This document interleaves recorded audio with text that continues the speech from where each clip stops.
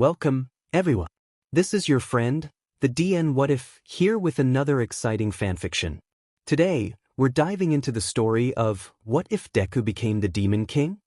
If you enjoy this video, don't forget to hit that like button and subscribe for more fanfiction content just like this. Now, let's get started with the fanfic. Chapter 1. The Day It All Began. Year: 9478. Human civilization was standing at the peak of development. Even taking a holiday to the moon was not a hard thing to get. People have everything they can ask for. No longer did they have to move from their couch to complete their day. Everything they longing will be there. Just press a button and you got it. You can say that it was a lifestyle none of us wants to give up for anything in return. But not everything stays as it is. A very unique thing happened. People with a unique power that was only heard in frictional started to appear in real life, which was named quirks by the people of the world. The first quirk which appeared was a bay in North America. He had an offensive type quirk, and one day when he was in school his quirk appeared and all the children and the teacher died. The American government tried to hide it from the rest of the world, but nothing can be hidden from the internet. The news spread like wildfire on the internet, but it was only considered fake. But slowly news like this came from all over the world, and this news was no longer considered something fake that was just circulated by some crackhead. Scientists all over the globe tries to explain what was happening, but none of them can find anything. They may not be able to find what was happening, but finding the use of even the most useless thing was the specialty of people of those ages. Peoples with quirks started to disappear, and the most interesting thing was that children with quirks were nothing more than things to sell, and to buy them, use them as you want was the new trend of the underworld. Slowly the cases of violence, kidnapping, murder, human trafficking, discrimination, and whatnot, people with quirks were being treated like monsters, riots happening on a national scale, and this was the story of all the nations of the world. The government tried everything separating the people with quirks. Some of them thought that if it is any kind of mutation, so if its source could be found, maybe something could be done. Brutal experiments were performed and every possible kind of thing was tried, no matter how ridiculous it may sound or no matter how inhumane it was.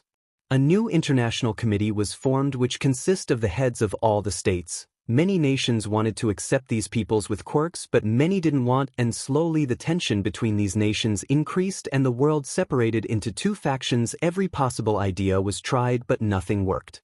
Young children which were showing signs of a quirk were being separated from the society along with their whole blood-related relatives because many people thought that it may be blood contagious. Mass genocides were the last option that they have, but soon they run out of all the other ideas, so that is exactly what they did, and this was the start of the demise of their perfectly crafted world that can withstand even the strongest disasters was crumbling. A man may not be able to defeat an elephant, but an ant can. Somewhere between year 10048_10060. Nobody remembered who strike first, but it was a spark they all have been waiting for. You can say that it was a war for people for quirks to give them their rights. It was just used as a cover to annihilate others for more control of everything they can get their hands on. Billions over billions of people died just in the crossfire of powerful nations. No information was there about who was working with who or what the other was after. At the first stage of the war, the communication was targeted. Everything happened so fast that nobody would have expected that you wake up from your sleep and seeing the whole city burning up and littered with corpses. Japan was kind of a major eyesore for more than half of the world. Despite being small compared to the major powers of the world, it had support and it had tech, but backstabbing and circumstances was a huge blow to Japan, and it had a great hit which knocked it out of the war. The war continued for a few centuries. Super powerful weapons against super powerful defenses. The people were suffering, and generations later the only reason left to fight this war was to win. But something unexpected happened that none of them expected. A new kind of energy was discovered, and this was not something good. It was something that resulted in the phenomenon known as dimensional shift. Countless wormhole/portal-like structures opened up in the entire world known as dungeons. And creatures that humans have never seen rampaged throughout the lands, killing everything. This was already bad as it was, but a new threat came and people started calling them demons. Man-eating creatures that ruled the night. They possess superhuman strength, speed, senses, and abilities similar but far more powerful than quirks. Humanity tried its best to fight back as much as they can, but when they were near annihilation they realized that alone they may not survive, but together they can. All the rest of the people of the world came together and fight these creatures. As time passed by and after countless sacrifices and efforts, the situation was coming in control. The magical beasts, is what they called the creatures that came out of the dungeons, were ranged in size and strength, and some of them possessed certain abilities but can be dealt with, but demons could only be killed with sunlight, and this was a huge problem. So after a decade, a family named Ubuyashiki in Japan founded the Demon Slayer Corps and gave the world hope of fighting against demons. Slowly the world was stabilizing, but many things were lost. The world, which was once stood at the peak of development, was brought down to the medieval ages. Slowly development of civilization started again, and when the whole world was once again connected online, it was called the starting year 1. Demons and magical beasts were still present in the world with an extremely high crime rate, so to fight them a new concept was brought to the world, a concept of hero. Group of people with quirks formed an organization to help society get better and save people from other who use their quirk for harming others. Everything was back to its order and the new things were finally settled in, and things went slow, but there was peace and order. Year after the war, 1021. On top, a tall building, a boy was crying. He was wearing a middle school outfit with red Air Force sneakers. He had green curly hair, and his eye color was also green, but his left cornea was red instead of white. A yellow school bag was lying next to him with an open chain, and the content of the bag was spilled all over the rooftop with some torn-up notebooks. He was writing something on a piece of paper, and his eyes were filled with so many tears that his whole face was covered in tears and his vision was blurry, but he didn't mind as he folded the paper and opened his shoes and walked over to the edge of the building, put them down with that piece of paper, his phone, and whatever money he had with him. He climbed over the fence, and now he was looking at the city below him, full of life, people walking on the streets, the sound of cars, so much light all far as the eye could see. He was holding the iron bar because the wind was blowing so hard. He thought that maybe the wind was encouraging him to jump, but it was cold, which helped him relax. For a moment he started below him for a while, and gathering enough courage in his mind, he was ready to jump, but in his final moments he wanted to be happy. He doesn't want to leave this wonderful life like this. His life may not be the happiest one, but still, even for a second he wanted to smile, but even a fake smile refuses to come to his face.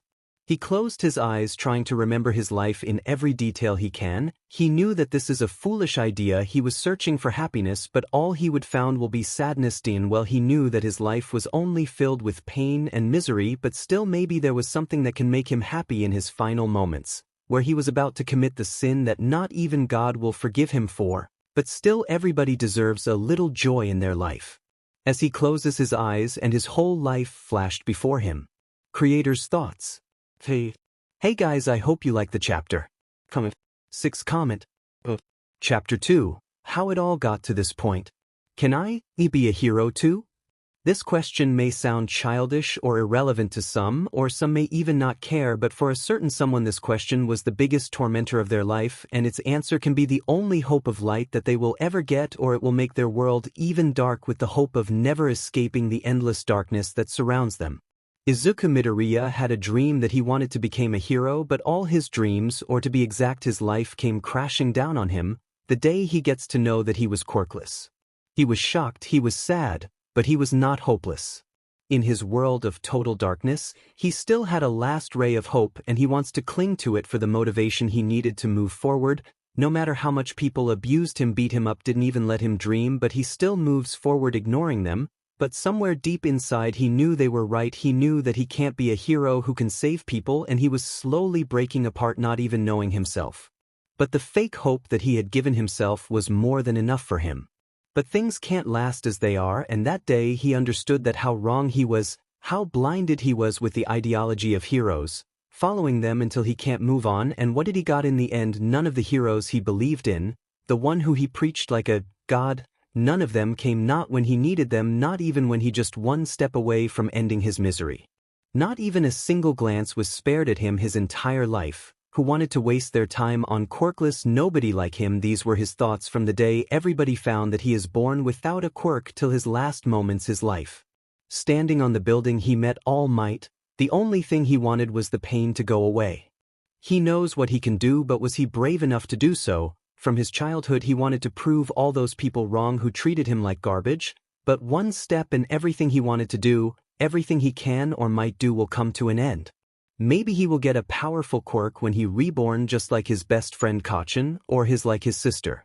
He always thought, what if he never wanted to become a hero, would things have turned out differently for him?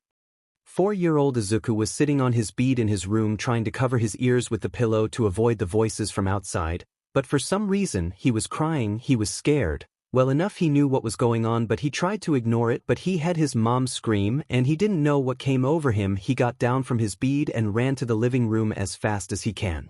There he saw his father with blood on his fist, and his mom was lying on the ground. No matter how much he wanted to go and check on his mother, he can't move. He was scared to see his father's bloodshot eyes staring at him. He wanted to go and check on his mom, but he was so scared that not even his feet won't move. Izuku. Inuk heard a voice and he turned towards his mom and he saw her mom's face. Her nose and the side of the mouth was bleeding and tears were falling down her face, but still, she had a smile on her face. Izuku, dear. What are you doing here? She stood up and walked up to Izuku. Let's get you to bed. Wait. Izuku dad shouted from behind. Izuku was scared, but his mom ignored his dad and continued to walk away. Izuku's dad walked up to them and grabbed Inko's shoulder and turned her around and slapped her on the face so hard that she dropped to the ground. What do you think you can ignore me like that? I am not done talking to you. He had nothing to do with this, Inko said in a low voice. He is the only reason all of this is happening. But it's not his fault, Inko said as tears fell down her eyes. Oh. So it's my fault now. He grabbed her neck and lifted her from the ground. So, you are saying that it's my fault, or maybe you hooked up with some secret lover of yours? He said in an angry tone and threw her at the wall. Izuku ran to his mom. He was crying his eyes out and he didn't know what to do. What should he do? His mind was a mess. No clear thought was coming to his mind. He was just looking at his dad with desperation, hoping that he would stop. His dad pushed him out of the way and was about to punch his mom in the face, but Izuku got in his way and instead of his mom he got a straight punch to his face and he rolled on the floor till his body hit the wall and was knocked out. Inko, when saw this, she ran to Izuku as fast as she can and picked him up and put his head on her lap and shaking him, trying to wake him up. Izuku! Izuku! She shouted, but he didn't wake up. Him left eye was bleeding and Inko was crying her eyes out. She wanted her son to wake up. His dad was not even the slightest bit worried. Instead he was disgusted more than worried, but someone was watching this whole ordeal. She was a small figure with black hair and red eyes. Nobody paid any attention to her. She was Izuku's twin sister, Haruka Midoriya. Before leaving, his father took a quick park behind and saw her, and the words of the doctor echoed in his mind, that because of them being twins it is a 90 to 10 chance that she will have a quirk, so he just continued walking.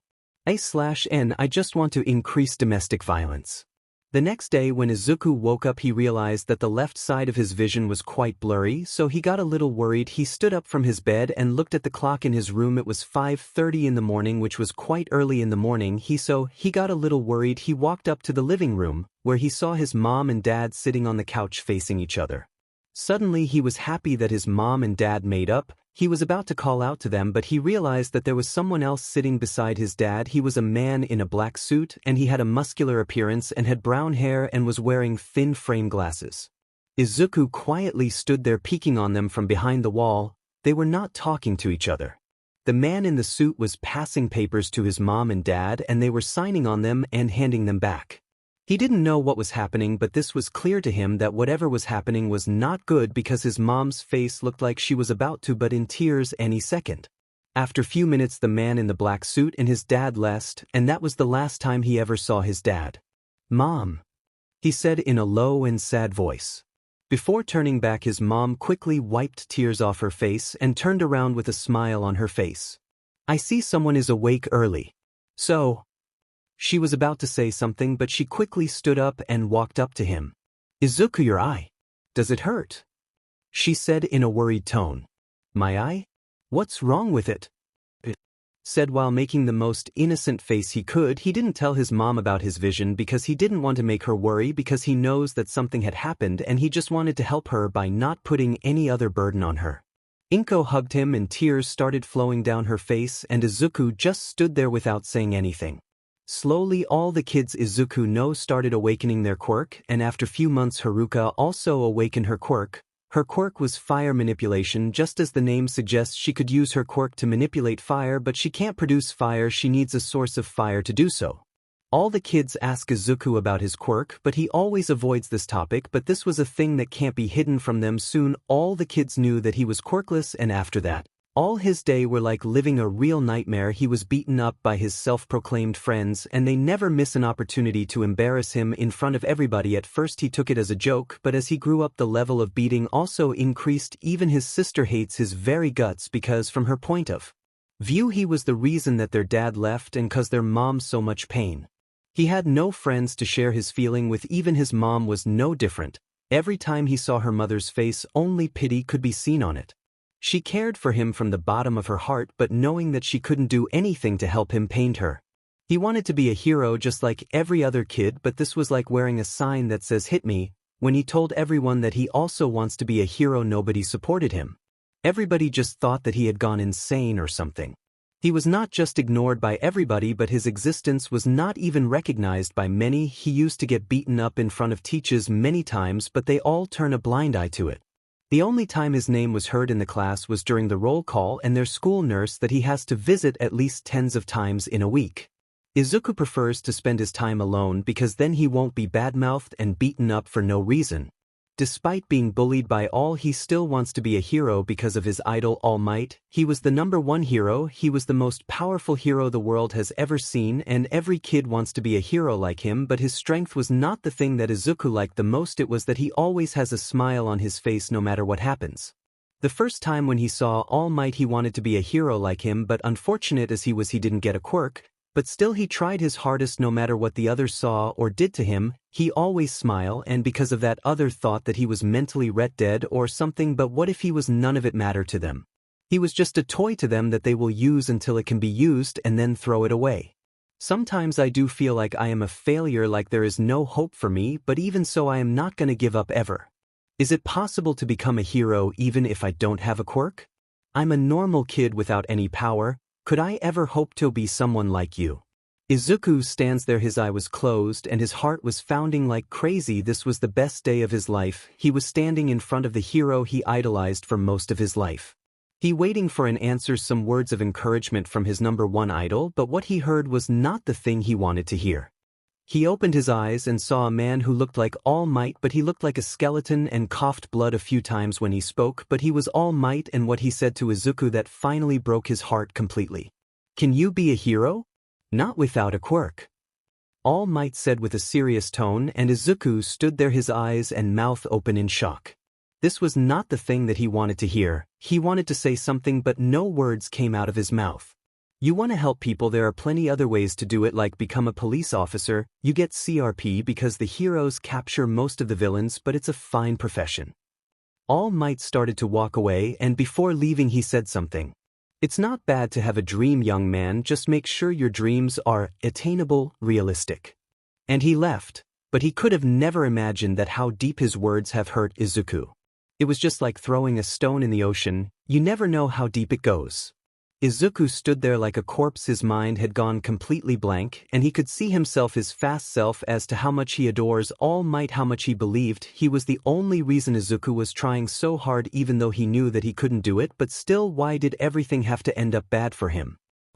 Izuku was walking back to his home and he heard some loud noises of explosions could be heard, and without even noticing he walked to where the noises were coming from. Old habits die hard. When Izuku reached the place where the pro heroes were fighting the Jillian, he realized that it's the same sludge villain that attacked him. He was watching as the villain was beating the pro heroes, and none of them were able to restrain the villain in the slightest bit. He saw that the villain has taken someone as a hostage, and when the eyes of the hostage met his eyes, he instantly recognized him. He was his childhood friend Kachin. He ran toward the villain as fast as he can and opened the chain of his bag and threw his bag towards that villain. Some of the stuff hit the villain's eye and he couldn't hit him. He tried his hardest to pull his friend out of the sludge villain's grip. He was afraid and confused. He himself didn't know what came over him that he was willing to risk his life for something like that. Suddenly he realized that he was standing in a place that looked like a void. Before he can react to what happened, he heard a voice from behind him. He turns back and saw the beaten version of himself. For a moment he was speechless. He couldn't understand what suddenly happened, but the other figure speaks up. "What are you doing?" His voice was weak, but still, it felt like someone was echoing directly into his head and struck fear in his heart. Izuku didn't speak up because he didn't understand what the thing was talking about. He just stood quietly, and the figure pointed in a random direction. Izuku looked towards where the figure was pointing, and he saw himself getting beaten by Bakugo and his friends. Izuku was starting at the scene in front of him, and the more he watches, the more his heart was crushed from the inside. He saw himself getting beaten up to the point he can't walk countless times. "Why are you trying to save someone like him?" Without even taking a second, he answered, "Because Kachin is my friend." When the other figure heard what he said, he started to laugh, but his laugh sounded less like a laugh and more like someone was trying to inhale/gasp for air, and it was creeping Izuku out. The other figure stopped laughing and lifted both of his arms so that Izuku could also see them. He was wearing the middle school uniform of their school, but his clothes were torn and burned up. Safe goes for his skin from which blood was dripping. "Would a friend do something like this?" he said as he had a big smile on his face which sent chills down Izuku's back. "You are the only one who can make the right choice, or things will never change. Wouldn't it be better if he was never here? He is the one responsible for everything. If you don't do something, only more pain and suffering is there. For you." All the time when Izuku was beaten or abused flashed before his eyes again and again until he can't take it, and his vision changed back to normal, where he saw that he was still trying to pull Bakugo out of the sludge villain's grip, but he let go of his hand. Bakugo can't make out that Izuku intentionally let go or not. He looked into Bakugo's eyes, which were full of desperation and asking for help, but what Izuku said made him tremble in fear. "What's the point in trying so hard? You should rest for a while." Bakugo looked into his eyes, which looked like the same as a dead fish, and he had a psychopathic smile on his face, and Izuku started punching him on the face. All the people and pro-heroes who saw what he was doing were shocked and terrified because both of them could die at any moment if nothing is done. All the pros rushed towards them as fast as they can, but before the other heroes could make a move, suddenly All Might showed up out of nowhere and grabbed Izuku and Bakugo and did a Detroit smash on the sludge villain and blow him away somewhere. Both Izuku and Bakugo was laying on the ground. Bakugo was almost knocked out and Izuku had a weird smile on his face. It was not because he got to beat up Bakugo, it was just a face he put up in a tough situation, but now no matter how hard he tried, he can't make that a mile go away from his face. All Might turn around and his eyes meet with Izuku's. When Izuku saw his face, his heart start to beat fast, not because he was excited, he was scared. From his childhood, the hero who he has seen only smiling has a frown on his face, and the biggest shock for him was that it was because of him. He didn't know what to say or do, but before Izuku or the other heroes could saw anything, All Might started talking. "Young man, I don't know what relation you have with that boy, but you should be ashamed of yourself. The ones you hurt others for their benefits are nothing more than a villain," he said in a deadly serious voice, and tears started to fall from his eyes, but he still had that smile on his face. He was moving his mouth like he wanted to say something, but no words came out of his mouth.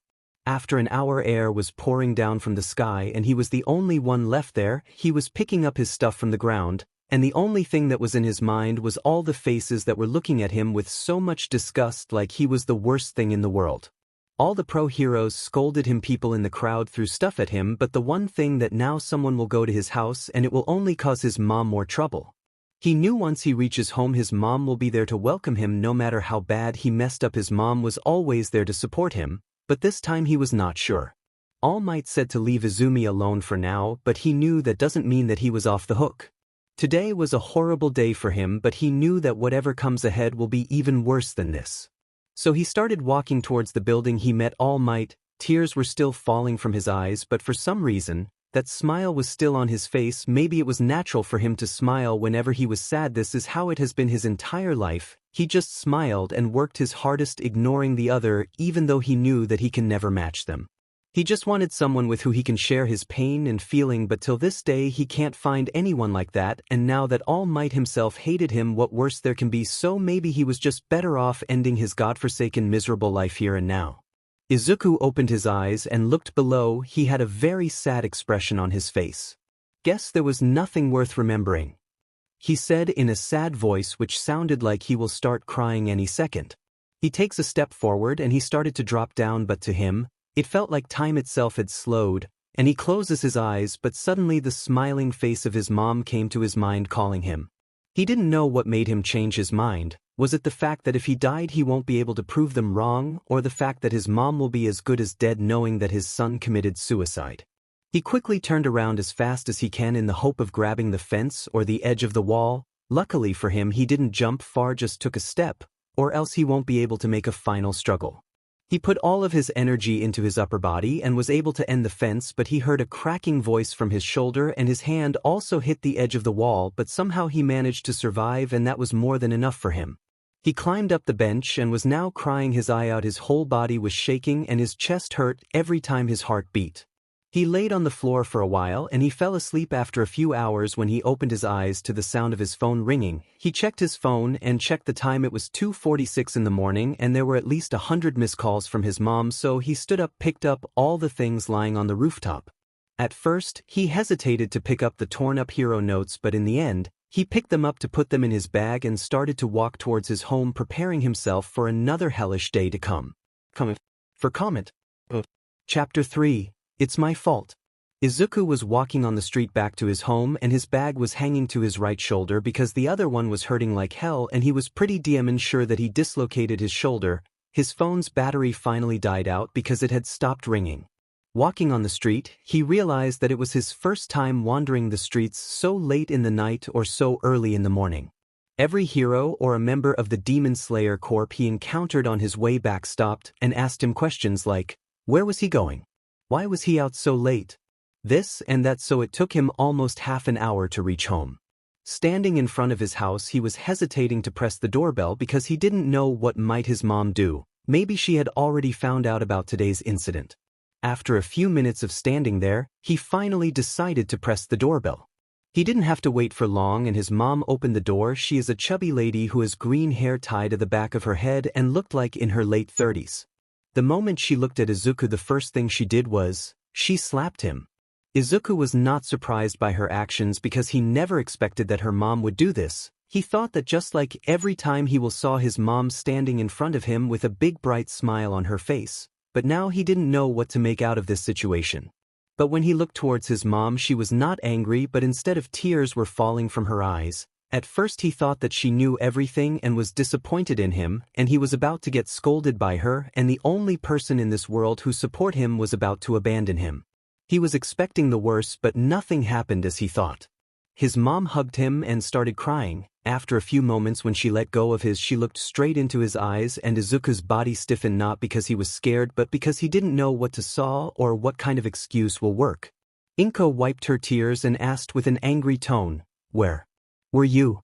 Now Izuku's mind was working in overdrive because he knew that no matter what he saw she will find out that he is lying, so he thought that silence is the best answer. Izuku, I am asking you something, she said with an annoyed tone. Maybe she still didn't know what happened today. What should I tell her? I can't tell her what I did. She may never want to see my face again. Demon it. Think you bsrd. After a few moments of silence, he spoke up. I am sorry. Sorry. Is that all you want to say? Do you even know how worried I was? You didn't even answer my calls. I thought that something might have happened to you, what I would have done. You didn't even tell me something beforehand. She starts crying. He just stood there watching his mom cry in front of him, and he was in pain. He thought about what he was about to do, and now he felt like throwing up. He was about to do something horrible without even thinking about the consequences. No matter how many people hated him, but there was someone who still loved him, and now he was regretting his actions. He stood there for a while before his mom's voice dragged him out on his thoughts. How long are you going to stand there? His mom said with a smile on her face, but her eyes and cheek were still red. The moment he saw his mom's face, it felt like something hit him in the chest, because after all this she was not truly angry with him, and the more he thinks about this his chest felt heavier and heavier and he just wanted to burst out crying, but still, he was holding all those emotions back. He walked into the house and was opening his shoes and was trying his hardest not to cry. "Do you want something to eat?" his mom asked. "No, I didn't feel like it. You should go ahead and sleep. I will take a shower before bed, and if I feel like it, I will eat something." Inko went to her room and Izuku put his bag in his room and went to the bathroom, and there he was standing below the shower. The water was a little cold, but it felt nice and helped relax his muscles, but after a while, he burst out crying. His mind was a big mess now. He thought committing suicide will solve his problem, but he realized if he did so he will only prove them right. He can't help but curse himself. His motto in life was to work hard and prove to everybody that he can be equal or maybe above them, but now that his idol All Might is also one of those people that see him as nothing more than trash. All Might's mere existence was enough to bring a smile to Izuku's face. He was the biggest motivation in his life. Watching All Might, he learned to smile even in difficult times in life, which someone like him needed. But today, for some reason, all the time he watched All Might on TV now seemed like a waste of time to him. Whatever All Might have said to him was echoing in his mind again and again like a broken record. Maybe if he had not let his emotions get the better of him, maybe if he had tried his hardest to save his friend, then All Might must have praised him and Kachin might have understood that he is not some worthless nobody, but now he had blown his chance and he will never get an opportunity like that again. He got out of the shower and went to his room. He looked at all the posters of All Might in his room, and like before, every time he looked at them they encouraged him, but this time only his heart aches. Without paying any attention to them, he turns on his PC and looked at the news, and he found an article about yesterday's incident. He opened that article, and just as he expected, he was also in that article. The article may be about All Might defeating the sludge villain, but the one they talked about more was not All Might, it was him. Everything that happened there was described with extreme detail, every word that All Might said and even the psychopathic smile that was on his face. Izuku read the article a few times and couldn't help but let out a sad sigh before closing it. He opened his bag and took out all the torn-up pages of his hero journal and picked up a new notebook from his shelf and started writing all the things in his new notebook. He truly didn't want to do it, but somewhere in his mind he still didn't want to give up his dream. Sure, he was disappointed in himself, demotivated and hopeless, but still, he just didn't want to give up after all those years of beating, getting abused, and being treated like trash was not for giving up in the end.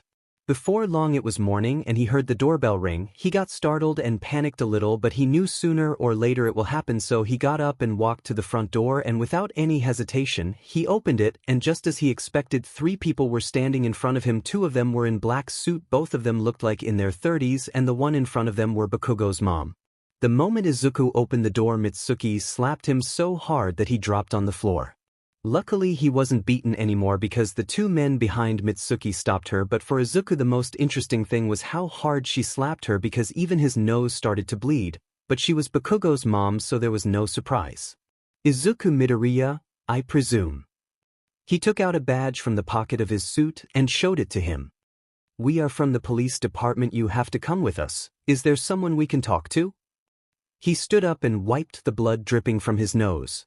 "I'll get my mom." He walked to his mom's room where she was still sleeping. He gently tapped her shoulder a few times before she wakes up. "Idatsu-ku, what's wrong?" "Someone's at the door, they want to talk to you," he said and walks away. Now Inko was worried, so she quickly got up and went out of the room and saw Izuku walking out of the house with someone, and also saw Mitsuki with men in a black suit standing at their doorstep. It's been a few hours and Izuku is sitting in an interrogation room. From outside he may look calm, but from inside he was a mess. Trying to calm himself by useless thoughts like, "Man, I am hungry. I should have eaten something when mom asked me to, 'cause I don't think they will let me go anytime soon." After a while, a man again in a black suit entered the room. He had a file in his hand which has Izuku's photo on it. He looked quite young for this kind of job. He had black hair and black eyes, handsome face, and was at least 6 foot tall. He slammed the file on the table. Take a seat facing Izuku. He started at him before speaking up. "Izuku Midoriya, a junior high student, a quirkless boy, tries to kill someone. Care to explain?" He asked in a serious tone, but Izuku didn't say anything. Look, BS, I don't have time for bullshit. I am already going easy on you. Don't this hard for yourself. Just say this. It was pretty clear that your actions were intentional, but I want to hear it from you. So, what you did was intentional? He asked in a serious tone. Yes, Izuku said, and the man stood up and started to walk away. Can I still be a hero after all this? When he heard what Izuku said, he stopped but didn't turn around and started to laugh. He came back and sat on the chair. He laughed for a while, but suddenly his expressions changed and he had a serious look on his face. No, kid, you can't be a hero like this. I doubt that you will be able to return to your normal life after this. We tried that, your name won't get out, but you know. You are already pretty deep in the pit, and including All Might's name just made the situation worse for you. There was silence and none of them anything, but after a while, Izuku spoke up. I regret what I did. As tears were floating down his face. It's a good thing that you understand what you did and take responsibility for them. But nothing can be done about it. You are minor, so they won't take any major actions against you, so don't worry too much. Again he stood up and started to walk away, but before leaving the room he stopped and said, you should give up on that dream and try improving your life from now on. And he left the room. Inko was sitting in an office in front of an officer and sitting there with a sad expression on her face. She still can't believe that all of this happened and she was hearing this from someone else and not her own son. At first when they told her what happened she refuses to believe it, but truth can't be changed no matter how much you deny it. After a while, the door behind them opened and Izuku entered the room, so Inko instantly stood up and grabbed him. Izuku, is this true? Yes. Inko can't believe what he said. Sure, they showed her the videos of the whole incident, but she still wanted to hear it from her son, and now that she still can't believe this. Why? She asked with tears in her eyes. He stayed silent for a while. I don't know. Maybe I was just too jealous of him. When Inko heard what he said, she couldn't help but take a few steps back and tears started to fall from her eyes. But before Izuku could say anything, he heard a knock on the door. He turns around and saw an officer signaling him with his hand to come on. So he turned around and started to walk away, but he says something before leaving. Oh, Mom, don't be sad. None of this is your fault. It's mine. After all, everything is. He still believed that what he did was wrong, but nobody even cares to know why he truly did it or what even happened with him, because nobody cares, because he was just some nobody without a quirk. So was it so easy for someone like him to be the victim all the time? He knew that it was his fault, but somewhere deep inside he knew that it wasn't. A comment. Chapter 4. Somewhere I Can Hide. After a week, when Izuku was finally allowed to go home, he was standing in front of the police station with a small bag. He was wearing a white t-shirt and black briefs with his red shoe. Those were the cloth his mom sent him. Izuku waited there for another hour. Guess she's not coming. Well, there's nothing to be surprised about. So he started walking towards his home but decided not to. Instead, he turned around and walked away. Currently, he was walking on the street full of people and heroes going around with their life, and no thought came to his mind, just weird feelings. He didn't know that if he should even be going back home. Maybe now even his mom hates him, but at least he has to show his face to her. Then it's up to her what she wanted to do. He decided to walk around the town for a while because it's early in the morning and nobody was probably at home, not that he cared. So he was just walking aimlessly, watching pro heroes doing their work, catching villains. There was even a fight, but he ignored all of that and just continued walking. It's surprising that something that I liked my entire life suddenly seems so dull. After a while of wandering around, he was sitting on a bench in a park under the shade of a tree watching children play. Watching them irritated him because all the scheme from his childhood of him playing with Bakugo came to his mind. So he leaned back and kept staring at the sky. He just sat there for an hour or so thinking about what to come, but he was not worried about that stuff because not much was going to change.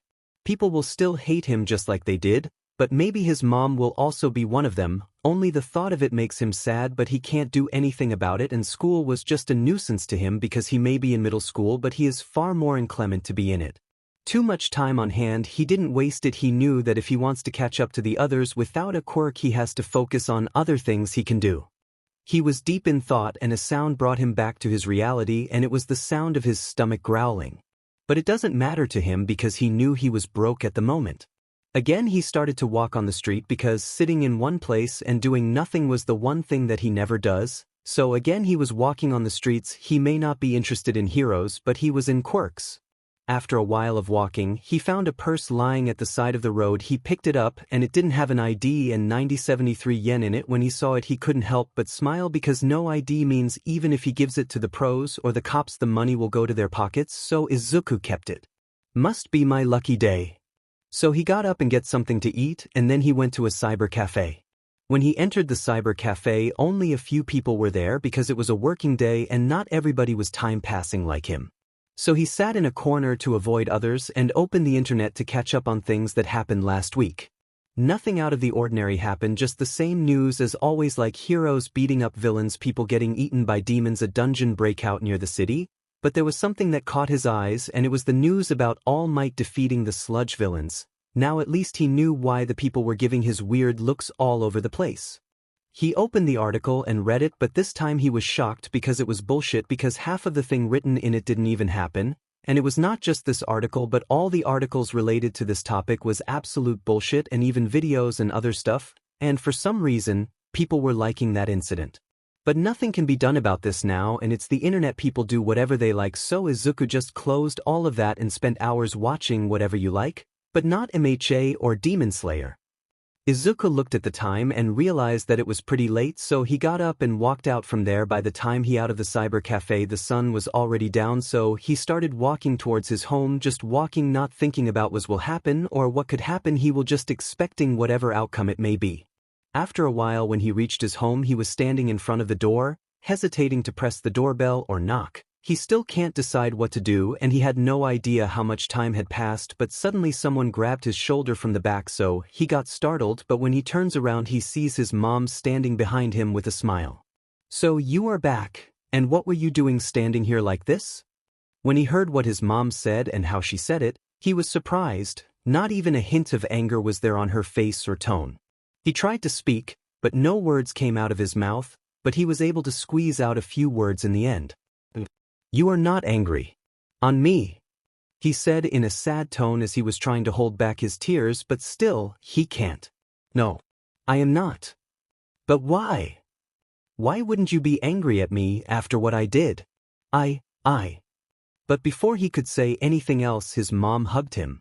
"I am not angry at you because I don't want, because no matter what you do or will do you will always be my son, and what kind of mother I would be if I can't even forgive my child. I agree that what you did was wrong, but I don't blame you for it." When Izuku heard what she said he started crying. He was happy, but still he can't stop his tears. After a while when Izuku finally entered he walked behind his mom, or his mom was dragging him behind her because he still refuses to come in. They went into the living room where Izuku's sister was lying on the couch and watching her phone. When she heard footsteps, she got up and saw Inko. "Oh Mom, welcome back. You know." But she stops the moment she saw Izuku walking behind Inko, so she turns away and continued to do whatever she was doing on her phone without saying anything else. "Haruka, aren't you going to welcome your brother?" "No. I don't think I have such a brother," she said in an annoyed tone, looking towards Izuku. "Haruka! What? It's not like I am saying something wrong, and more importantly, what is he even doing here? Shouldn't he be locked up somewhere?" When Inko heard what she said she was about to do, Izuku holds her hand from behind and very slowly said, "It's okay." Inko had a mix of expressions on her face, but she took a deep breath and calmed down. "Izuku, you must be hungry. I will make something for you." "Yeah, feed the DMN criminal. Your lives are already bad enough as it is because of him, and we even have to feed him. What an amazing thing to do, right? I wish he died back then."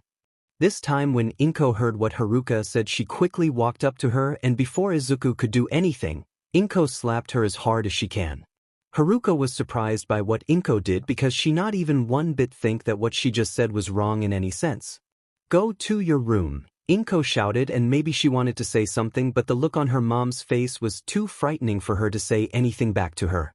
So she turned around with a tomato-like red cheek, but as she was about to pass Izuku she whispered something to him. "You know what? Bakugo is dying to see you." And she walked away.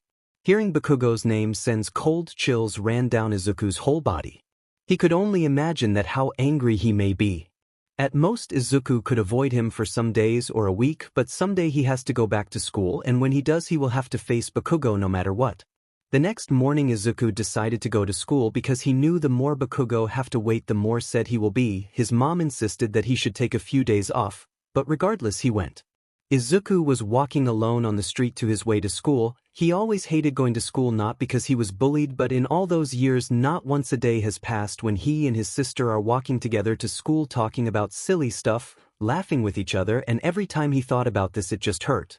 Izuku was standing leaning against the school wall. He didn't enter the school immediately because he didn't want to be beaten up the moment he enters his class. After 15 minutes when classes started he walked up to his class and opened the door. The moment he opened the door and all eyes fell on him, but he didn't mind, and the teacher also didn't say anything to him, so he started to walk to his seat. His head was down the entire time because he didn't want to make eye contact with anyone, but from the corner of his eyes, he saw Bakugo staring at him with the looks of a predator looking at its prey. He got to his seat and the teacher continued the lesson. After like 5 minutes Izuku lifted his head and he saw all of his classmates staring at him, and he could hear giggles and whispers like, "Oh, man. He's so dead. Bakugo gonna kill him. Maybe Bakugo will crush his ball." And stuff like this.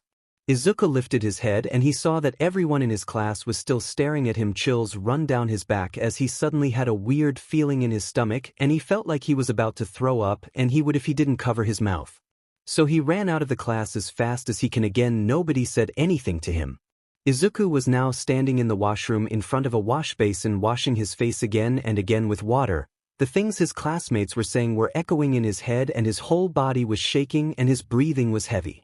After a while when he calmed down he walked out of there to the only place where he can go in the whole school. For a while, he was walking in the corridors and they felt longer and quiet than usual.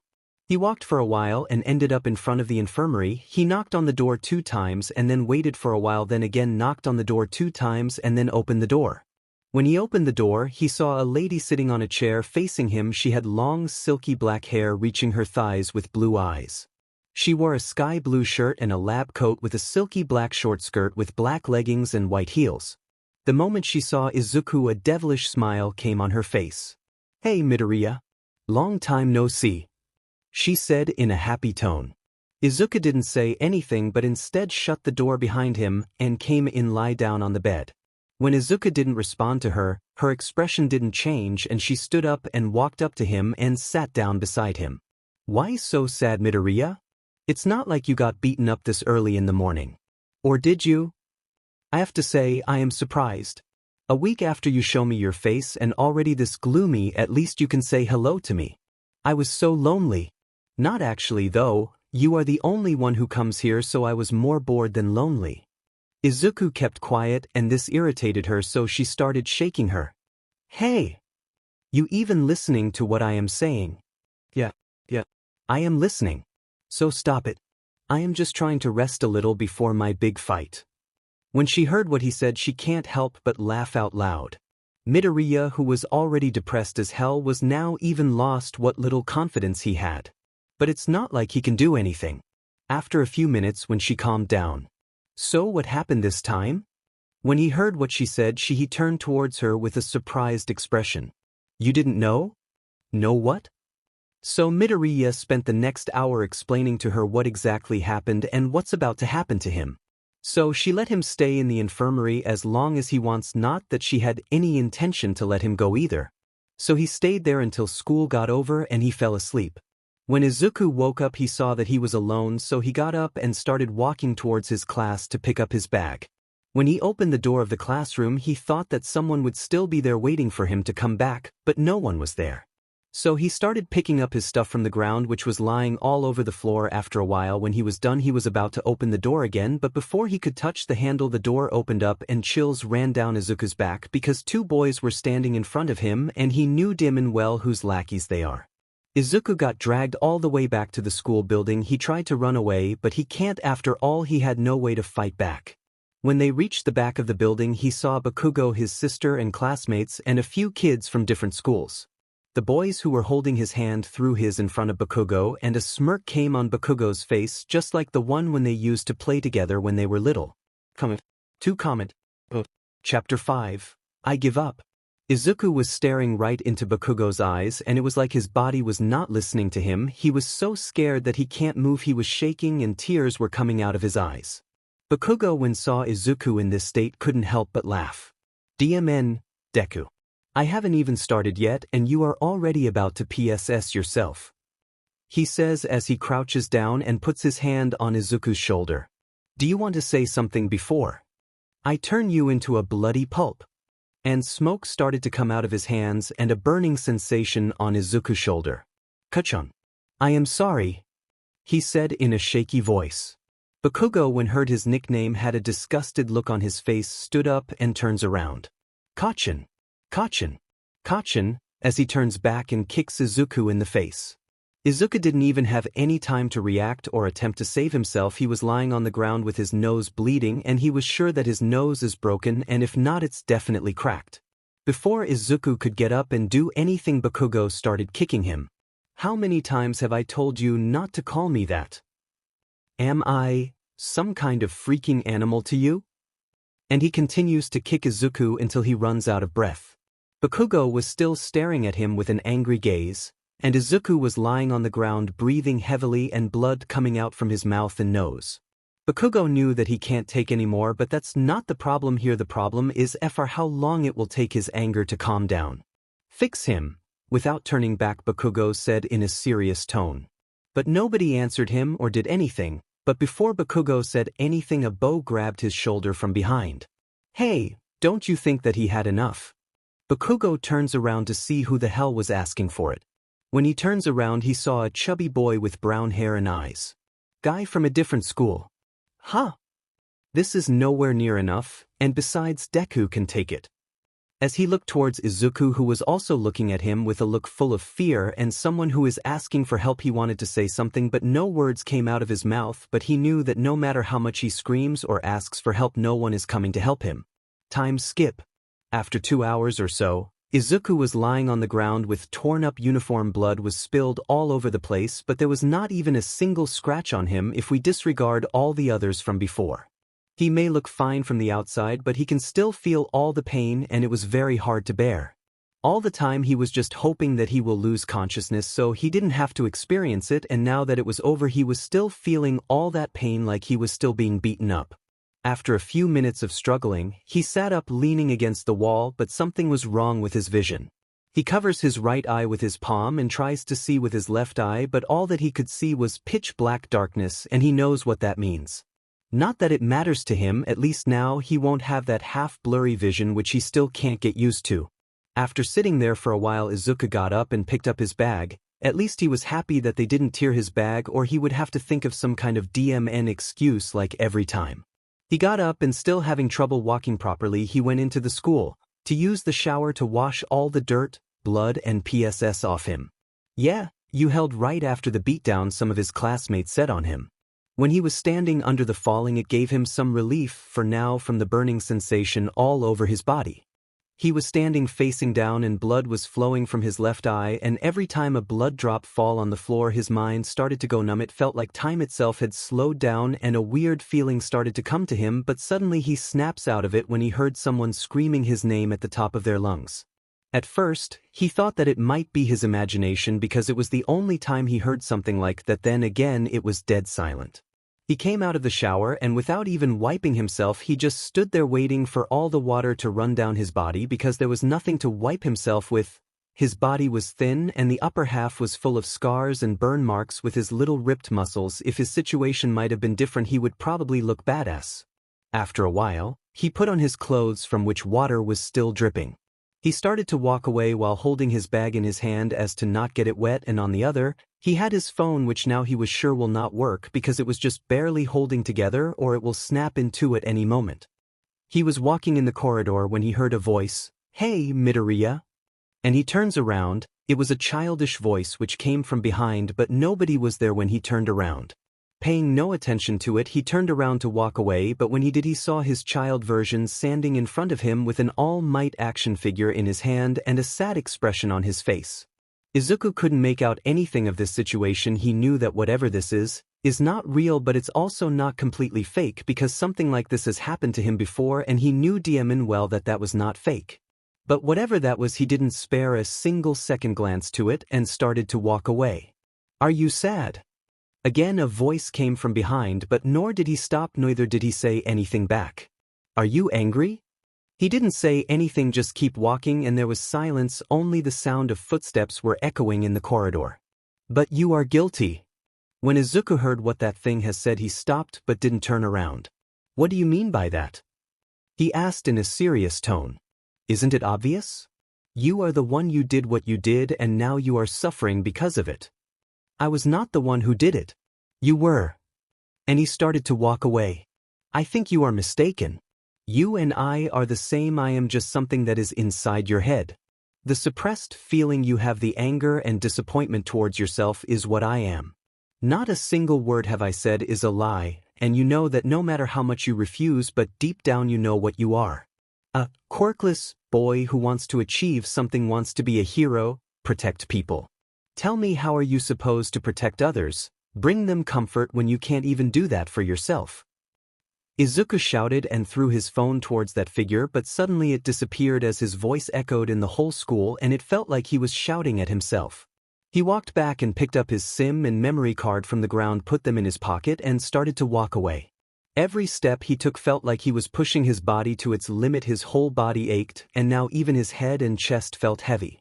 He knew that whatever that thing have said was true, but he refuses to accept it. He always wanted to be a hero. Not ever once in his life had he ever thought about anything other than that fact.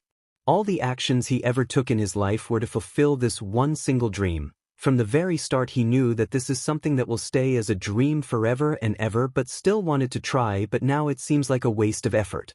But it is Izuku, the always smile boy. And like always, he just put all these thoughts in the back of his head and decides to work his hardest, but he doesn't know that how long can he keep up with this circus OD absurdity. Reaching home was like a real to him. Many times he falls on the way back, but somehow he made it back.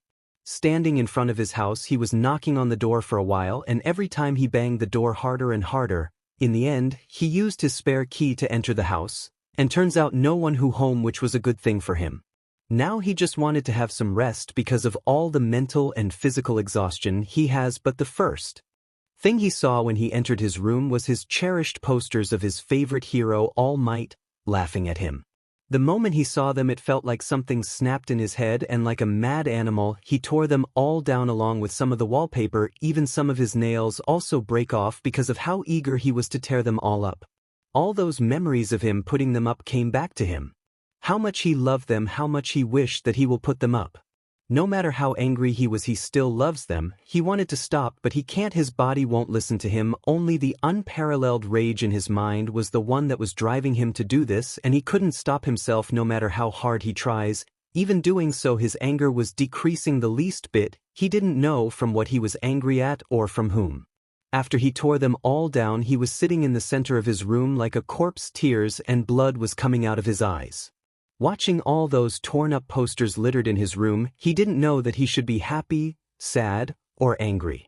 When he came back to his senses, the first thing that he did was his torn-up uniform under his bed for now, and he put the torn-up posters in a box and put it in his closet. That night felt like never-ending torture to him. Later, when his mom came back, he put up his happy act, and it is so natural that even his sister was amazed that someone can be this happy. Back a brutal beatdown like that must be some kind of, But only he knew how much pain he was in. Every time his skin made contact with anything, it hurt so much that he wanted to scream. Even putting up clothes was a challenge. The whole night he was sitting naked in the bathtub with cold water in it. Sure, it will make him richly, but still, it relieved him from the burning sensation all over his body. In the morning, when his mom wakes up, the first thing that he did was to collect all his All Might and hero stuff along with his notes and his torn-up uniform. He put them in a box and burned them under a bridge, and this time he was not acting on emotions, but he was fully aware what he was doing. When he was walking back home, he felt like a burden had been lifted off him. Now he doesn't have to work hard for that pointless dream of his, just live every day to the fullest, or just live, because now he doesn't have anything that he wanted to do, and it's not like anybody accept anything from him. Comment 5. Chapter 6. Hero or something like that? It's been 2 weeks days since Izuku last went to school, but his mom still didn't know that he is skipping school every morning. He went out of the house to go to school but never reached there. But like always, nobody cares if he comes or not. So he just spent his time walking around here and there. He even used the money that he has saved to buy a new phone. So this was his daily routine now. Having nothing to do, he only has time and more time to waste. One day he was sleeping on a bench in a park. He opened his eyes and looked towards the sky, and the sun was about to set, so he stood up and started walking home. When he was on the way, it felt wide because for some reason the streets are quieter than usual, but it didn't bother him as he continues to walk. As he was walking back, he turns his head to the side where he saw something moving in the dark alleyway, and he heard something like someone was talking. At first he thought nothing of it and started to walk away, but then he heard a scream, a feminine scream, so he went to see what was happening. He started walking in the alleyway. He has no obligation of helping whoever was there, but still, this is what he would have wanted in the past, but he still went. When he saw what was happening, his eyes went wide in surprise. A man with an oversized body was holding a woman's hands with just one hand and pinned her on the wall. When he looked who that woman was, he couldn't believe his eyes. It was Itsumi-sensei, the school nurse. Now his mind was a mess. His body was telling him to move, but the fear and the word of all the people came rushed into his head. But still, he has to do something, and so he will. He picked up an old wooden baseball bat and hit the man in the head so hard that it snapped into two. The man turned around and saw Izuku standing there. He instantly went for a punch, but Izuku somehow dodged it and stabbed him in the shoulder, and the pain let go off Itsumi. "Run!" Izuku shouted, and he himself started to run. The man whose attention is now fully on him also ran after him and grabbed the back of his neck, and Izuku's neck was about to snap. He thought that this is where his story ends, but suddenly the man's grip loosened up and Izuku dropped to the ground. He turned back to look at what was happening, and he saw that man coughing blood, and it seems like he was trying to breathe and say something, but nothing happened. He looked at Itsumi standing behind that man, but none of this made any sense to him. Something is probably wrong with that man, but it not like she did anything to him, but still, the looks on her face tell a totally different story. That man turned around still trying to breathe. He tried to punch her, but his body was about to drop down any moment, but he still did his last attempt. But before he could touch her, she already grabbed his face, and cracking sounds started to come out of his body along with blood started to come out of his body, and his body dropped down on the ground. Then she walked up to the almost knocked out Midoriya and looked into his eyes with a smile on her face. "Such a party pooper you are, Midoriya, but I am happy that you at least try to help. Not that I needed it or anything. But you okay, Midoriya?" He, who was still amazed and shocked at what happened, didn't say anything, just nodded his head. "Good." Then she started to walk away. "Wait!" Midoriya shouted, and she turned around, saw him standing beside the man lying on the ground. "This man. He's dead." "And what if he is?" she said with a serious tone and an expressionless face. As cold chills run down his back, he didn't say anything, just stood there. She turned around and started to walk away. "If you wanted to know what I did, came to school tomorrow," she said in a cheerful voice that gave him chills, him even more than he was. "But we have to do something about this," Izuku shouted as she stopped and took out her phone from her pocket and clicked a photo of Izuku with the body lying next to him. She showed the photo to him. "Oh my God, Midoriya, you killed that man. I wonder what will happen if I upload this?" As a demonic grin was there on her face, and Izuku was scared. He was freaked out. He didn't even want to think about that. He wanted to say something, but his throat feels so dry that it hurts. "You should probably get away from here, or if someone finds you." And she walked away, and so did Izuku. In all honesty, he didn't want to, but there was nothing he could do. Even if he reports this, how will ever believe that someone with a heal-type quirk can kill Redo of the healer, and all the blame will fall on him, and no way in hell he wants that. So he got up, picked his bag, and run as fast as he can from there. Next day.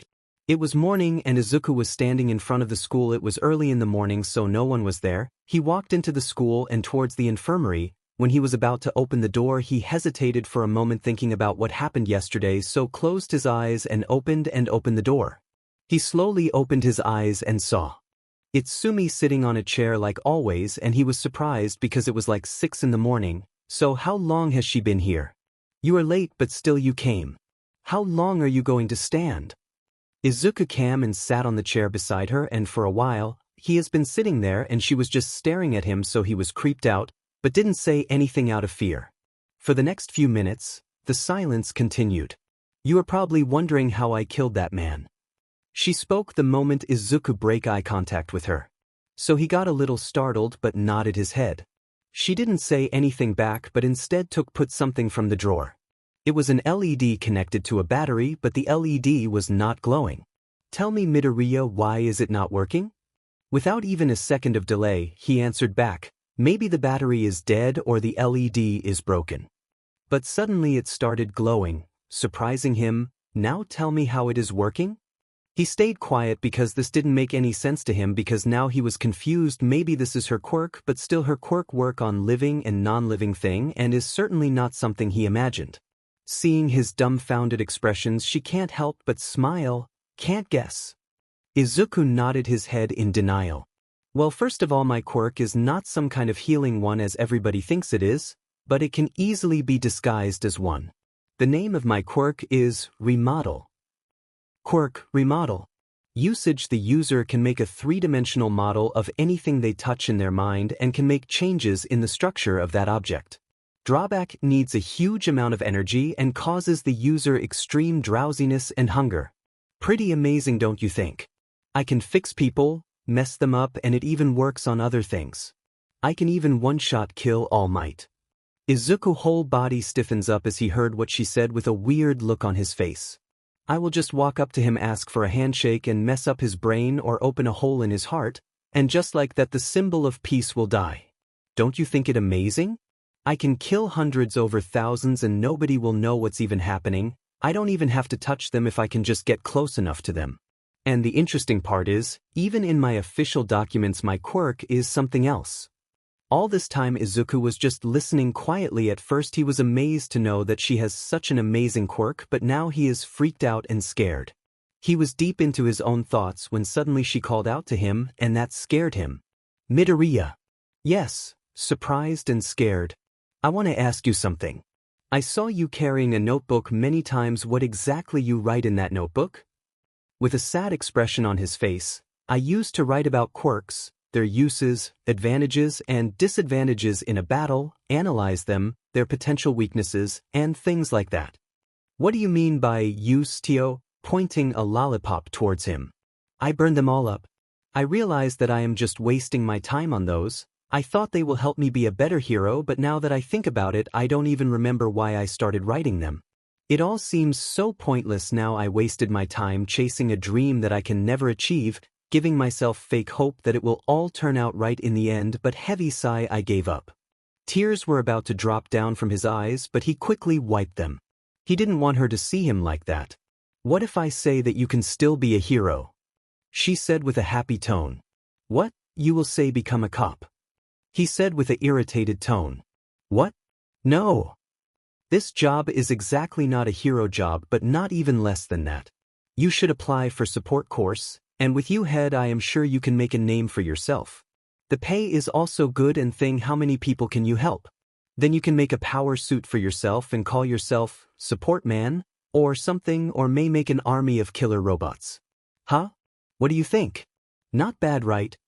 Izuku was surprised, but it's not like what she was saying is bad, at least is better whatever is going to happen to him if he just go on aimlessly. Sure, it is not exactly what he wanted, but it is not something he didn't want. After all, helping people is what a hero's true job is. But he was about to say something, but she put her hand on his shoulder so he didn't. You don't have to worry about anything, Midoriya. I may not look like it, but I, myself, am quite skilled in this field. I will teach you everything you have to know. And some other thing. Licks her lips. And this marks the beginning of a new journey for Izuku Midoriya, but it turns out to be a horrible, horrible journey that changed his life forever. Comment. Chapter 7, Rock Bottom. Time skipped to the first week of March. It's been 8 months since Izuku studied with Itsumi, and it's been quite nice for him. Many things changed, but still, he got his usual dosage of brutal beat-ups. His schedule is something like wake up at 6, reach school at 6:30, study till 4, and his body didn't go dull from all the sitting. He work out every day till 9, then goes to bed at 11 to 11. If everything that happens to him in school is considered normal for him, then it's quite eventless for him, but it is just the way he enjoys it. One day he was sitting on the couch in his house watching something completely useless on TV, just killing time. Then he changed the channel and they were showing the aftermath of a fight. Whoa, it's pretty close. As he continues to watch it because it was pretty interesting and he had nothing else to do better than this. Inko POV. I was cooking dinner, then suddenly I heard someone bang open the door, so I went to check what happened. At first I went to the living room, but Izuku was not there, so I asked Haruko, but she also didn't know, and now I am worried that something might have happened. Back to third-person POV. Izuku was running on the street as fast as he can. He say something on the TV that he couldn't believe was true, or he didn't want it to be true. So he has to see for himself. After a few minutes of running, he reached the place that was shown on the news. The police and heroes have already contained the whole area. He was sure that they won't let him through, but he has to. As soon he reached there, the officers saw him and tried to stop him, but he didn't slow down even a bit, but they catch him and pinned him down on the ground, but he continues to struggle to get free. Then another officer came up to him. "What's your name?" he said in a monotone voice. "Izuku Midoriya." He looked at him with a sad expression. "I am sorry for your loss." The moment he heard those words, it's like his whole body lost energy and he stops trying to get free. The others let go of him and he stood up and the officers skirted him to a stretcher with a body lying on it, which was covered by a white cloth which was soaked in blood at the abdominal, just like many other that were there. Slowly the official lifted the cloth to show Izuku the face of the body. When Izuku saw the body's face, it felt like someone hit him with a hammer on his chest. It felt like this mind has gone blank as tears started to flow down his eyes. She held out for pretty long, until the end. She said she wanted to meet you. "What about the hero who was fighting the villain?" he said in a voice that was low but still filled with sorrow and anger. "He is safe but not in the best condition, I would say." He points towards a hero who was sitting at the back of the ambulance and his whole body was covered in claw and burn marks. He walked up to the hero and without even saying anything he punched him in the face, but before he could punch him again a few people grabbed him. The hero he has punched said nothing or did anything because maybe he knew that there is nothing he could. Izuku tried to get himself free but to no avail. So he started shouting at him. "You call yourself a hero and this is what you do. Let people die while you are sitting there as if nothing happened. Or are you just playing pretend? I bet you don't even care how many have died, 'cause you will get your money and popularity. After all, you heroes are all about that." He knew that none of this was his fault, or maybe it is, but still he just went on and on because he has to vent his anger on someone or something. Now that he had lost what you can call a supporting pillar of his life, he couldn't help it. When Izuku was shouting all that, a hero standing in the crowd walked up to them and punched him, and Izuku dropped to the ground. "Don't you dare speak about him like that, you." And at that moment Izuku can't hear anything. It felt like he was falling into some void alone, empty. Nobody was there for him. Only he was there with all this sadness and anger. He touched his face where the hero has punched him, but the moment he touches his face he felt the pain that drags him back to his senses. He looked up to the hero who still God knows what was shouting. He stood up but his head still down.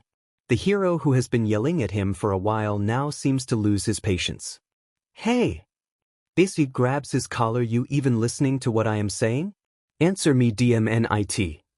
He pushed his back but still, Izuku kept quiet, and this set him even more so. Again and again, he was pushing him back by hitting him on the shoulder every time saying something, but Izuku couldn't hear him or anything for that matter. The only thing in his head was his voice echoing. It felt like he can't even make out what that voice was saying, but one thing was clear, that it was saying something like. Again that hero pushed him back, but this time Izuku kneed him in the ball so hard the hero's mind gone blank for a sec, but that was more than enough for Izuku to beat that BS Urdi. Izuku grabbed the nape of the hero, pulled him down and kneed his face multiple times. He let go of the hero but he was still standing, so Izuku gave him an uppercut on the face, but still, he didn't drop down on the ground because he was holding Izuku's collar. Before Izuku could do anything, the hero started punching him on the face without holding back. Izuku was about to pass out, but he gathers up all his strength, jumped up, bent his body backwards so that both of his feet are facing the hero and kicked him on the stomach, which sent both of them rolling backward. Izuku was overall fine, just too much pain on his face, but he's used to it, bleeding nose, and his t-shirt was all torn up from the front, But the hero was not so good. As he was lying on the ground, he was holding his ball, growling in pain as he spat out some blood with some broken pieces of teeth. Izuku sat up and looked around, and everybody was looking at him like he was some kind of thing out of this world. He for sure knew that he will be in trouble for this, but the hero that he punched earlier walked up to him and bowed before him, and that shocked him. "I am sorry, for I can't save someone important to you, truly I am." Before he could say anything else, Izuku cut him. "You being sorry will not bring her back, and if you want to do something, just let me go and leave me be." He stood up and started to walk away, ignoring whatever the people behind him were saying. But the reporters there kind of got everything he did without even realizing Izuku beat up a so-called pro-hero on national television. Walking alone on the streets, he only felt pain in his heart as tears fall down his eyes, but still, he had an angry expression on his face again. His mind was a mess. He didn't know what he should do in this situation.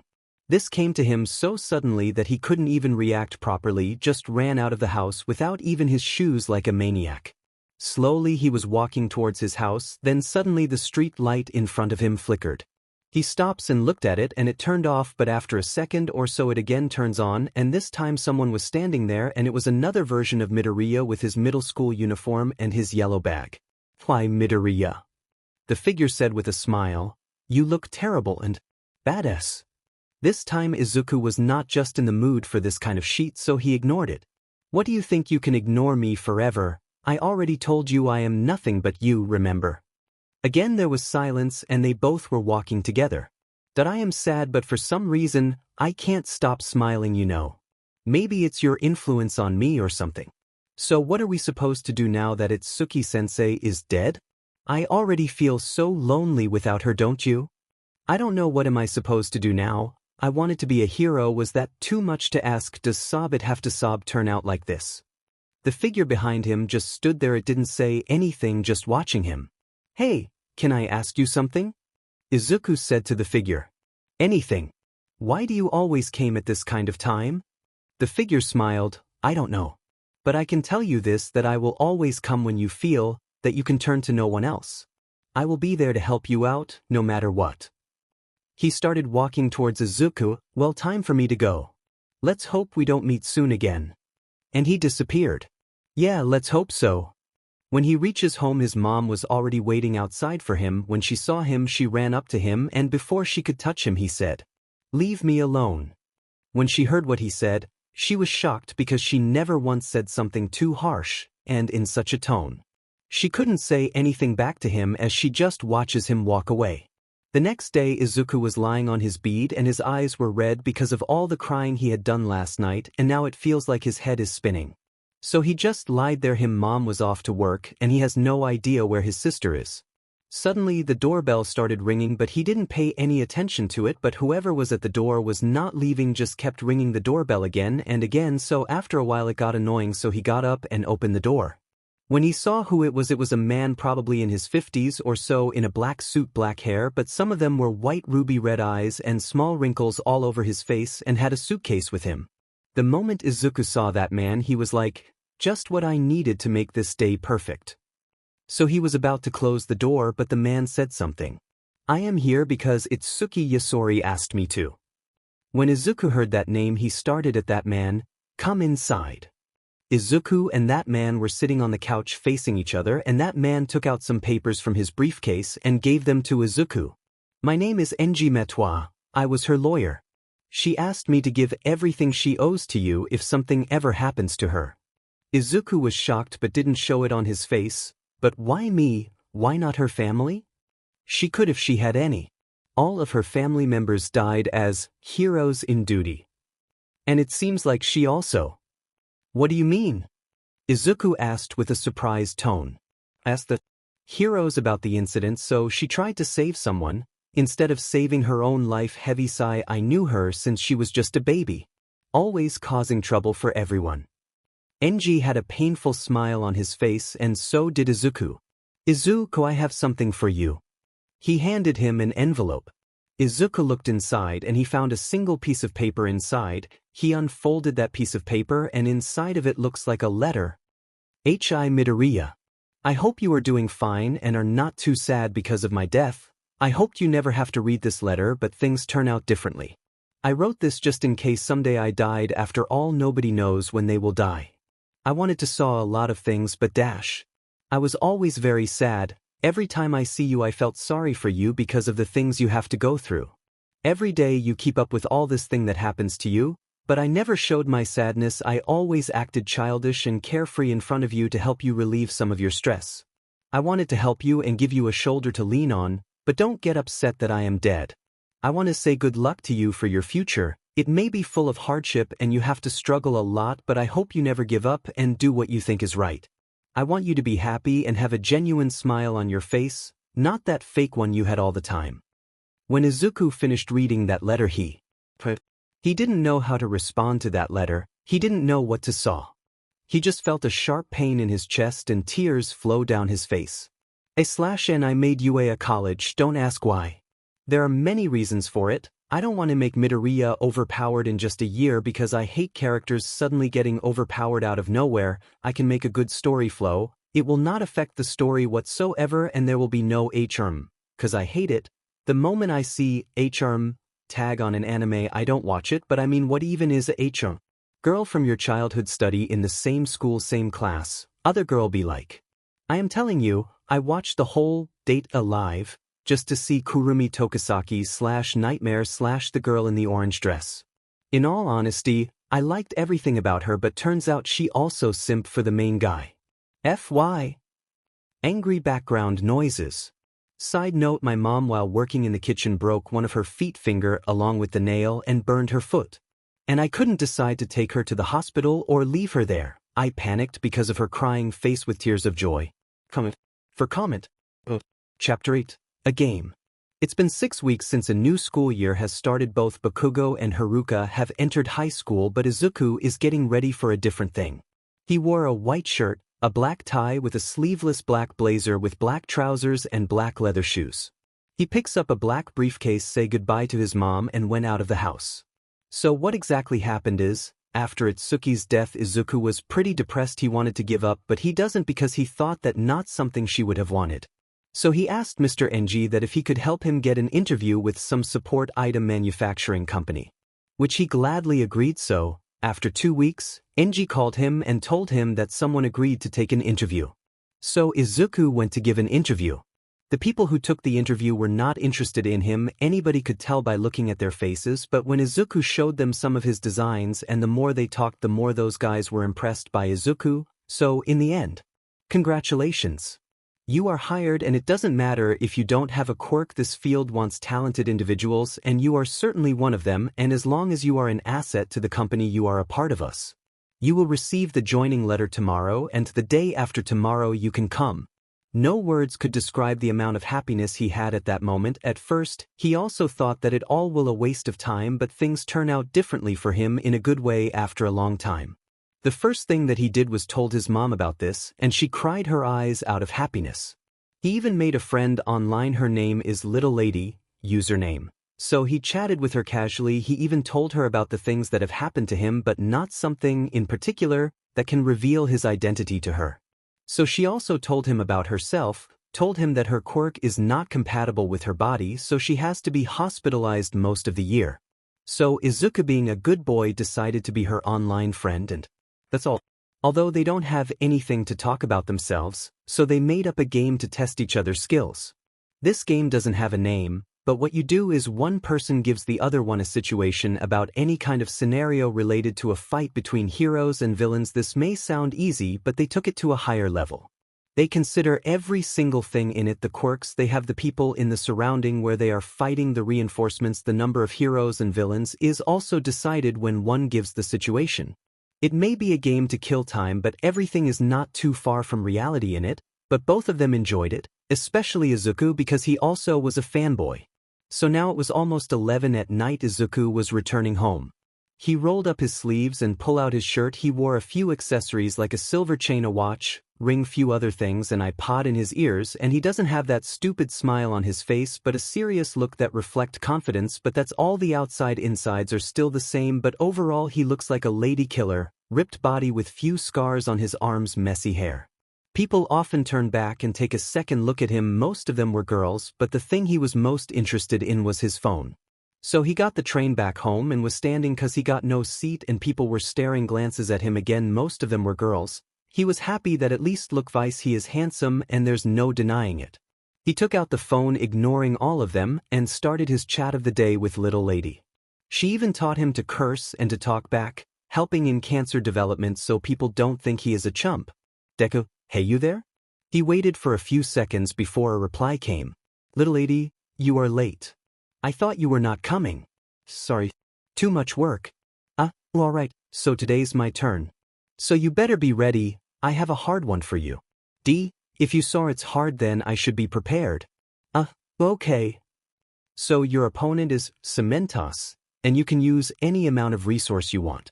But you can't secretly assassinate him and you can't take him to such a place where there is no cement. You are in the city and you are the first one who is attacking. He is in the middle of the city on a weekend. That's a tough one, but I can do it. I will use someone with a long-range quirk and one-shot his. Easy. That's effed up and I don't like it. Maybe there is no way that this plan will even work and if you fail you get captures, so make a plan that doesn't have any holes in it. Chill out. It's a joke. Well you do it or we have to skip this one. Guess I have no choice. First I have to tell you something that very few people know. The area where heroes patrol is not random or just given to them like just go over there and F yourself. They are perfectly calculated and they are dependent on the power and skills of a hero. So if we are talking about Cementos, then we can be sure about one thing, that reinforcement that can help him if he is actually in life-threatening danger will take time. How do you about this information? I used to know someone who was more into heroes than I am. So what next? First I want to take the other heroes patrolling that area out of there so people with speed-type quirk will do. I want them to create small disturbances like steal someone's purse or something and they will be in the group of 2 to buy us more time, not something big or too troublesome to attract a lot of people, then lure them somewhere isolated where the villains will gang up on them and beat them to a bloody pulp. Taking out the small fries will be easy and they will not even think twice before rushing after some purse snatcher, and if you are quick enough they won't be able to call for backup. They don't have to be quick enough because before living them in I will probably cut off the communication of that area by someone's quirk or some signal jammer. What about the people of the area? Won't they notice the signal jam, and if someone does something that you are not prepared for? Then what? Nice try. But you should know that all the hero and police-related signal frequencies are different from what the normal public use, and once the main fight starts we will cut all the communication. Nice thumbs up Lightskin Tone, you are smart enough to know that, so you have isolated the target, but now comes the hard part. Yeah you are right, it's hard but still possible, so I can do it. For Cementos we need someone with a fly quirk and is very agile, then again a simple purse grab, and then we have to create a situation where the villain is running away from him and lure him to a place that has a higher concentration and is surrounded by high building. Then half of the people in the crowd will be villains, but only a few of them with power-type quirk will attack them. Surely he can take on that many people by himself, but then the rest of the villains will take hostages. As many of them as possible, and not all of them in one place, but like in every shop and street where Cementos can see them all. So the situation is now a little critical because he can't attack them recklessly. You have restrained him from quick movement, put him under pressure, and if he doesn't act quickly people will get hurt. I think you cornered him a little. But the interesting part is this, we will use people with long-range quirk to hit him now. But what if the range you are talking about is not lethal or nothing happens if he gets hit? A reasonable point, but it's not a big problem, we can use guns. Guns? Guns. I didn't know why people think guns are useless against most of the quirk, but the truth is not much different because in a one-on-one standoff guns will lose, and maybe some even say that it's primitive, but people disregard the fact that 90% of the quirks are not fast enough to react to an incoming bullet and more than half can't even dodge a bullet. What are the chances of survival if a hero starts monologuing and someone shoots at him? Most of them will die, but there are some exceptions. At least you get the point, and yes, there may be some exceptions, but in this situation, I didn't think that he is one of those exceptions. But I don't want him to get one shoot because that won't be fun, so they will fire but not at him but near him so that he knew that someone is trying to kill him. So I am sure he will cover himself from the direction of the fire, and the moment he takes cover then from the opposite direction someone will shoot him but not anywhere vital. So now I am sure that he knew that he is surrounded, and the moment he gives any opening he can die, and then we start killing the hostages. Don't you think that killing is a little extreme? But I get it, he then will have very few moves left. He can't move freely, and if he ignores the hostages then the situation is bad as it is, and if he tries to protect the hostages he no doubts will leave lots of opening. Yes. But the thing is he will leave opening if they start killing hostages because a hero's #1 priority is to protect the hostages. So if he somehow fights while covering 3 sides he can't tell what's going on his back, and then the villains that he trapped will break free and he can't attack recklessly in the direction he can't see. The reason being hostages. Even if he somehow keeps up with all this for a few minutes but not more than that, so he will try to call for reinforcements, but we already took care of that. Oh, so you have now cornered him pretty badly, you have put him on defensive, he can't run, can't call for reinforcement, can't hide. Now he is like a rat in a trap, but still, he is standing. Oh. He will be liking the ground pretty soon. Resting. I am excited to hear how you will give the final blow. We are engaging him in close and long range, and here come the mid-rangers, and the timing of these people will decide the outcome, so now we need destructive quirks like a flame or projectile shooting, and if we don't have those we can just replace them with assault rifles. And I am sure now if he shows any kind of opening he would be full of holes in a second, and if he won't then we have to make, and here come the people who have an explosive type quirk. Like that friend of yours. Now he is pretty much thrashed, but by now reinforcements will be on the way because no matter how much you tamper with the communication they will be there, but I saw you have at most a few minutes left. Yeah, I know, but that's enough. But there are many ways by which we can deliver the final blow. Maybe we don't even have to come to this point and he is already dead if he is too reckless, and if not, surely he would be mentally exhausted and frustrated by now. He can't do anything while people are being killed, and if he is too aggressive he can kill all of the people in the surrounding. That's the most annoying part of being a hero. You can't kill anybody, but it makes sense. If heroes also start killing then people will start saying that the difference between a hero and a villain is that heroes can get away with what they do and villains can't. So the final blow can be, we can cut the oxygen flow by flame-type quirk or fill the whole area with poisonous gas. No matter if he can cover himself he still need air, after all he is also a human, and our men will already be equipped with equipment to stall in that condition and then wait for him to feign. We can dart him with slow poison or sleeping dart in close range. A villain can act to be a civilian and will run to him saying, "Save me," and no way in hell he will know that that guy is a villain or a freaked out civilian, so if he uses his brain he should know that he can't just send him somewhere away and the guy should act injured, so the moment Cementos come close to him we can shoot him or poison him or kill him or a suicide bomber. Or blow up the whole area. Technically it will be counted as a defeat. And there are countless ways which we can use to kill him. But the timing and coordination between people will determine how it will turn out. I still have a lot more things about how to beat the shit out of him, but I think I have said enough. Clapping hands, I think we can say it as your win. Surely this plan can be used as a base and a lot of things can still be improved, but I think you have done well. Bye for now, my station is coming. Meet you tomorrow. Bye. Good night. And Izuku got out of the train and started walking towards his home. He had a light and happy feeling in his mind.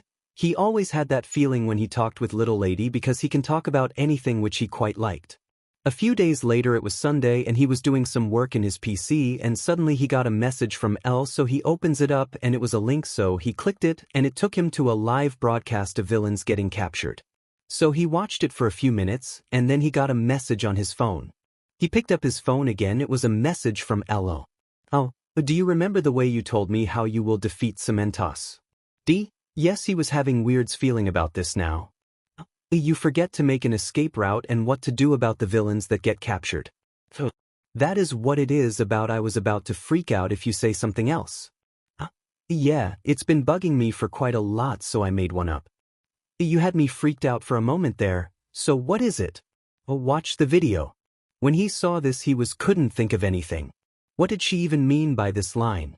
So he started to watch, There was nothing unusual about it other than the fact that there are a lot of villains, but suddenly one of them tried to run for it. Some of the officials tried to stop him, but somehow he ran up to the police chief who was also there and started crying holding his legs. The moment the police chief saw him, he was amazed. "Atsushi? What are you doing here and what's the meaning of all this?" Endeavor, who was also there, walked up to the chief. "You know this man?" "Yes, he is one of the people who work with me. But I never thought that you would ever do something like this," he said with a tone filled with anger. "No," Atsushi shouted, "they forced me to. I never did it in my free will. I am innocent." Both Endeavor and the police chief were confused along with all the people there. So the police chief crouched down. "Calm down, Atsushi, and tell me what happened." But before Atsushi could speak anything, he choked on something and blood started to come out of his eyes, ear, and nose.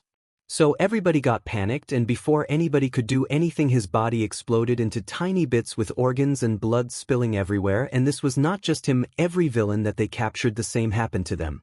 People started to scream, they couldn't do anything, and in the middle of all the broadcast was interrupted. Izuku was also about to throw up, not by watching what just happened, but how did she know what was about to happen? Why did she send him this link? Why now? Every kind of thoughts rushed into his mind when his phone beeped again. Slowly, with shaking hands, he picked it up and read the message LL sent him. Simply, "We dispose of them who get captured, and thanks for the assistance. I got to fight with Cementos. I didn't kill. So thanks, Deku, or should I say Midoriya?" With a picture of him attached to that message. One comment. Chapter 9. My Little Hellhole. Izuku is sitting in a cafe with a calm and composed look on his face because no matter how much he panicked, he knows that nothing will change, so there is no point in crying over spilled milk. So what exactly happened after the Cementos incident? Izuku smashed his PC and phone in small pieces and threw them in the trash and gone full analog. Now he is even scared of the TV. Then a week passed and nothing happened. Finally, he started to relax a bit, but one day when he was at work, a guy came in and said he had a package for him. He opened the package and there were photos of his mom and sister, and some of them were of Bakugo, with all of them have a red cross on the corner to corner and a note saying, "If you don't want to talk to me, maybe I should ask them. If you want to say sorry, meet me at location XXXXXXXXX. Time XXXXXXX. When he saw them, a sense of extreme terror struck him, and suddenly he remembered the way those people died. He knew that this is something from which he can get away anytime soon or ever. So after sitting in the cafe for half an hour, there a girl came into the cafe. She wore a white shirt, a blue knee-length skirt with black shoes. She had long brown hair tied in a ponytail with black hair and white skin. Overall, she looked appealing, but not today. She had a horrible look on her face, a terrified and scared look with eyes that looked like a dead fish, and had a small black box in her hand. Ignoring everything around her, he came and stood beside him. "Are you Izuku Midoriya?" "Yes." The girl gives the box to Izuku and he opened it, and it has a feature phone, button phone. In it, as soon as he opened that box, the phone started to ring and both of their expression changed. Izuku looked towards the girl and she was about to cry. He decided to pick up the phone. "Hello." He waited for a reply and there was silence for a while, but before he could say anything he heard a voice, but this voice was not of a girl or a boy, it was a mechanical voice. "I will. So don't do anything to them." Again there was silence, and every moment of silence Izuku's heart was beating faster and faster, and the line went silent. "Hello! Hello!" he shouted, and everybody started staring at him. "It's no use," the girl standing there said with a sad tone. Izuku looked at her with desperation, but he couldn't say anything, so she took a seat and spoke up. "You must be thinking that why is this happening to you? But know this, none of us are special or some chosen one, that out of so many people, why we are the one who got picked up by them. Everyday people like you and me fall into their trap without even know, and by the time we understand what's happening, it already pretty late." "So what happened to you?" he asked with an emotionless tone. "I can't tell you that or anything else for that matter, but remember one thing." She looked around to check if anybody was looking their way and rolled up her sleeve, and her whole forearm was burned and a skull was carved upon it. "This is what happens when you disappoint them and we don't get a second warning. It's not as bad as you think. But I want to tell you something, no matter what happens, don't tell anybody about what is happening to you or ask for help from anybody. You might be saved, but the price is something that you don't want to pay. And Izuku, she stood up and offered him a handshake. Welcome to the hellhole. I hope you survive, she said with a forced smile on her face. It has been a month since Izuku met that girl at the cafe. Everything is going pretty normal for him except for the fact that he has to come up with all sorts of plans daily.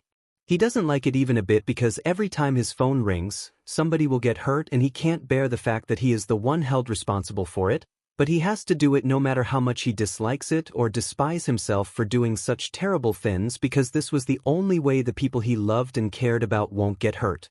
But he was also equally compensated for his services, so now he is loaded with money, more than he can ask for or more than he ever thought he could ever get, and the name Deku also started to gain a sort of reputation among villains. Not everybody knows him, but those who do only have a positive opinion and respect towards him.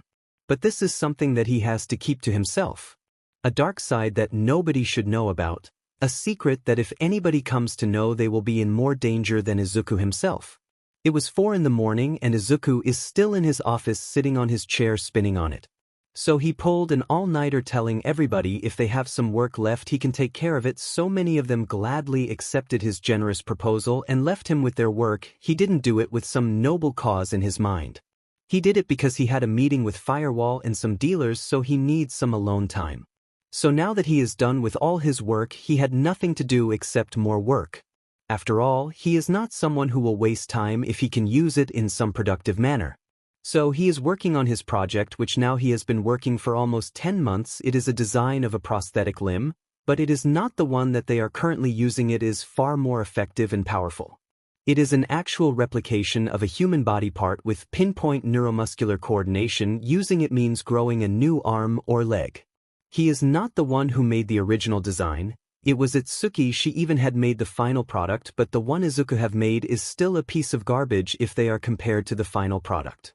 Izuku is always happy to work on this thing because she had a fed up reason to make these. First, it was for time pass, and second was, what if the hero loses a few of his limbs? They are still alive and that is enough to throw them back on the battlefield. So Izuku thought he will take it as a challenge to make them himself, because the ones she made can be considered military-grade tech, and if they were found out that they have something like that in the basement, all the heroes will be after them. So he decided not to release such a monster in public and decided to nerf them out. So he was working again and suddenly, "Hey, Izuku!" And this scared and startled him. So he lifts his head and he saw a man standing at the door. He was Fumito Nanahara, guess the anime. A tall, thin man with blonde hair and brown eyes. He was the powerhouse of the workplace because when he is around you can't even take a break, because he is the kind of guy who is always crazy to do more work. "Hey, Fumito. You scared me, man. You didn't even hear the footsteps. So at least knock first." "Sorry about that. But you should have told me that you are staying overnight. I should have also stayed to give you company." Izuku didn't say anything, but suddenly his phone starts ringing and he can't miss this call, so he stood up and about to walk out of the room when his hand struck the file on his desk and all of them fall to the ground. But paying no attention to it, he walked out of the room. "Hey Izuku, you okay?" Fumito asked with concern, but he didn't answer or turn around as he walked away. He looked pretty tired. Fumito walked into the room and picked up the files and put them on the desk, and he looked at the monitor and kept staring at it for a while, and his eyes widened with surprise. And sat down on the chair and looked through Izuku's PC. The next day, the first thing in the morning, Izuku was called to the manager's office. He enters the office and where he saw Fumito and the section manager. He is a man in his 30s with black hair and red eyes with a little tan skin. "Izuku Midoriya, you are fired," the section manager said. When Izuku heard what he said, for an instant his mind gone blank, but he maintained his composure. "Can you tell me why?" The manager had an irritated look on his face. "These are your designs, right?" He showed him some blueprints, and those are the ones that Izuku had yet to finish. "You think you can fool around and there will be no consequences," he said in an angry tone.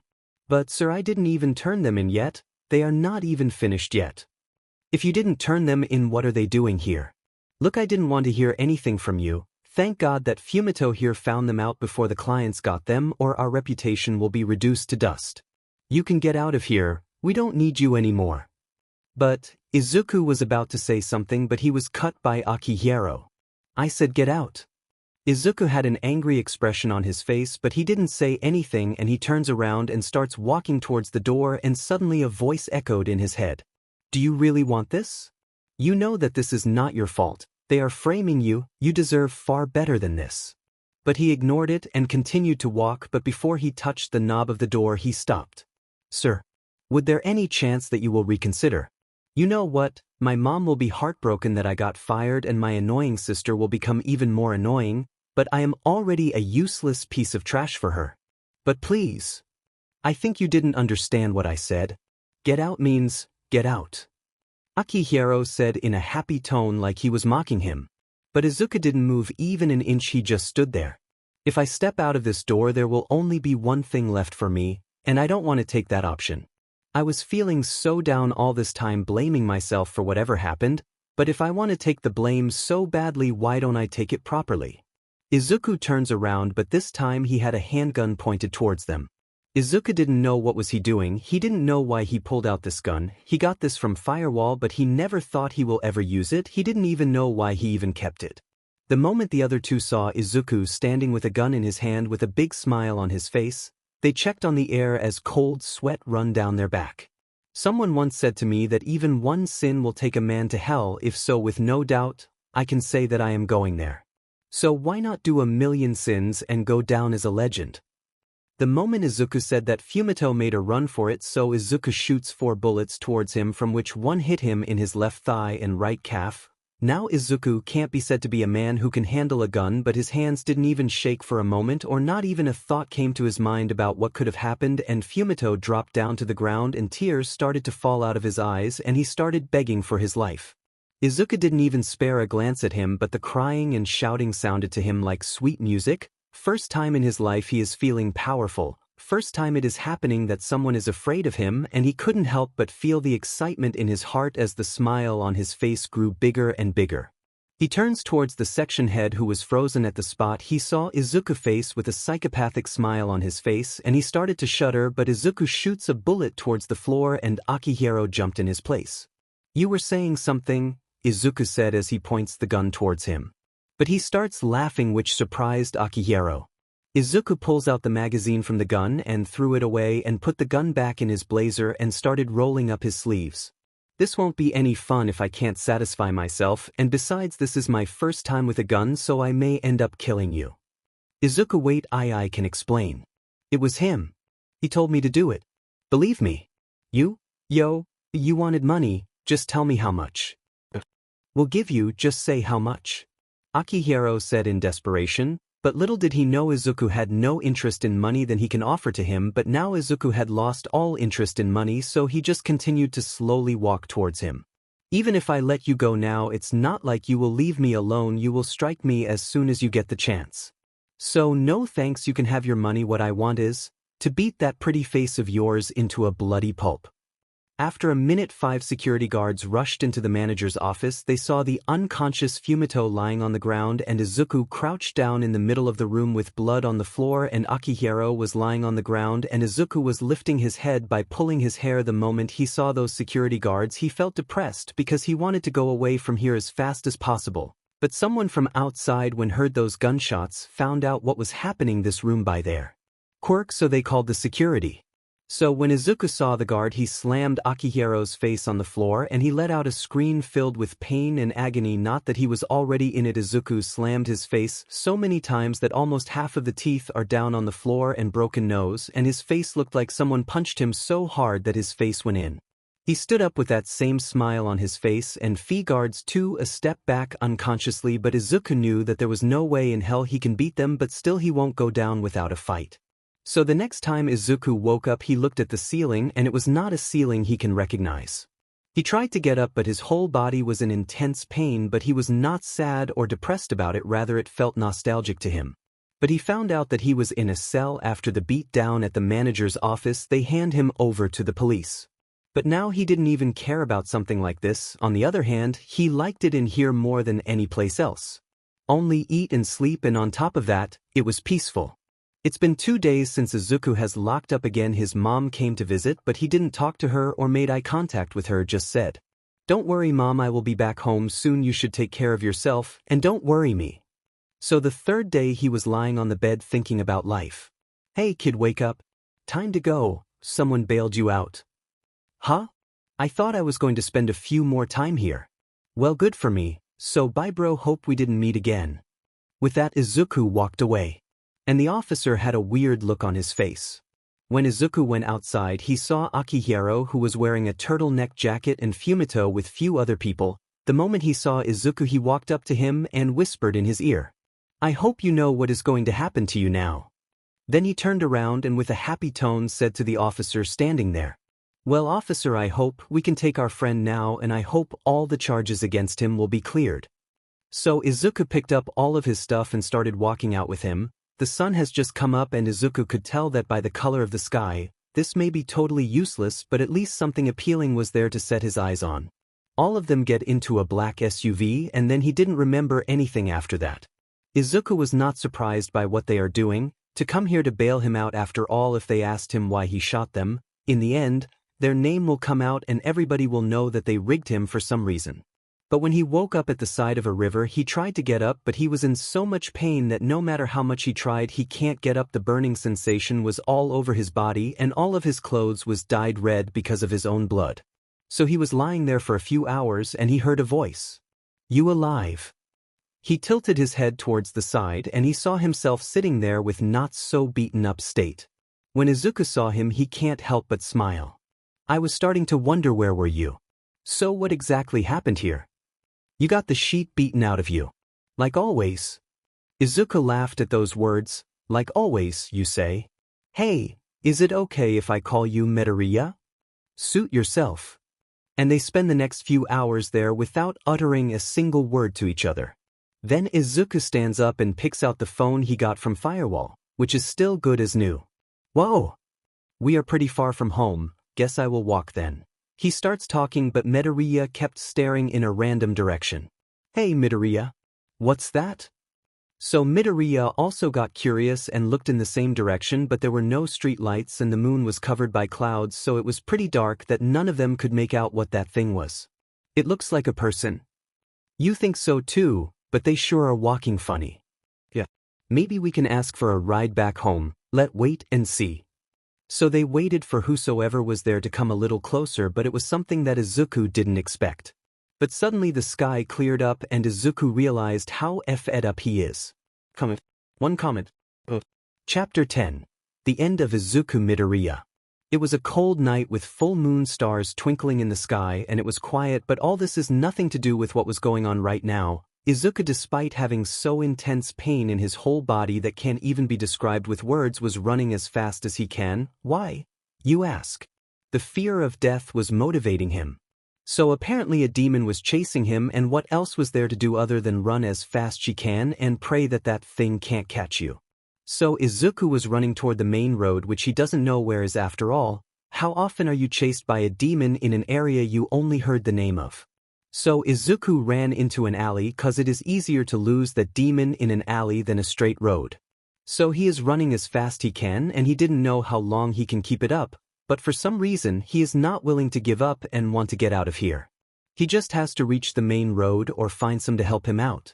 He can't help but curse his luck because things are not looking good for him, and what if he hit a dead end, or what if this was a bad decision? All kinds of bad thoughts were rushing into his mind. But nothing can be done now other than run, so he ran.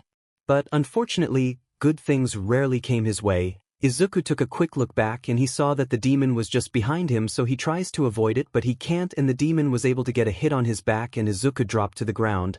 As soon as Izuku dropped, he instantly stood up, no waiting even a single moment even to think, but he receives a kick at the side of his torso which sends him crashing in the wall. Again he tried to get up, but now his body was out of energy. Intense pain all over, and even his vision started to blur. "You certainly are fast, I give you that," the demon said in a rough voice that echoed in the alleyway. Izuku couldn't make out the figure of the demon, but he can tell by the tone that it was a man, but that doesn't matter now that he was about to die. But he said something back to the demon. "And you certainly are an ugly piece of shit. No wonder that you have hide and crawls in the dark like, I didn't even have something to compare you with, Izuku said in a happy tone like he had done some kind of great work, but the demon didn't like what he said, so he kicked him in the stomach so hard that Izuku spits out a mouthful of blood, but the demon still didn't stop as he continues to increase the pressure on Izuku's stomach with his leg, and Izuku felt like his guts will spill out any moment as he can't even breathe by now. You still have some spunk left in you. Let's see if you are so talkative when I pull out you eyes. As the demon moves his hand towards his face and Izuku closes his eyes waiting for his life to end, but a second later nothing happened, so he was surprised but still too afraid to open his eyes. You can get up now. He heard a voice, but it was not of the demon, but it was a voice of an old man. Izuku looked towards the man, and he was an old man just as Izuku thought. He was tall and had white hair, and he wore a red haori with "Kill" written on the back of it and a sheathed katana in his left hand. Izuku couldn't saw his face because he was standing facing in the opposite direction of Izuku, but before Izuku could say anything that man started to walk away. Wait, you are with the Demon Slayer Corp? The old man stops walking. Yes. So, can you teach me how to slay demons? To say this line, Izuku needs all his courage. He knows that how dangerous it is to be a demon slayer. He could very well die on his first mission, and the fact that he is quirkless makes it harder for him. But still, he wants to try because he is running out of options that he could choose to take to move ahead. No, the man said in a monotone voice. So can you tell me if someone can if you don't want to? He asked in a desperate tone. The man let out a sigh before speaking. I don't think you understand what I am saying. No one will teach you no matter how you ask. Now Izuku was having a weird feeling in his head, just like the one he had when All Might told him to give up, and anger and intense rage started to take over his mind. Why? Because you already know that I am a pathetic good-for-nothing weakling. That I am not worthy enough to save someone. It has nothing to do with you being weak or anything else for that matter. You're in 10, that's the thing that matter. You don't bear anger or hatred in your heart, but it's something much more. It's malice, buried deep within you. And nobody is willing to give a weapon to an angry little child. I mean, what's the point in trying to save someone if you don't even care about others? You can try, but I didn't think you can ever be a demon slayer, and the fact that who want to waste their time on someone as pathetic as you. Izuku was now so angry that he was shaking. He heard what that man said, and he threw whatever was lying next to his hand towards him, but he easily dodged it. This rage is exactly what I am talking about. You should think about what I said, and be careful on your way back. And he started to walk away and left Izuku bewildered for how easily he was played like a fool, but it was true. Izuku is now walking out of the alley with a weird feeling in his head, staring at the ground. That old man talking shit about me, he doesn't know a thing. I will kill that beastie if I get the chance. Huh? Kill him? I can't kill him, that would be a bad thing to do, right? But I should do something. I can hurt him. He took out the phone from his pocket that Firewall gave him, and he stared at it for a while, but his hands were shaking. Maybe the old man was right. Izuku turns back and he saw Midoriya sitting on a trash can. What? What do you mean by that? He has no right to say that to me. I will make him pay. Izuku shouted in an angry tone. I never thought that you will do something like this, but what about becoming a hero, saving people? What happened to that? Midoriya asked in a serious tone. Izuku didn't have to say anything back to him because he also knows that there is nothing wrong with what the old man said. He knows how much feeling he has buried inside that fake smile of him, but he also knows that he is not the one who you can blame all of it. Yeah, I want to be a hero. I don't even know what I was about to do. Maybe I am not right in the head today. He put back the phone in his pocket and let out a fake laugh and started to walk away. There is nothing wrong with you. You just can't take it anymore. Izuku turns around to look at him, but Midoriya ignored him and continues. Ever heard of a breaking point? 10 years is long enough to break even the strongest-willed once. You are just a kid. And he disappeared. Izuku was walking on the quiet and solemn footpath back home all by himself. He was trying to stay calm, but he can't get the words the Midoriya said to him out of his head. He knew that it is right that he can't keep up with this anymore, but he refuses to accept it. It'd been so long since he had freely let his feeling express themselves, always hiding them deep within him, so now he didn't know what should he do or what he was feeling right now. He always thought that going after an unattainable dream brought him suffering, But he understood now that this was not the case. All those people who looked down on him were also weak. They were just using him as a means to satisfy themselves, to get that feeling of power that came when someone is looked down on by people, just like everybody looked down on him. Despite living with them, he was living in a completely different world. A world full of sadness, despair, a place where him being happy was not acceptable, and a place where everything important to him will be taken away from him. Even people with weak quirks are treated unequally, and he knew very well that not everybody is equal. Countless times he had thought about taking his life after the day he all might, if the only meaning of his life is to suffer till the very day he dies. What's the point in living if his mere existence is something that is to be looked down by people? What is even the point in what he was doing? There were just two things that keep him going. First is his mom, and the second is that he wants to prove everybody wrong, that he is some kind of a waste of space, but he was not sure for how long he can go on. While thinking all this, he didn't even know he had reached home, but the wall feels pretty long, maybe an hour or two, or even more than that. His whole body was still hitting him, but like always he used that pain as a reminder that what it's like to be weak. He knocks on the door without any hesitation, and the next moment the door opens. He sees his mom standing, and suddenly a smile came on his face, but the moment his mom sees him, she was hit with shock, or maybe terror. She saw him standing there, with torn-up clothes which were soaked in blood, small cuts and bruises on all of his visible skin, and he was holding the side of his torso and can't walk properly. Inko was so shocked that unconsciously she took a step back, covered her mouth with both of her hands as she started crying. Izuku, on the other hand, just stood there without saying anything. After few minutes have passed, which felt like an eternity to him, but his mom was still crying and haven't even said a word. Izuku was about to say something, but Haruka came and pushed him out of the house.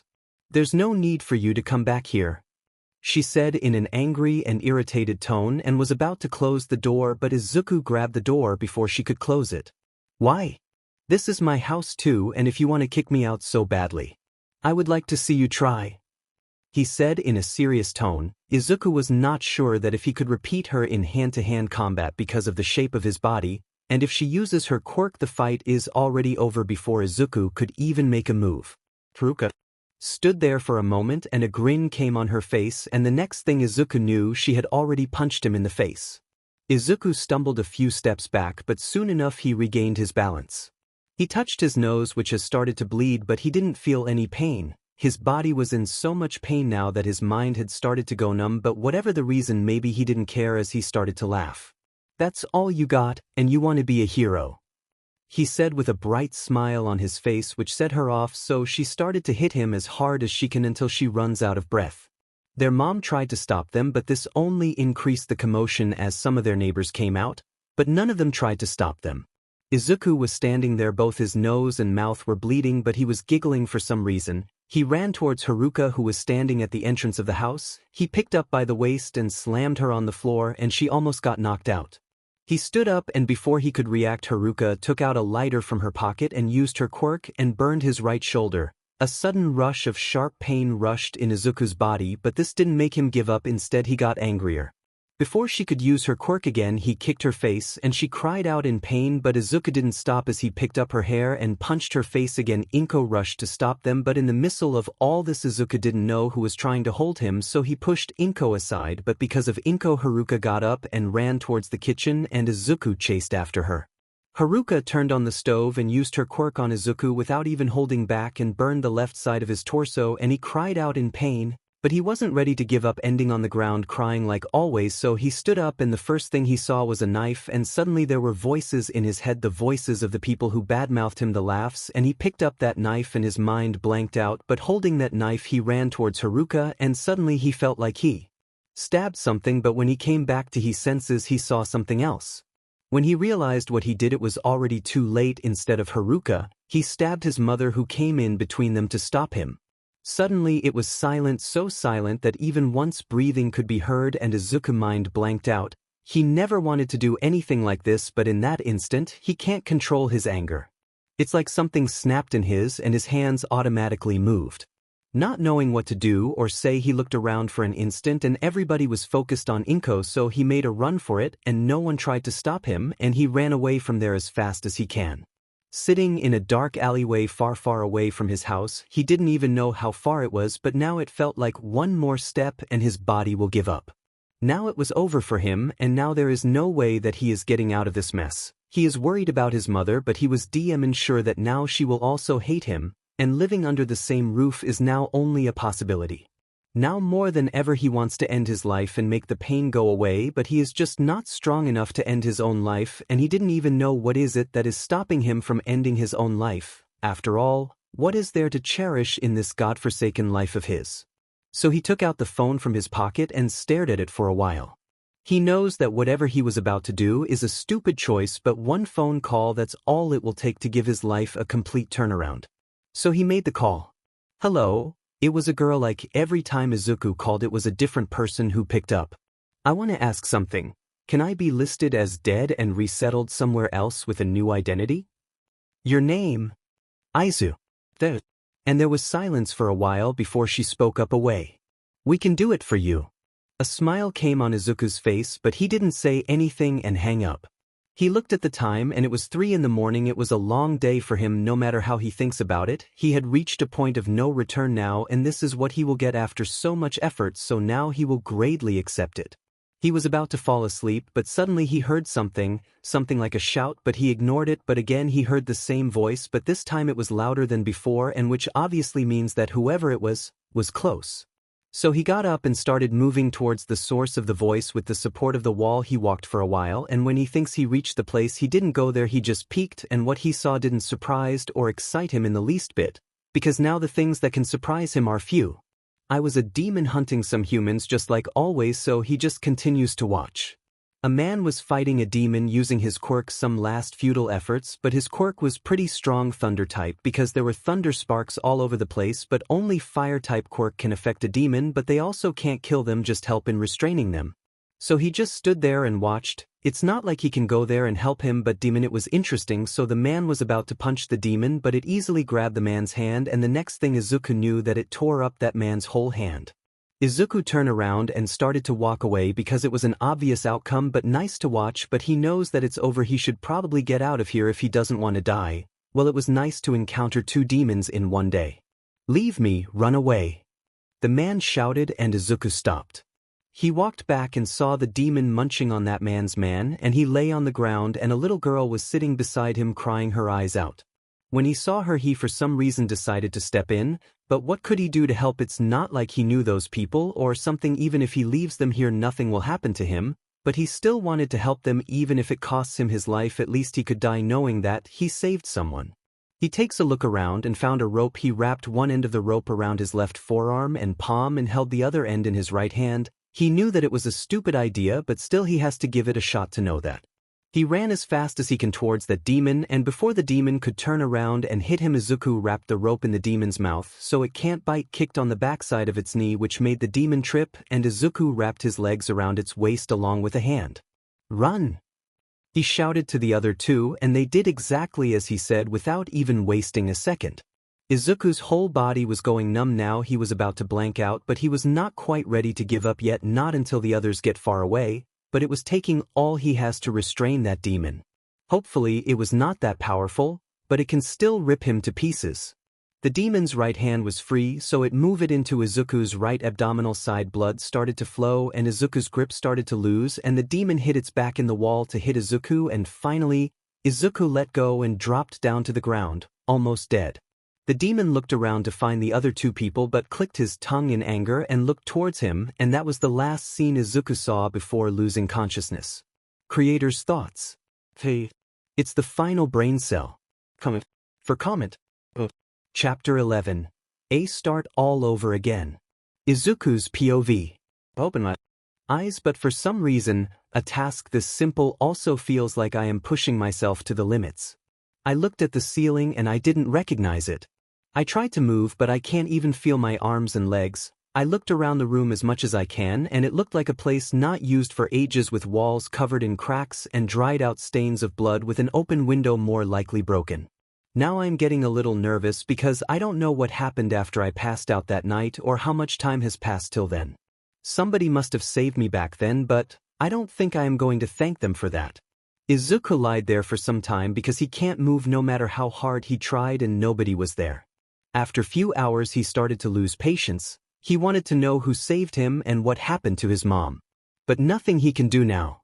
After some time has passed and now he was hungry but still, he can't do anything. But suddenly he heard his phone started to ring and he moved his head sidewards and saw a table with blood-stained bandages on it and some other stuff with his phone on it.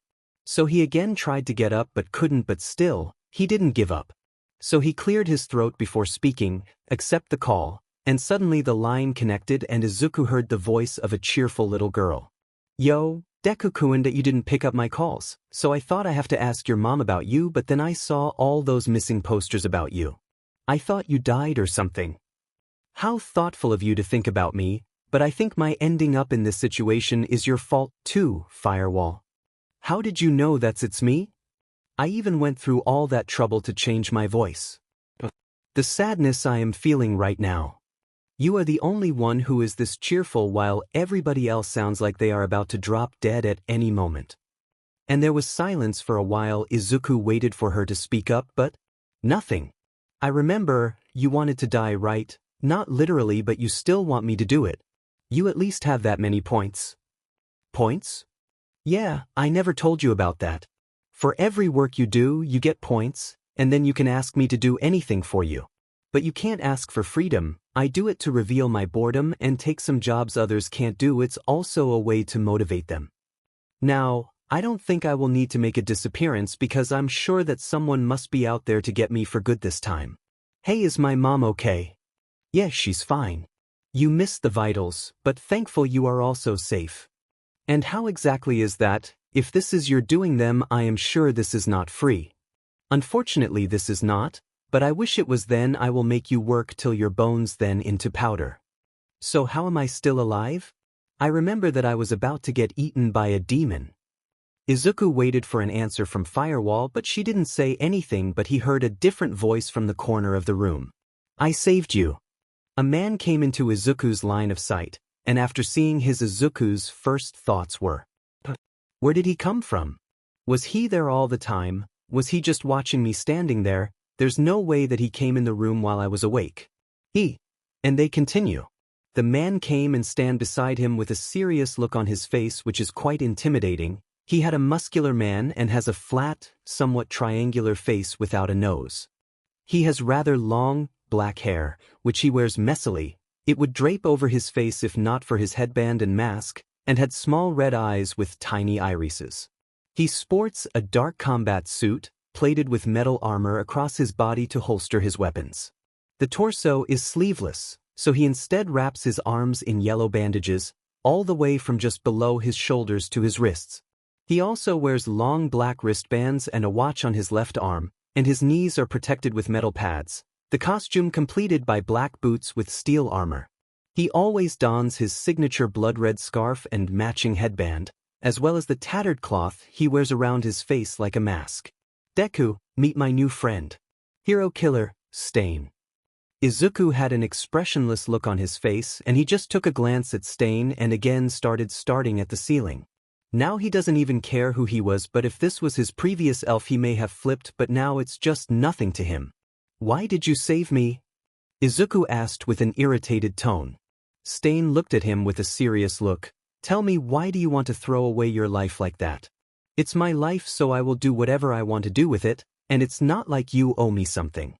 And besides that, I am a quirkless waste of space. It doesn't even matter I live or die, nobody will care.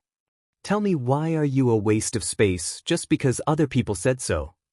Firewall said in a serious tone which sends shivers down Izuku's back, as he has never heard Firewall so serious about anything.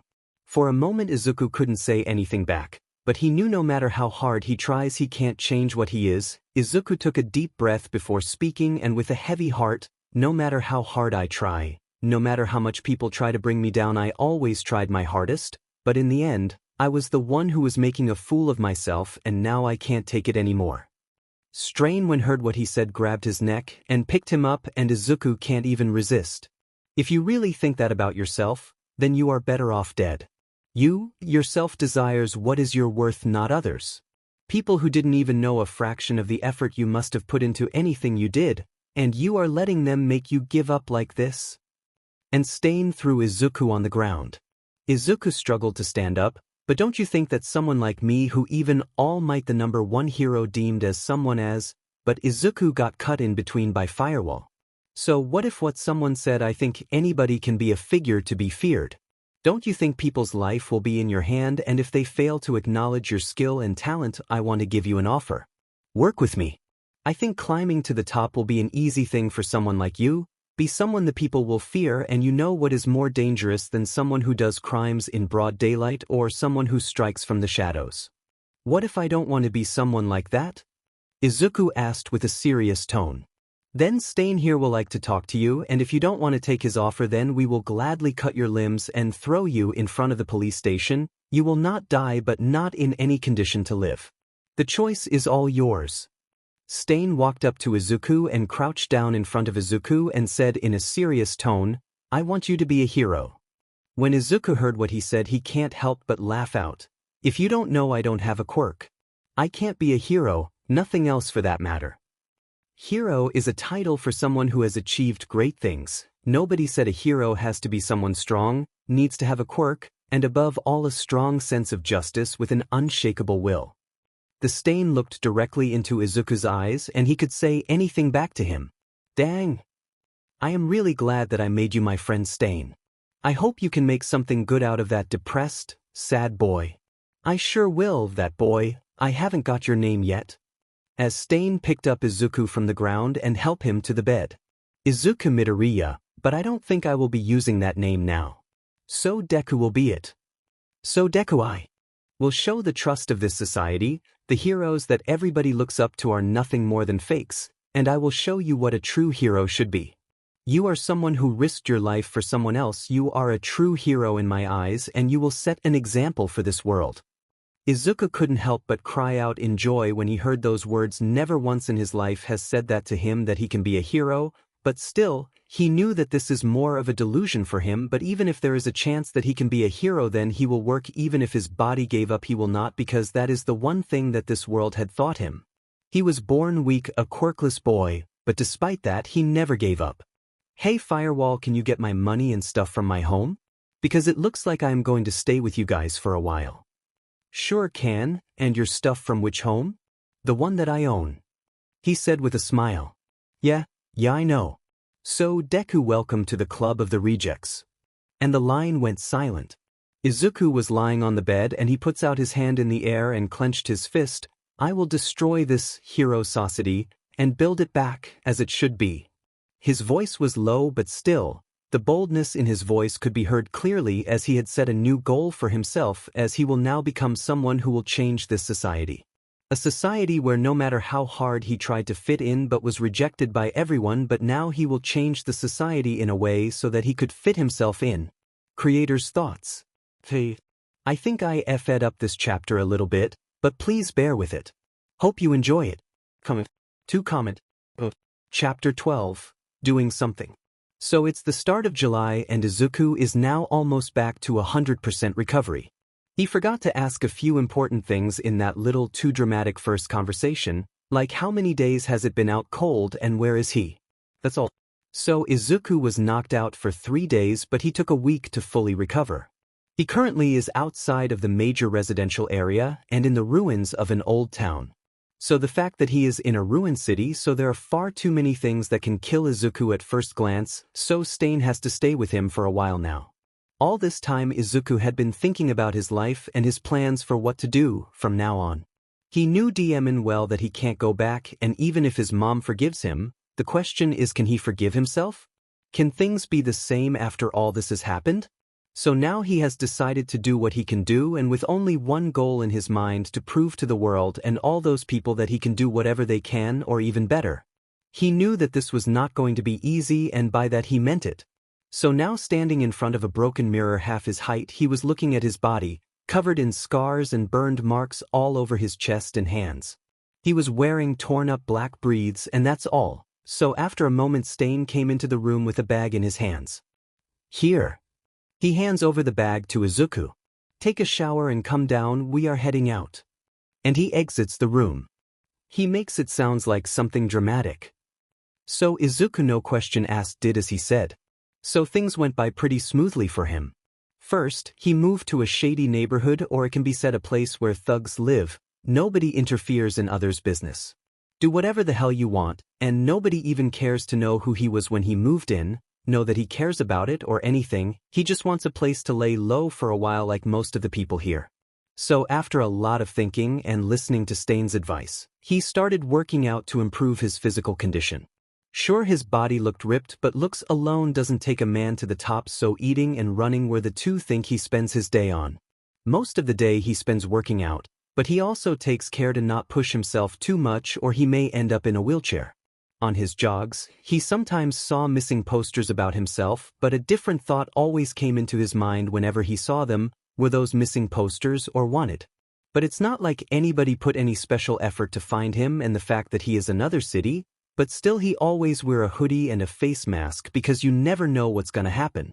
So things went pretty slowly for him. Every day he spent training and talking to himself cause of utter loneliness, but still, he didn't mind that. But one thing that has changed drastically is his mentality, because the heroes he uses to admire when he knew that half of them are only in this hero business to gain money. After all, no matter how you see it, being a hero will bring in a lot of money, and the thing with money is the more you have it, the more you want it. This was not the only thing. Stain and Firewall also showed him the dark part of the society, and now he is confused that what he's supposed to do, saving people and capturing villains, are not the only things heroes should be focused about. But even if he tried to change the society, he will be ignored just like Stain was. Stain was the only person Izuku could freely talk to. Stain has already told Izuku about what happened with him, like how he also wanted to bring a change the society by spreading his ideology about a true hero, but his words were disregarded as a rumbling of a madman, and in the end, nobody listened to him.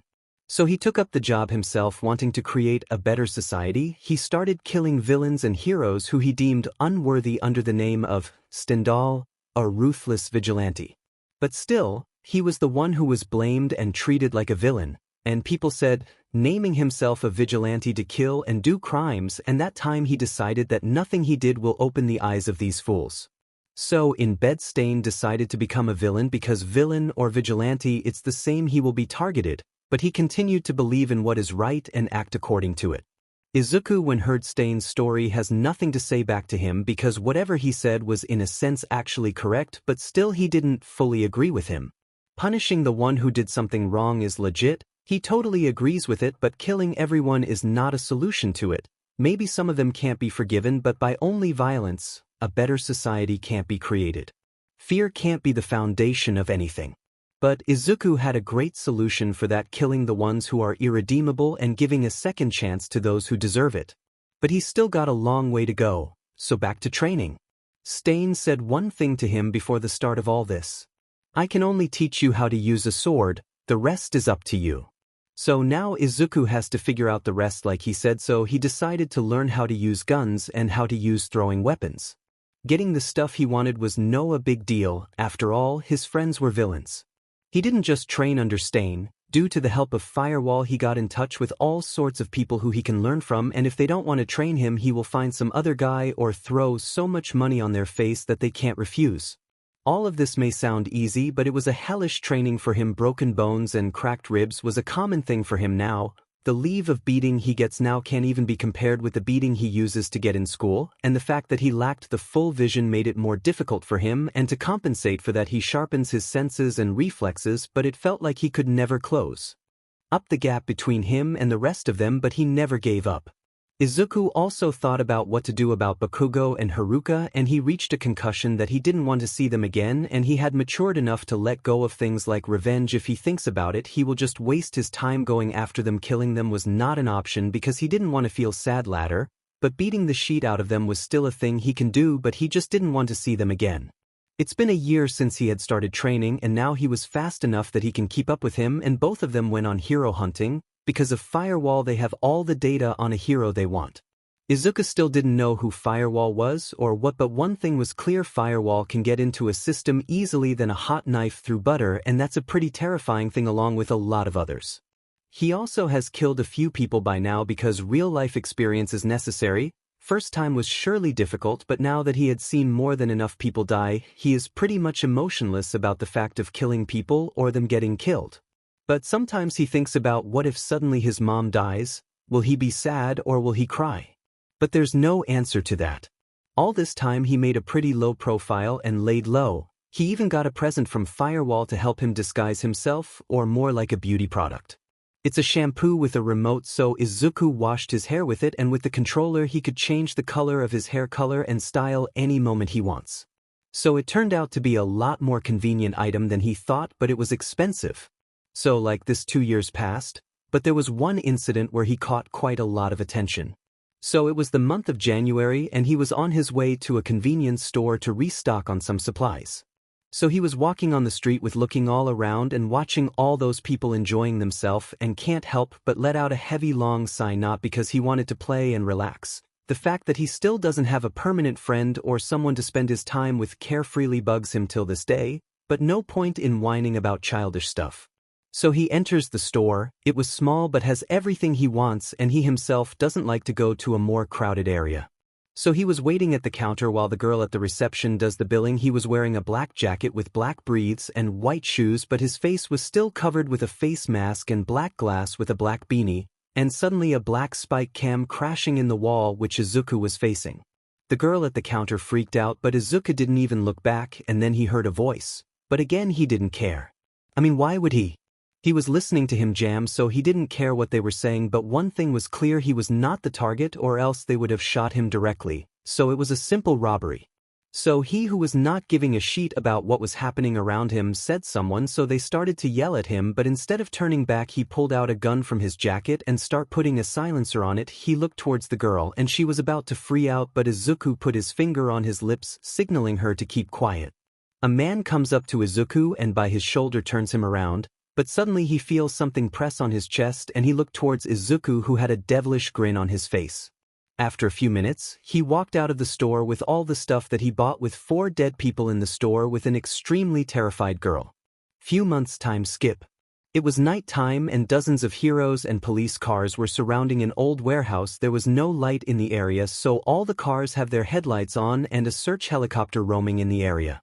Aizawa, also known as Eraserhead, was one of the pro heroes there. He didn't want to come, but the villain they are pursuing this time has been a pain in the butt for a few months, and still, no one was able to catch him or get any kind of info on his or his quirk, so he had to come if anything unexpected comes up, but today for sure that they will end this wild goose chase.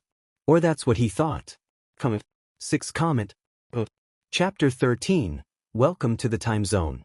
So to understand what was happening we have to go back in time. Reverse time skip. So a year and a month has passed and Izuku's hellish training is still going on, or more like he just doesn't want to stop because it never felt enough. It just never felt that he can do something with this level of skills, but that's just his thoughts. But he was strong enough to beat up a lot of people, and he uses to practice by beating villains in dark alleyways. One-on-one was not a problem, but it's not like he always wins. Sometimes he has to run for his life. He, no matters what, was never discouraged by the fact of defeat. He thought that a defeat means that he was still lacking in something. His punches were now strong enough to break someone's jab, and he wears rings in all his fingers which have a half-inch long spike in front of them all. He thought that using knuckles was too restraining. He even killed some demons, but that was not the most enjoyable experience. It went something like this. Huh? You want me to kill a demon? Izuku looked towards Stain with wide open eyes as he wants to say no, but Stain's stare is still too intimidating for him. You just have to slice its neck. You say it like it is nothing. I know that, but I don't know how to use those breathing techniques. Stain looked towards him and he thought that maybe this convinced him, but you know how to swing a sword? Yes. Then there's no need to hesitate, you can do it. And Stain gave him a sword with a green blade, which Izuku didn't want to know where it came from. So in total Izuku killed 3 demos, and man, it was one hell of an experience. The second time he almost died, but Stain saved him, but he was determined to improve himself. Yes, he was about to die and traumatized, but he didn't let this stop him. So now you can say he was pretty good in martial arts, and he had also trained his body pretty well, and by pretty well I mean it. After all, this was the only thing that he practically did besides making a design for his suit which he will use if he survives. So time for some advanced training. In all this time he had been training under Stain, he learned how to use a sword and can be said an above-average swordsman, so now it's time to move to the extreme level. They used to practice all day with wooded swords, but Izuku didn't swing that in the air. From the very first day he dueled with him and was never able to hit him, and every time Stain hits him it felt like his bones cracked. Stain never taught him as a proper teacher, he just told him the thing he was doing wrong and Izuku has to correct them himself. Training all day and night was hard for him at first, but now he even moved his body after his limbs go numb because he knew the next day he will get a beating from Stain that will awaken all his sleeping nerves. So today's July 12th and it's Izuku's birthday, and 2 years have passed since the starting of the training and it's the 3rd year of high school. So he was celebrating with birthday Stain by eating cup noodles and watching a baseball match on their retro-style TV. Well, it's not much of a celebration, but still. So a few moments of silence passed and Izuku spoke up. "Hey Stain, when are you going to teach a breathing technique?" Stain looked at him with the corner of his eyes and again turned towards the TV without saying anything. "Why do you want to learn those? Is this guy for real?" Izuku knew that Stain didn't like to talk much or explain things to him, but still this is a little much. Because every else demon slayer has to learn those or the color of their sword will not change, and also the fact that they help in fighting, Izuku said with an irritated tone. Stain let out a heavy long sigh before speaking and started talking with a serious tone. "First thing, even if you are trained in a breathing technique, the sword will not change color if you didn't have a certain level of skill. And the second thing, breathing techniques are nothing more than a set of strictly followed moves to execute in a battle. If we talk about breathing during a fight, all the martial art use those or every other work that we do.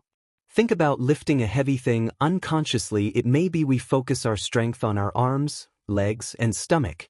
Demon slayers just practice doing that at will, and after so much time their techniques are far superior than what they came out from. Focusing the strength and blood flow in a particular part of their body, with a set of movements associated with that breathing style with a perfectly timed attack is what makes a breathing style. And if you want to learn one so badly, just find someone who can, because I can't." Stain's words hit Izuku real bad. Whatever Stain said was right, but the act is also that every little information is disclosed to the public about the Demon Slayer Corps, but the thing that Izuku thought that Stain was a kind of a muscle brain, and those words of wisdom just truly hit him. But one thing that he said was even more disturbing. "What do you mean by you can't?" Izuku asked with a curious tone. "Make a breathing style of your own, and if you can't find someone to teach you." Izuku's brain's fuse was completely blown by this line. First, he didn't answer his question, and then he gave him so absurd but sensible advice that he was amazed by so many things that can't even be named. "But don't you think even if I can somehow manage to do that, won't it take me a few more years or maybe more? But I don't want to spend the rest of my life training." "What's wrong in training?" "There's nothing wrong in that. Izuku let out a heavy sigh and continues to eat his cup noodles with a depressed look on his face. "If you want to do it that badly, there is a way, but it's not a safe thing. But if you are committed to it, I will help you out." "Really?" Izuku practically jumped from his place and suddenly had a smile on his face. "You can go to the time zone." Now that's a thing nobody should suggest to anyone. A time zone is an area, or more like a distortion in space and time, because of the dungeon. High-level dungeons create a space around their opening where the time is mismatched with the real world. This phenomenon happens inside all dungeons, but dungeons that are higher than A+, can affect the surrounding area, and there is only one permanent time zone in Japan created by the breakout of an SS-class dungeon 63 years ago. Izuku knew that this was a hell of a thing Stain was talking about. The dungeon may no longer exist, but still, that place is filled with magical beasts and things people didn't even know about. But as they say, no pain and no gain. He may even die, but it's good that he die in a place like that than getting killed/caught by someone as a huge tag of criminal on his head. If he is strong enough to survive, he will survive. But no turning back now. If this is what takes to get stronger, then I will do it," he said with full of determination. "Before you should know that a time zone is a great place for demons to hide, because the concept of time doesn't work on them as long they eat and people don't go after them in there." "Why?" Because nobody wants to decrease their lifespan in theirs. Think carefully before you decide what to do. So another 2 weeks have passed and Izuku's preparation to go in the time zone is complete. It will take him half a day to reach there. He decided to go in the morning, but Stain said he should start his journey when the sun goes down. The reason being simple: if he goes in the night he will reach in the morning, and he leaves in the morning he will reach there at night. So now is standing in front of a fence gate. He threw his bags to the other side, and then he also jumped over it. He had prepared food ration for a week and some other stuff, and he had another bag in which he had 13 swords, and 6 of them were Nichiren blades, which he still has no idea where they came from nor any intent to know. After walking for a while he saw a huge rock at least 10 to 15 meters long. He climbed it and took a deep breath. I doubt I ever felt this excited my entire life. As the sound of roaring beasts echoed in the surroundings, and Izuku knew that this is the last day he will be having fun, or maybe not. Zero comment. Chapter 14. A Rising. /n. Let me just do a quick time skip and get to the good part already. I actually wrote the whole chapter, but it was boring, so I did it again. Let's go! It was a bright sunny day, and Stain with a bag on his side was walking in a barren city. It looked really old, and the building looked like one rich can make them crumble as vines and trees covered them. It looks much like a forest than a barren city. He suddenly stopped walking and took a flare gun out from his back and shot a flare straight into the sky and waited for something to happen, but nothing, and after a few minutes, the flare also dropped to the ground. He waited for a few minutes and did the same, but again nothing happened. But this doesn't bother him or anything. He just took out another flare and continued to do so until he ran out of flares. After a couple of hours passed, he was sitting on a rock with a solemn expression on his face, just waiting for something to happen, and an hour or so passed. Hey, Stain, he heard an unknown but still familiar voice, and suddenly his expression took a 180-degree turn. He turns around to see the person behind him, and with a devilish smile which was on his face grew even bigger. The person behind him was no other than Izuku. After a long-awaited reunion, Izuku also can't help but smile at him back. That's the best he can do now if we consider his condition. Izuku was barely able to stand, so he was supporting his body with a rusted metal pipe, topless, full of scars and cuts and bruises, covered his whole body with dried blood all over his body, with a torn-up black breathe without and shoes or socks, with a bag on his back and a sword tied to his right hand with something which doesn't look comfortable in any way. Stain didn't say anything, just walk up to him and took the bag from his back and help him walk. After a few moments of silence, I was starting to think you will never come. Izuku let out a little giggle. I was also starting to think the same thing. By the way, how much time passed outside? 2 months. Really? And it was a whole 2.5 years for me. Half the time I thought, why the hell did I come here? Believe me, it was something I or anyone else will ever willingly do it again. He said with a playful tone, and Stain can't help but laugh at him. So before Izuku went to the time zone, they decided that he will stay there for 2 months according to the outside time, and then Stain will come to pick him up, and if that didn't happen, Izuku will leave after 2 years, but like always he wanted to go plus ultra, so he waited for Stain no matter how much he wanted to leave. It was a new hell of a ride for Izuku. If we will start talking about what happened to him, it will take the whole chapter, or even more so. We can say he can't even sleep for days, and food was something which he wanted to quit eating because even the fruits and berries on the tree were bitten, so talking about the meat was a topic he wants to avoid. Izuku's POV. I opened my eyes and the first thing I saw was the ceiling, and it was not a one I recognize. Then I tried to move but saw nothing. Why did it always happens when I wake up like this? So where am I? He didn't even take a look around the room because of the smell of medicines. He anticipated that he was in a hospital, and his guess was right when after some time a nurse came into the room. She looked like someone in her mid-20s with short shoulder-length black hair and light blue eyes with white skin and a thin body posture. Izuku stared at her, and she looked towards him and had a little shocked look on his face, but that was just for a second, but Izuku noticed it. Next second, with a smile on her face, "I see you are awake, Mr. Kazuki. Seriously, I am amazed that today this is the 5th time you wake up like this." Izuku kept quiet and didn't say anything because he was not stupid enough to blow up his cover while making who this Kazuki fellow is, and for some reason, he felt really relaxed thinking that he doesn't have to wake up and run for his life. The first thing really was a reason to be happy about. How many days has it been? He asked in a monotone voice. It's the 17th day. It's been that long. Well, no wonder I am exhausted, I still can't feel my arms. And suddenly the nurse had a weird look on her face and it looked like she wanted to say something but just can't find the way to do so. Oh, it's about that. She took a deep breath and with a smile on her, you can't feel them because you don't have them anymore. Huh? What do you mean by that? He asked with a surprised tone. You see, the thing is, when you got here your condition was the worst so far I have seen.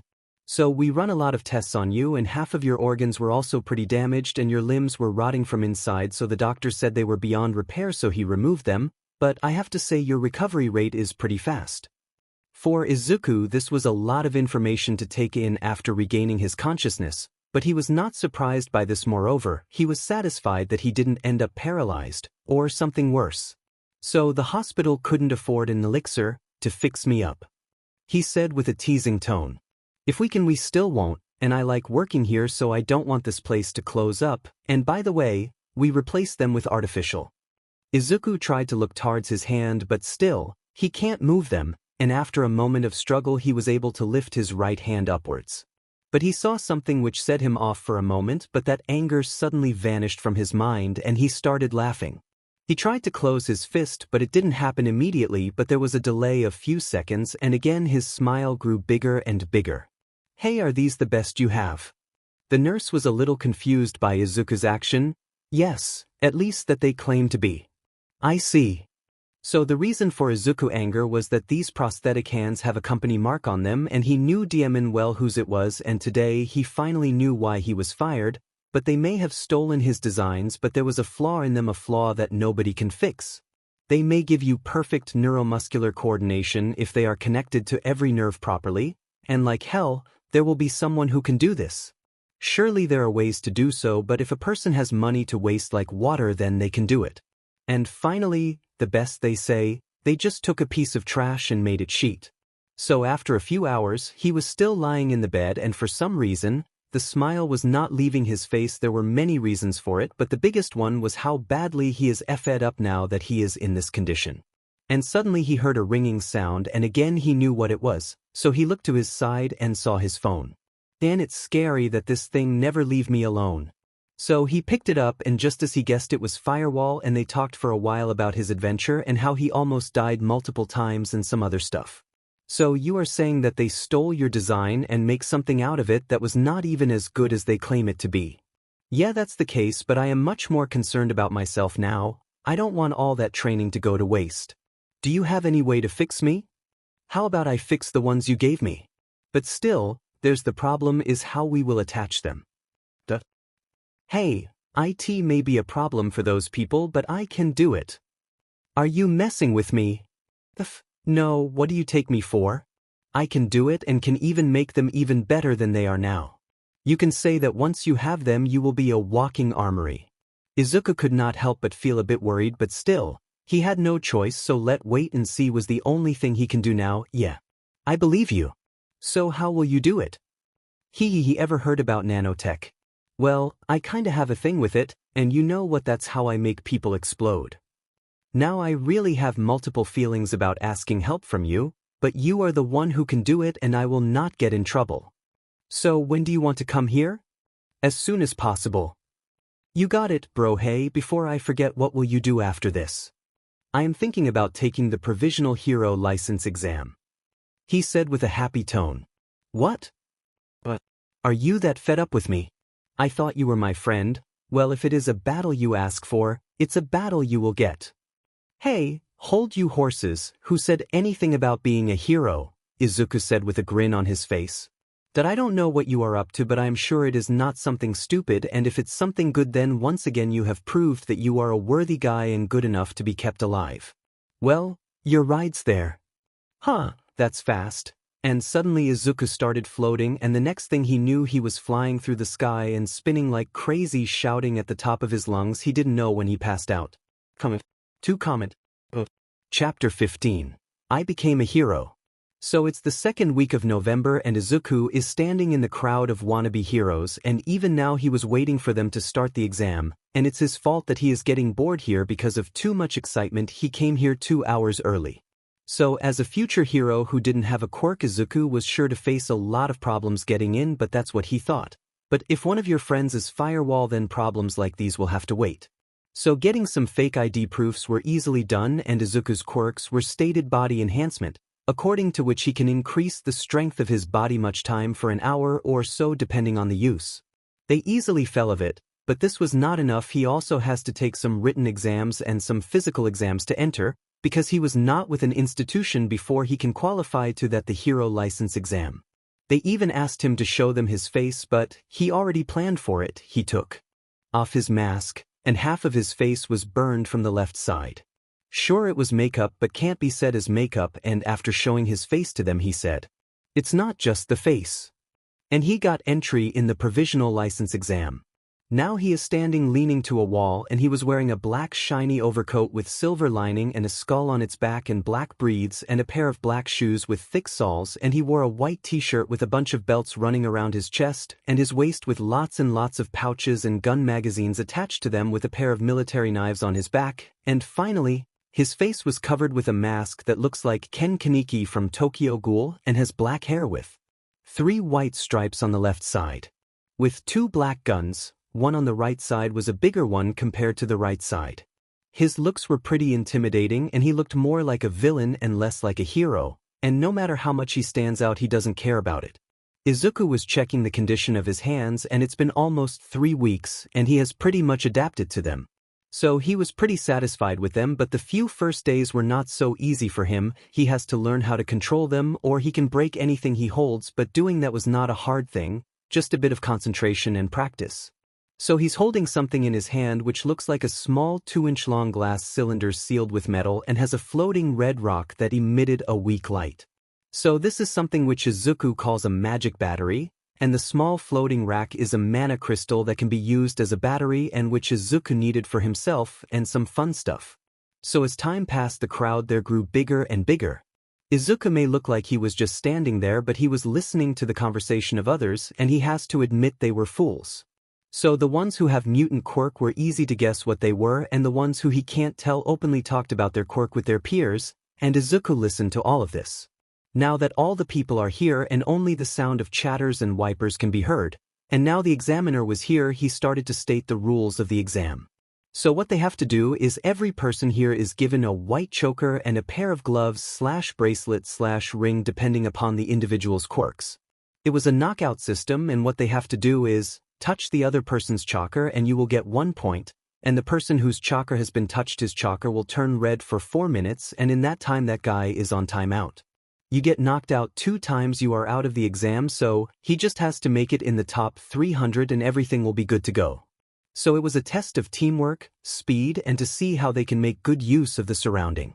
So now Izuku is standing in the arena and his heart was beating faster and faster as the timer to start the exam was going off. He may look calm and may it's just excitement, but in all honesty, he was scared that even his legs were shaking.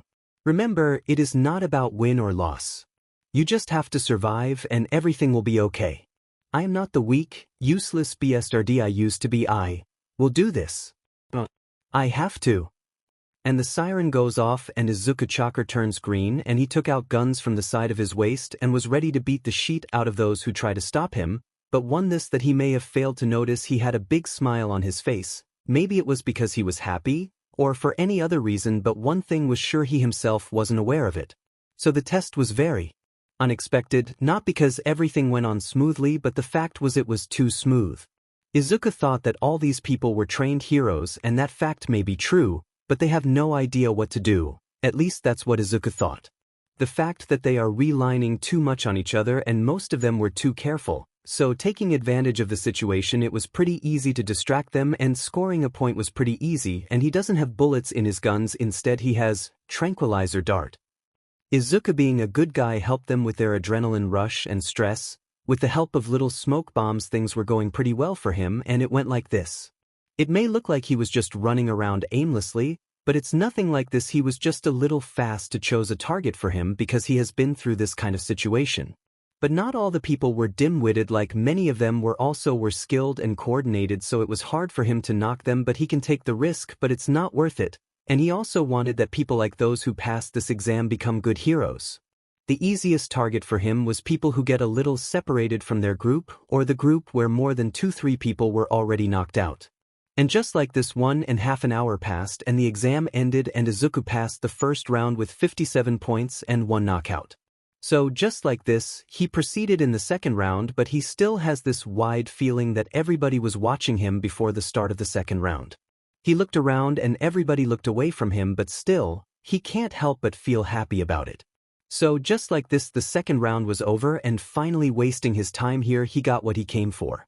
Walking out of the giant hall, he was feeling exhausted. He looked towards the provisional hero license in his hand with the hero name, Hunter. He wasn't trying to go for something fancy, and now that he thinks about it, all his previously thought hero names were inspired by All Might. So it was a dream come true for Izuku, and really it was something he wanted for his whole life, but now that he has finally become a hero, he was not as happy he supposed he would be. On the other hand, he didn't become a hero just for the purpose to help people, he became a hero for the only purpose to weed out the other heroes, and helping people was just a thing he has to do if he wants to become a big shot. Man, I would love to show this to all those people who thought that I can never become a hero, and to my mom. I guess she would have been so happy she might faint. But it's just me now, but I hope she is doing fine.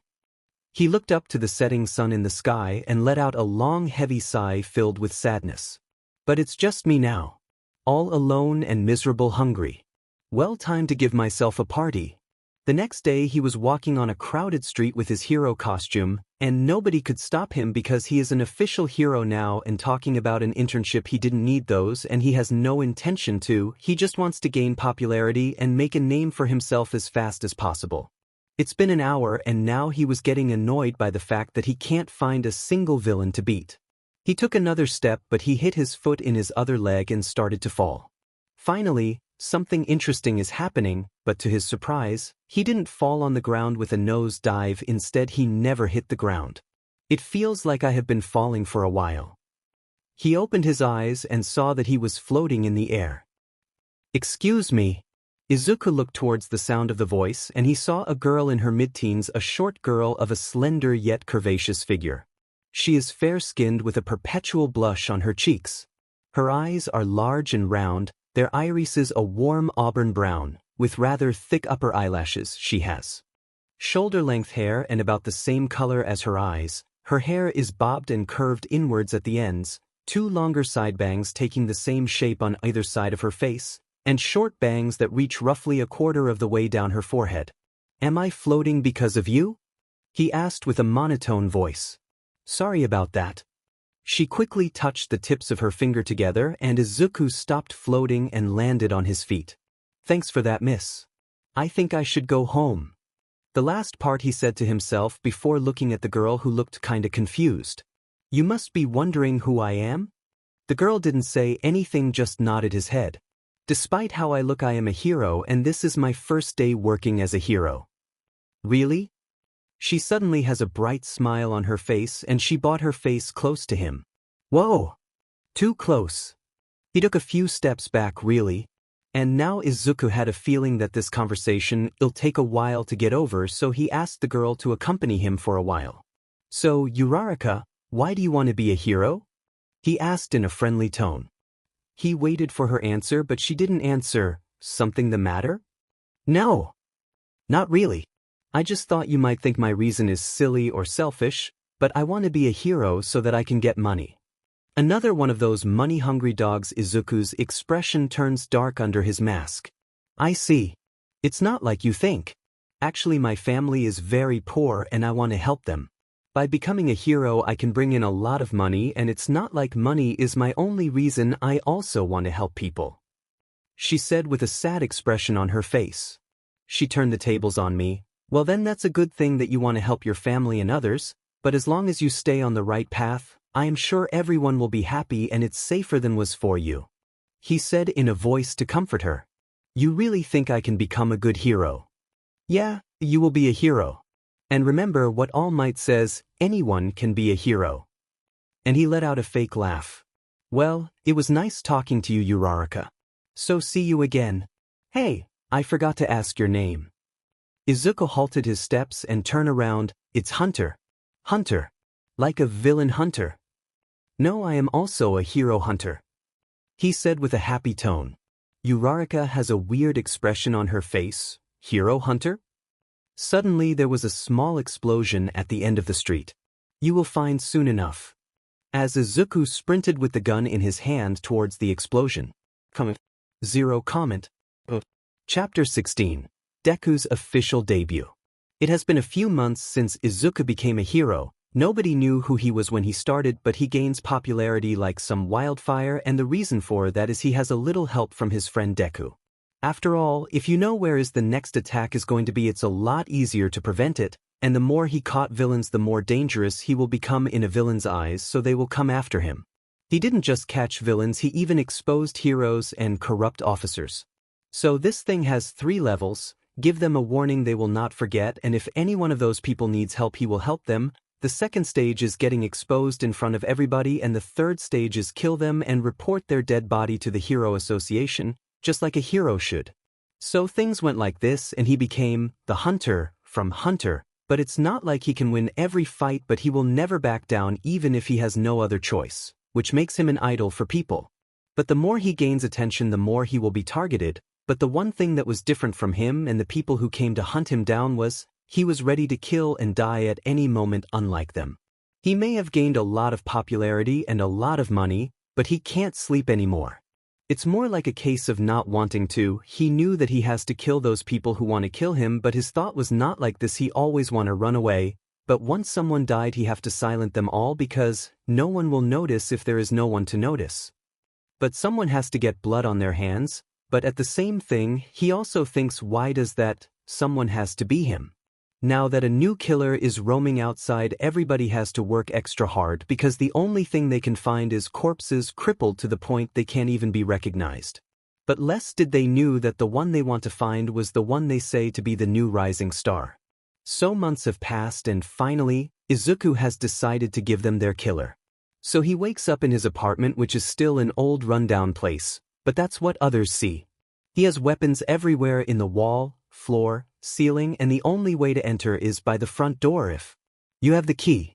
He undoes the curtain and the sun was about to rise. A smirk came to his face. Today is going to be a great day, just like every other, so let's think how we can make it an even better day, and think about what he is about to do. He just can't make that smile go away from his face. Sure, it would be tough, but nowadays he didn't find fun in beating villains, so a change of pace is necessary. Sure, he was a little nervous about fighting a group of well-trained heroes than a bunch of rogue villains, but he has also gotten a lot stronger and skilled than before by fighting all those villains. So a random hero was patrolling the streets in the evening, and suddenly he saw a huge crown on the street. So he went there to check what was happening. When he reached there, the people told him that they heard loud screaming from inside. They even told him that someone was screaming to spare his life and constantly asking for mercy. Suddenly the atmosphere turned gloomy and all the people on the street looked towards the hero. For a moment he also hesitated to go in there, but he has to do this. So he pushed the thoughts of waiting for any help or not go in there away from his mind and run into the alley as fast as he can. It was a cramped place, and he can't see anything in there, and the fact that the sun is about to set is not helping either, but still, he walked and yelled out in the hope of finding the person. He looked for a while in there and suddenly he heard something move in the back. He suddenly turned around. He was ready to attack if he needed to, so he instantly took a battle stance, but nothing happened. Slowly he was starting to panic and his heart started to beat faster. Maybe it was just the atmosphere, but his mind was telling him to get out of here before something happens, and it was too late to regret it. He turns around to get away from here, but on his way, he stepped on some kind of liquid and a splash sound came, so for a moment he was disgusted with the thought that what had he stepped onto. But he was about to walk away and some drops fall on him from above. He unconsciously looked above and terror and fear struck. What he saw was a spider's net-like structure made by thin metallic wires, and from that net and another rope was hanging from it, and at the end of that rope something was there. At first look, nobody could tell what it was, but on a closer look at it, it was a human figure bent in such a way that resembles a ball, but the arms and legs didn't bend inward. Instead, all the joints were bent oppositely, with its neck twisted a few times, and it was wrapped with a fencing wire to maintain its position, as blood dripped from it. Before the hero could do anything, he heard footsteps approaching him. The Thought of fight back didn't even come to his mind as he was shacking after what he just saw.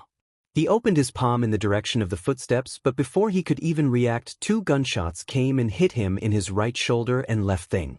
But he couldn't tell that he was hit by bullets because no sound came, so he thought that this might be that person's quirk. He tried to run away, but his body was frozen in fear no matter how hard he tried to, but he just can't gather the courage to do something. So he quickly took out the communicator from his back. Backup. I need backup. Help me, I will die.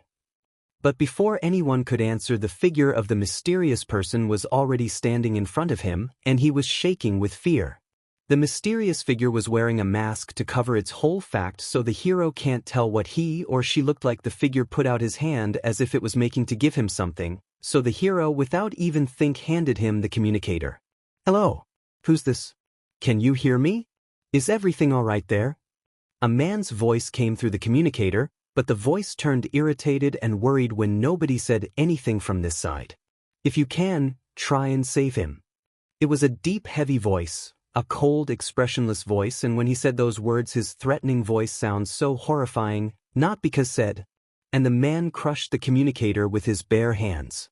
He turned towards the hero, whose face looks like death itself was standing in front of him, but in the end, he just receives a punch on his face which make him lose consciousness.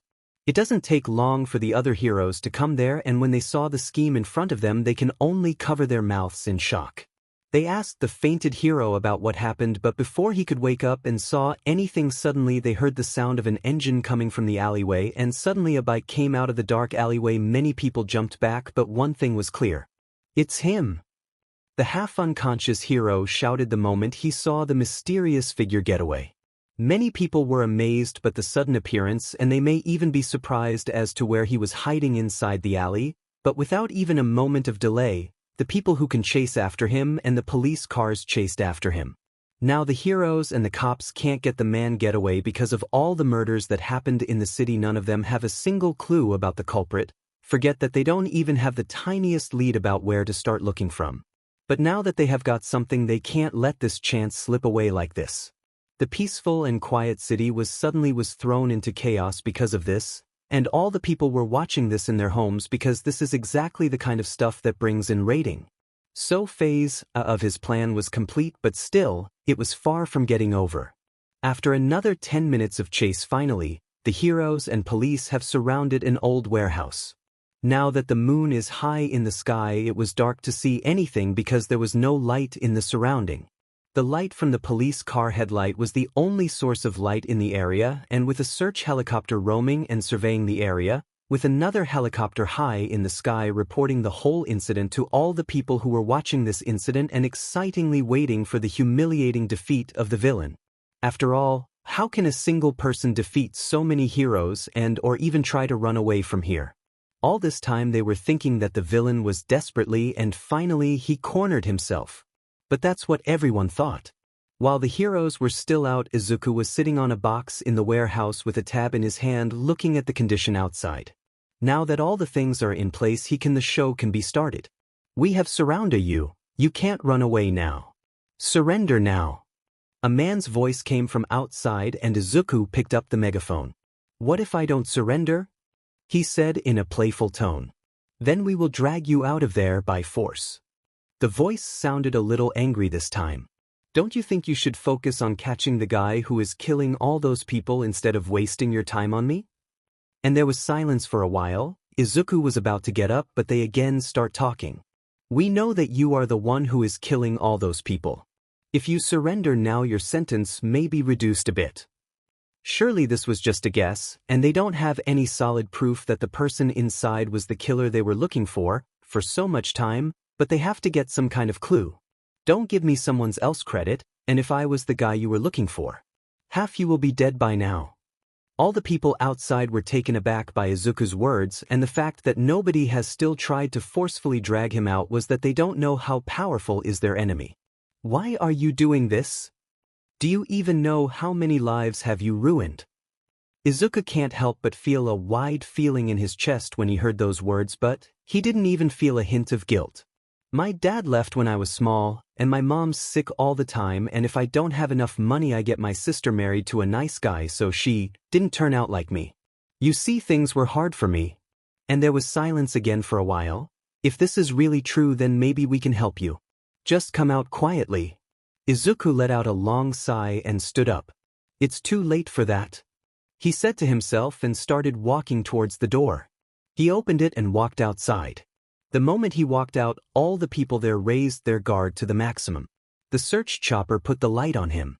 He was wearing a black bodysuit covered with black armor pieces, and he has 2 short katanas on his back with a long one on the left side of his waist and a gun half his leg's length on his right side. His suit has many small knives attached to all the place, with black thick shoes, with his face covers with a black mask that even his hair wasn't visible, with a red long scarf wrapped around his neck. Many of the people who were watching in their houses were disappointed because Izuku didn't put up a fight and gave up like this, while all the heroes were relieved that no one will get hurt. But what Izuku saw was a mirror image of himself standing in front of him, both of them staring at each other. Why are you hesitating now? After coming this far, this is the point of no return. I am not hesitating. It just feels too unrealistic to me right now, but no way I am backing down now. Izuku put both of his hands in the air, but put away your weapons. But Izuku didn't do anything even after they said it to him multiple times. So now the atmosphere was pretty tense. Izuku brought both of his hands closer and touched the watch on his left wrist, and suddenly all the light went off. Suddenly all the people started panicking, while some of them trying to calm them down as everybody activated their quirks. But not even the light was off, but all the electrical equipment in the area shut down, but the search chopper was still working. So it was an EMP blast, so all of their communication was also cut off. But running away from here will be easy now if that was Izuku's intention. So when people activated the quirk, only fire-type quirk and the light on the search helicopter were the only sources of light now, but it was not enough to cover the whole area. But on the other hand, Izuku could see everything because he has night vision and thermal X-ray in his suit. After all, it was not for just show. So the first one to get knocked out was the flame-type quirk user. For the heroes, it was a horrible situation, because think if you are standing in a dark place with your friend and suddenly you looked away from him and you only heard a scream and your friend is gone. Screams and shouts were the only things that could be heard as the search helicopter tried to find him, and the audience at home was also getting tense. After 5 minutes, when Izuku makes sure that no flame-type quirk user is left, he even made sure that they won't wake up anytime soon. He didn't kill them, but his blades were coated with a drag which will make them unable to move or speak or use their quirk. Suddenly a smoke started to cover the whole area. Many people thought that it might be poisonous, but it was nothing like this. Now the heroes, who could see anything, can't communicate with each other, were like the prey fallen right into the predator's trap. Now Izuku was going to immobilize his biggest target of today's MT Lady.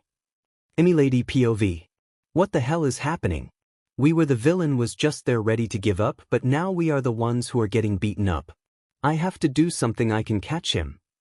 Suddenly he felt a stinging sensation in her left forearm. When she looked what it was, she found out a bunch of knives.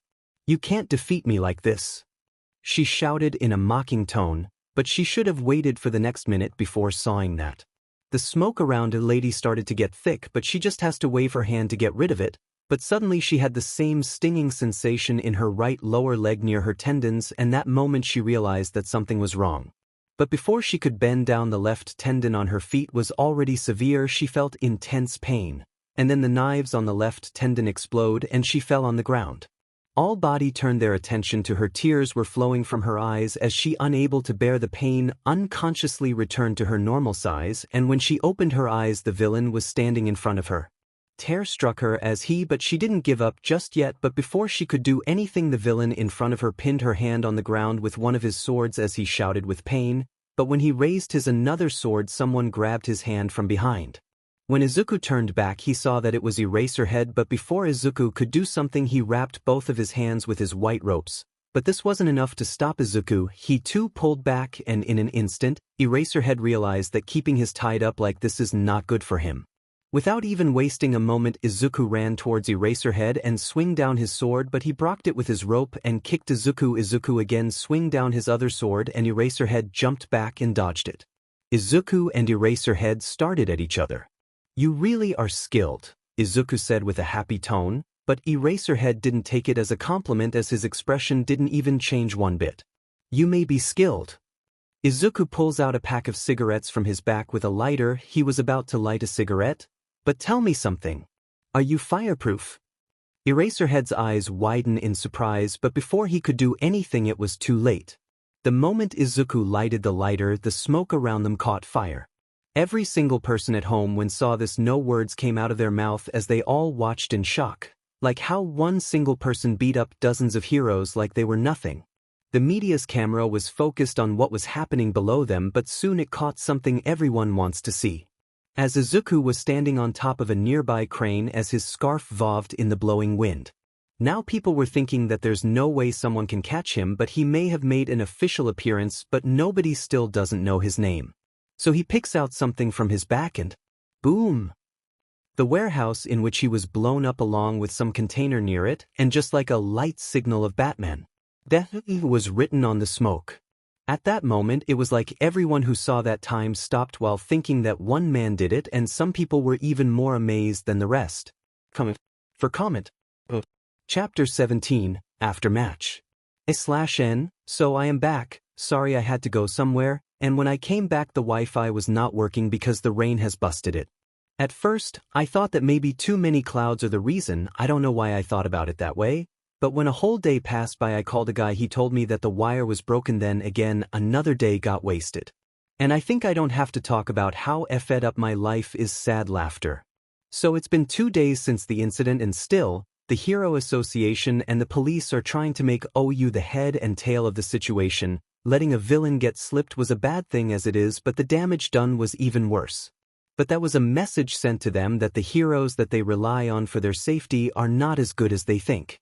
After more than a dozen heroes were hospitalized, they finally understand that how dangerous the situation is. After taking to the heroes that got head-on with Deku were asked many questions by the higher-up, but the only thing that they got was a disappointment. None of them can tell a single thing about him that can help to catch him or give any leads in finding his identity. Many things were unclear, and the fact that nobody knows that what if Deku is alone or not, what if after this all the big villains try to reach out to him. Deku has already proved the fact that he is dangerous, and if he had proper support or a whole group working under him, how much damage can he do? And that's why the pressure to capture him is only increased on the heroes. Meanwhile, Izuku was standing outside a flower shop with his hero costume on and with no one, 'cause he has no friends. Thinking back about what he did was a bit too much, and now he thinks that he should have gone for something a little less dramatic. So now have a bouquet of roses and few gifts. He is going to visit the heroes in the hospital, who was brutally beaten up by the Deku.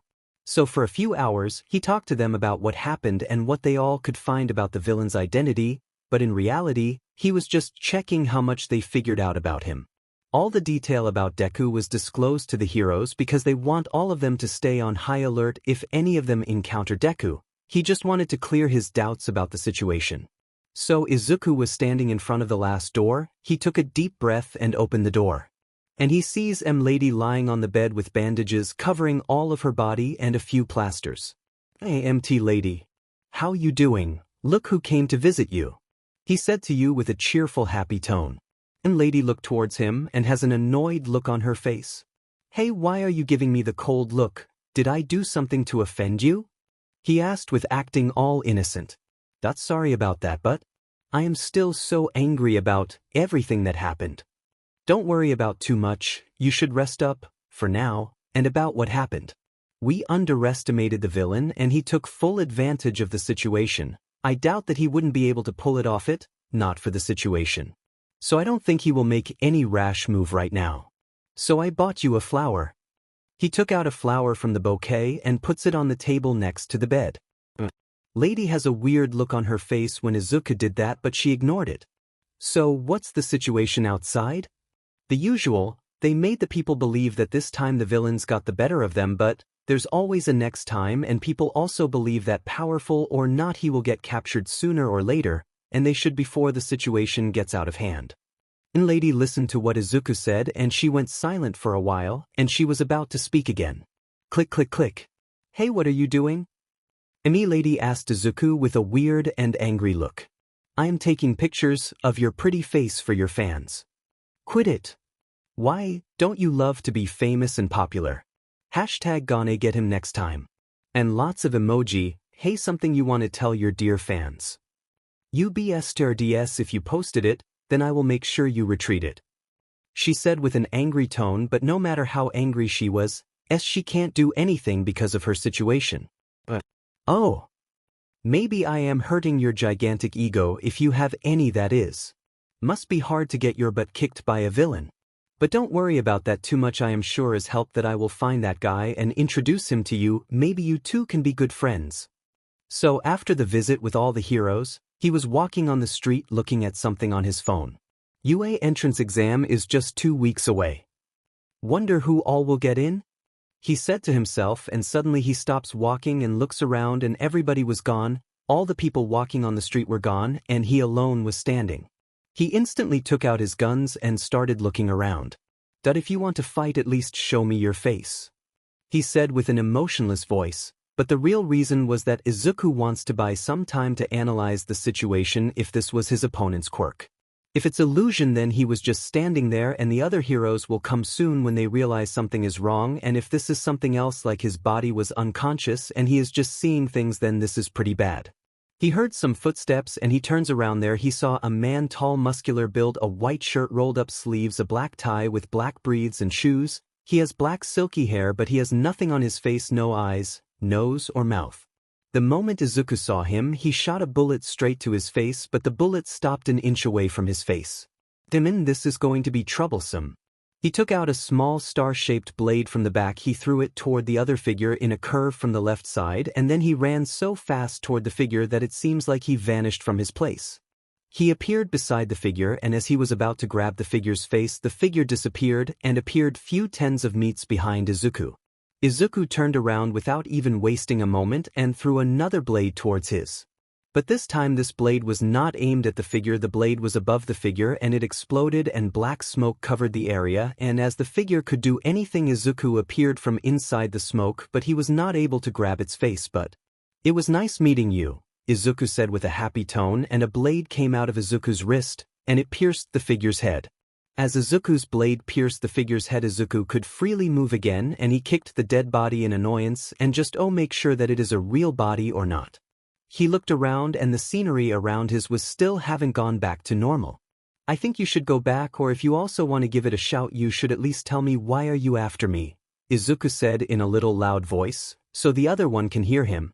At this point he was sure that there are 2 people here because of this illusion, and the one who has stopped his bullets, and if the guy he just killed had 2 quirks then by now Izuku should he on him sway to home by now. "I have to say you are really are as good as they say." A weird voice echoed in Ikuku's head, so he can't tell if it's male or female, but suddenly he heard footsteps from behind him. He looked back and the figure he just stabbed was standing up. For a moment Izuku was taken back, but now he was a little confused. He can't make out that if he is in an illusion or not because all of his gear was there and everything was working perfectly, and if he was just seeing things then why are there no other heroes coming to help him out? So he was in a bit of a tricky situation, but this doesn't mean that he's gonna back down. "This is taking more time than we thought." The same voice echoed in Izuku's head again, so he quickly took a battle stance and then the figure snapped and Izuku suddenly fall on the ground like a puppet whose string has been cut. The figure started walking towards Izuku but suddenly Izuku started to get up. Surely he was having a bit of difficulty, but he was still awake, and this was surprisingly shocking of the other party. But the figure didn't say anything and continued to walk towards Izuku, but before Izuku could do anything his body suddenly slammed onto the ground. It was like something was pushing him downwards, and cracking sounds came out of his body, but still, he was struggling to stand up. He stared at the figure with bloodshot eyes. "I have to say you are better than we expected," the figure said in an expressionless voice, and his right hand started to glow and he touched Izuku's forehead, and this time Izuku's vision blanked out with only resistance. Izuku opened his eyes and he was in a dark room sitting on a chair, and his hand and legs were not tied to anything unlike he thought. He tried to move his hand and legs and to his surprise, he could move them. Now he was surprised because the other part has a pretty good chance to kill him if they wanted, but they didn't, so this means that they must want some things else because none of his weapons was missing. So he waited and waited for something to happen, thinking about the possibilities that why he was brought here, and after few hours when he was bored out of his mind and started to think how he will break out of here.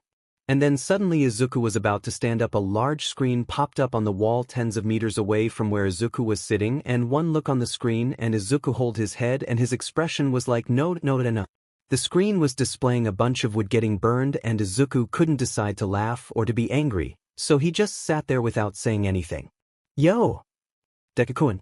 Nice to meet you after so many days. I thought you forgot about me, so I invited you to a little private talk. Again it was Firewall in her childish girly voice. Cut me some slack and tell me why I am here. I know you of all people will not waste their time like this. Izuku said with a serious, annoyed tone. Well, first I want to congratulate you for beating all those heroes and coming out of there alive, and I have to say I was pretty impressed. So I thought that I should introduce you to the others. She said with a happy tone. Others? And suddenly the content of the screen changed to a symbol of fire with a black background, and lots of small screens popped up and created what looked like a half-cylinder made of light with all kinds of symbols on them. So Deku, I welcome you to the upper echelon. Firewall said with a happy tone. Izuku didn't say anything, he just sat there like he didn't give any shit. So am I supposed to be happy? When Izuku said this, many laughing and giggling voices can be heard. Voices. Deku, you can't be like this. I am sure they all just want to congratulate you on becoming an official member of our little group.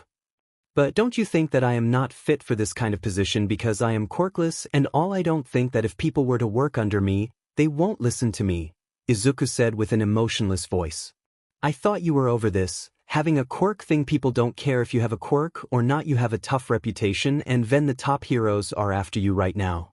Does everyone agree with me? Firewall said with her usual happy childish tone. Some people are so impressed with you pulling off that stunt that one of them wants to give you something. Another screen, which was on the left side with a cobra head on it, lit up. Hello, Deku, my name is Viper. It's a pleasure to finally meet you. I have heard a lot about you. It was female's voice, sounded really stuck and mature, but Izuku didn't care about it.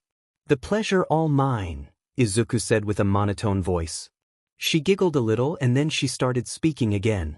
At first I was really amazing, and I was even more amazed that you are working as a full-time hero. I have to say it's a pretty nice move, but with great risk. Well, we all got one life, enjoy it while it lasts, Izuku said with confidence. Well, you certainly are a brave one, but let's skip the small talk, I want something I want to give you. Then suddenly a meter away from Izuku a circle formed of light and a sword flew up from it. The room was silent, but suddenly Izuku felt that the silence took an awkward turn, and then suddenly Firewall spoke up. You sure you want to give him that? And this time her voice sounded a little serious. Yeah, and besides I don't have a use for it right now, and if he kills using that it will surely give a kick out of it. Just think about how much people will die gets me excited. Don't you think so, Deku? Izuku didn't pay much attention to whatever they were talking about. He grabbed the sword and opened it, the blade the black, but the cutting edge glowed blue and it looked neat. Izuku out that back because he got some other more important things to do. So what else is there besides this, joining you guys? Izuku again asked with a monotone voice. Deku, now you are embarrassing me in front of everybody. Firewall let out a long sigh. All of these people are wanted, supervillains, drags, girls, weapons, international black market connection, people you can ask to work for you. All of this and much more, you can have all of it, just name it. Well, it's not like Izuku didn't think about all this already, he just wants to hear it to confirm it. You know what, I am bored now, so you can go home now. Firewall said with an annoyed tone. Wait, I still. And Izuku lost consciousness. So after a while when Izuku opened his eyes, he was in a dark alleyway lying on a trash pile. Well, this is Seekus. He stood up and next to him the sword which he got from Viper was wrapped in a cloth, so he picked it up and walked out of the alley. He looked up and the sun was already set, but not that it mattered to him or anything, but luckily he bumped into a Demon Slayer Corps member. He was a boy who looked in his mid-teens, black hair with black eyes with fair skin with the Demon Slayer uniform. At first he was about to attack Izuku, but Izuku showed him his hero ID. Hey, can you tell me how to get in the Demon Slayer Corps? Izuku asked with curiosity. The boy looked at him for a moment. Aren't you already a hero? Why do you want to join the Demon Slade Corps? Hey, come on, don't be like that. I may not have a good reason to join, but I want to help people. Is that not good enough of a reason? By Izuku's this, like, the boy looked convinced, but still, he hesitated for a moment, but Izuku keeps pushing him, so, in the end, he told Izuku everything about it. After listening to his explanation, Izuku went silent for a while. So I will need a Nichiren blade. Well boy, how much for the blade? Comment. To comment. Chapter 18, Entrance Exam. So finally the time has come for every kid who wants to be a hero has been waiting, because all the hero training schools are now opened for registration of a new batch all over the country. Currently, Izuku is standing in front of the entrance of the #1 hero training school of Japan UA. As kids walk by, some of them were treating him and some just walked by, but he was just here to watch, and he can't help but remember how much he also wanted to come here, but something will always be out of his reach. But now none of that matters, because he has a far more big problem on his hand right now. MST, or if you don't mind me asking, what are we doing here? It was a sweet feminine voice. Izuku can't help but let out a long sigh as he hangs his head in frustration. Didn't I told you not to call me that? He said in an annoyed tone. So what happened is, after 2 days with the meetup with Firewall and her crew, Izuku was trying to sleep on his futon. As he was just about to fall asleep, he heard a knock on his door. For a moment he ignored it, but he stood up, because now that his sleep was interrupted he was kinda sad. He stood up and picked up the blade placed on the table next to the door and opened the door. When he looked at who it was, he saw a girl with white shoulder-length hair in a bob haircut with blue eyes, white skin hair, and she was about a head shorter than Izuku and an average pair of melons, and she was in a classic maid outfit with a suitcase. Izuku kept staring at her with an expressionless face, waiting for her to speak. Are you the one known as Deku, aka Hunter? She said in a well-mannered way but confident tone, but her accent was not Japanese, but that's not the biggest problem here. When Izuku heard what she said, he was thrown a little bit, but didn't show it on his face, because he still doesn't know what she wants and send her. But one thing was clear: if she knows who he is, then it will be problematic if she is to be let loose. He has quite a few guesses about the situation, but you can be never too careful. What if I am? When she heard what Izuku said, she went silent for a while, and she kept staring at him with a small smile on her face. Well, if you are him, then that's a good thing for both of us. And if not, you will regret wasting my time. She said this as her facial expression or her tone didn't change a bit. Well, you got the right house. I am Deku, he said, and started walking into the house, but she didn't move an inch. Izuku looked back and he had a weird look on his face. Why are you still standing there? Look, I am serious here, and if you don't want things to turn ugly here, stop getting on my nerves, he said with an irritated tone. Well, I can't just accept the fact you are Deku. You have some kind of proof. Izuku was not shocked by what she said, because if anyone just said that they are someone, it's not like they are that person. Izuku walked back to her and took out the phone from his pocket and showed a symbol to her. The symbol was a green skull with a black U written on the left eye, and this was the official symbol by which Deku will go by in the reorganization. I guess this much is enough proof for you. She looked at it and the smile on her face grew bigger. Yes, this will be sufficient. I am sorry for the late introduction. My name is Selena, and I am assigned as your. And she was cut in the middle by Izuku as she closed the door on her face. Hey, at least listen to what I have to say, she yelled out. Izuku opened the door again. I don't need you, and the first mistake you already made is that you just told my identity like it was nothing. Think about what would have happened if it was someone else other than me. About that, I already knew that you are Deku. I just wanted to test you out. And she pulled out a bunch of photos which have Izuku in them. I was already told everything about you. You are assigned as my what? I am here to serve as your personal maid assigned by the association, and rest assured I am a professional fighter and a first-grade assassin, so I won't slow you down and help you to the best of my abilities to help you out however I can. Well, Izuku has no reason to let her stay or to make her go away, so he didn't say anything and she just followed him inside. Now both of them are sitting facing each other and Izuku was the one to break the silence. So what's your quirk? Well, I'm glad you asked. I mean, it's the only thing I can be proud of myself. She stood and rolled up both of her sleeves and both of her arms were badly covered in scars. Even Izuku felt a little bad for her, but he didn't say anything. She put out both of her thumbs and she had rings on both of them, and then both small blades come out of the rings and she cut both of her arms and long black curved black blades came out of her cut. My quirk is called Black Blood. So basically I can manipulate my blood however I can, and I can even store more blood in my body, and the precision in manipulation my blood depends upon the distance of the blood from my body and if it is connected or not. I can even control other blood, but for that, they must have a drop of my blood in their body. Don't you think it pretty overpowered? Izuku asked with a little curiosity. Yeah, it is, but it takes a heavy toll on my body.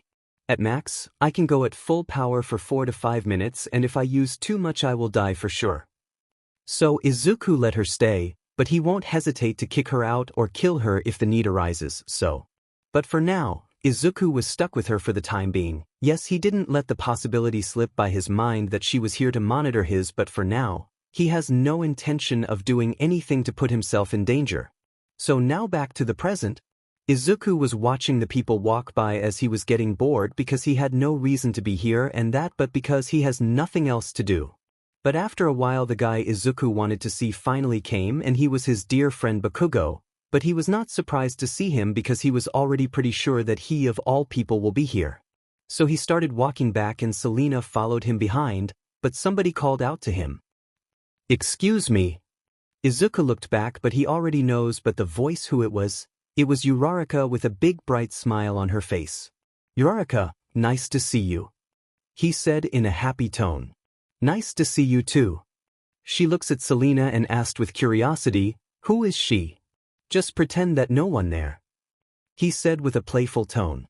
Uraraka had a weird look on her face like she wanted to say something but decided not to. "So what are you doing here?" she asked with curiosity. "Nothing much, just guessing who all will become heroes in the future, and just passing time." "That's a weird thing to do, you don't even know which course they will take," she said with a happy tone. "Yeah, that's right, but that's not important." "So you up for the hero course?" "Yeah, I am all fired up for it, a little too over-energetically, but I am still nervous about it." "Relax. Being nervous is the first mistake you will do on a battlefield. Be confident in yourself. And it's not about how strong you are, they see how good you are," he said in a comforting tone. "Yeah, but scoring points is also important," she said with a fake laugh. "Well, the only thing that matters is that you have a hero license, and if you can't make it in UA, come to me, I will make sure you get by. But make sure it didn't come to that." "Really?" she said with sparkles in her eyes. "Yeah, what do you take me for? But I think you should hurry up and get inside." "Yeah. Well, by then," she said with a happy tone and started walking towards the entrance. So Izuku and Selena also started walking back, but suddenly a boy with brown silky hair passed up. Izuku instantly looked back and kept staring at the boy. This also caught Selena's eyes. "Something wrong, MSTR?" she said in her usual monotone voice. "Nothing. I think I have seen that guy somewhere. And stop calling me that." Izuku was still unsure, but it can be a coincidence because it's not like he has many people close to him. So he pushed all those thoughts out of his mind and started walking again, 'cause a big day is about to come, or more like a big night. So it was a warm night sky full of stars with a full moon, so it was bright enough to see even in the night deep in the mountains. So on the foothills of Mt. Fuji-Kaisen, a bunch of people has gathered, and a boy a blue, cloud-patterned jinbei-styled kimono and black breathes. He wears a pair of Hanafuda earrings, but his hair is cut extremely short and remains the same length since. He wears a hand-carved fox mask on the left side of his head. He has red eyes and hair and a big scar on the left side of his forehead and has white pear skin. The mask has red accents on the eyes, ears, and spots on each corner of its mouth. On the upper right corner of the mask, there is a sun-shaped design that likely symbolizes the scar on his forehead. Yeah, you guess it right, he is Tanjiro Kamado, and he is also here to take the Demon Slayer Corp exam like the rest of the people here. So he was looking around with eyes filled with curiosity when he heard footsteps coming from the stair behind him. He looked back and so did some other, but most of them were not interested in it. So a young man who looks like in his mid-20s with a muscular build, He wore a black jacket over a plain white t-shirt and his hands were covered with bandages, black trousers and a pair of black shoes with white sole. He has 2 swords on the left side of his waist. He has snow-white hair, fair skin, and green eyes, but he wore an eye patch on the left one. Tanjiro, like everyone else, minded his own business and just stayed quiet. The man came and stand beside Tanjiro, but none of them said anything. I thought that there will be more people here. Tanjiro looked at him. He wondered for a while before speaking up. I think that the less there are, the fewer people have died, Tanjiro said in a soft tone. Well, maybe you are right. After all, who in their right mind will willingly become a demon slayer? The man beside Tanjiro said in a monotone voice. Tanjiro just heard what he said and has no idea what to reply, because he did have a point. So he just stayed quiet. So after a while, when all the rules about the final selection were explained to them, but the 2 mysterious girls, all of them went to take the exam. Izuku's POV. He was walking in the forest and it was quiet, but it doesn't mean he can let his guard down. So the swords he bought with himself, one of them was a Nichiren blade which he somehow manages to get from a junior-level Demon Slayer Corp member, and the other one was the one Viper gave to him. So it was a special blade. First of all, it was sharp, like really sharp. Second, it was a trigger on its handle. At first Izuku thought that it may shoot something, but that wasn't the case. The thing is, if Izuku clicks the trigger while swinging, it will give a speed boost to the swing, and it was powered by a magic battery that was fitted inside the handle of the blade. The design was pretty sleek, and the fact that it can cut through anything was not a thing to be taken lightly. Izuku tried it on like everything he can find. He even used it on metal bars, without holding back, because what good a weapon will do to him if it breaks in a fight? But this thing didn't break, so Izuku was satisfied with it. So now just have to test it on a demon and survive for 7 days. So, I don't have any idea what to do. It's not like I can just sit in one place and I have to reach the exit point, so if any demons came to kill me, I just have to return the favor. Hopefully, they don't have strong once captures here, or I am pretty much screwed. He said to himself and let out a fake laugh and started walking in a random direction. Time skip. So after a week, when the final selection was over, Izuku was heading out of the forest, and he was pretty sure that not many people survived because of all the spilled blood he has seen. Izuku also finds out that the sword that Viper gave him can't kill a demon, and another thing, he named that sword Final Flash. Izuku knew that it was a shitty name, but it's the best he can think about. But he is not here to care about other people, but himself, so he finally reached where the other survivors, or more like the others who passed the exam, were waiting, and the 2 weird girls were also there. Well, it's not good to say others weird, they may be unique in their own way. So he patiently waked up to them, and the guy Izuku talked to when he reached here was holding the hand of another guy, and there were 2 other people there who were minding their own business. Maybe the 2 were fighting? But it's not like Izuku cared about it or anything else. Hey, you guys fighting? Izuku asked in a playful tone. They looked towards him and started acting as nothing happened. So now that Izuku was here, the 2 little girls started to explain all the rules about the demon slayers, and then all of them were asked to choose an iron by which their sword will be made. If all the ores are the same, then choosing N or means who will make the sword, because I doubt that they will give someone a good sword and the other guy a bad sword. But then the skill of the blacksmith will be a big issue. So without thinking too much, Izuku just chooses a random or which was placed on the table, because don't think too much about the problem you can't solve. Comment. 0 comment. Chapter 19. Invite to the party. So Selena was marking dinner in a luxurious-looking kitchen, and obviously, it was not Izuku's house, and then suddenly she heard the voice of the door opening. So she instantly goes and stand in front of the door, and then Izuku came and she greeted him. So it's been a month since Izuku got his Nichiren blade, and he has been killing demons non-stop from them because his aim is to reach the rack of Hashira as soon as possible, because no matter the organization, every one of them has thing only the higher-ups know. Izuku's, who had a sword wrapped in his right hands, didn't say anything. He came inside the house and sat down near the window leaning against the wall. So a month ago Izuku came home late at night, and he has a sword wrapped in black cloth in his hand. He came and sat near the window leaning against the wall. He unwrapped the cloth covering the sword and kept looking at it for a while. It was a full-length katana with a white scabbard, and the sword's handle was also wrapped in white. He pulled out the sword and it has a pitch-black shiny blade. Looking at the blade, Izuku can't help but smile because it was his very own Nichiren blade, and if we talk about the color of the blade, he doesn't care about it because it's not like it has any significance, and the other thing that the color of the blade usually depends upon the breathing technique the user has. So it was another thing that Izuku was wasting his time thing because he has nothing else to do. He looked towards Selena and a sense of nostalgia hit him. He can't help but remember his time in his house with his mom, the time when he was a kid, and just like this his mom uses to cook for him while he has nothing to do. "Hey, Selena. Tell me something about yourself."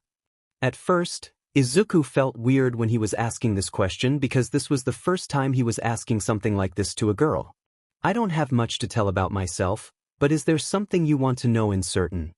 she said with her usual tone. Listening to her talking, no one could tell that she was actually happy or not, and that creeped Izuku out a little.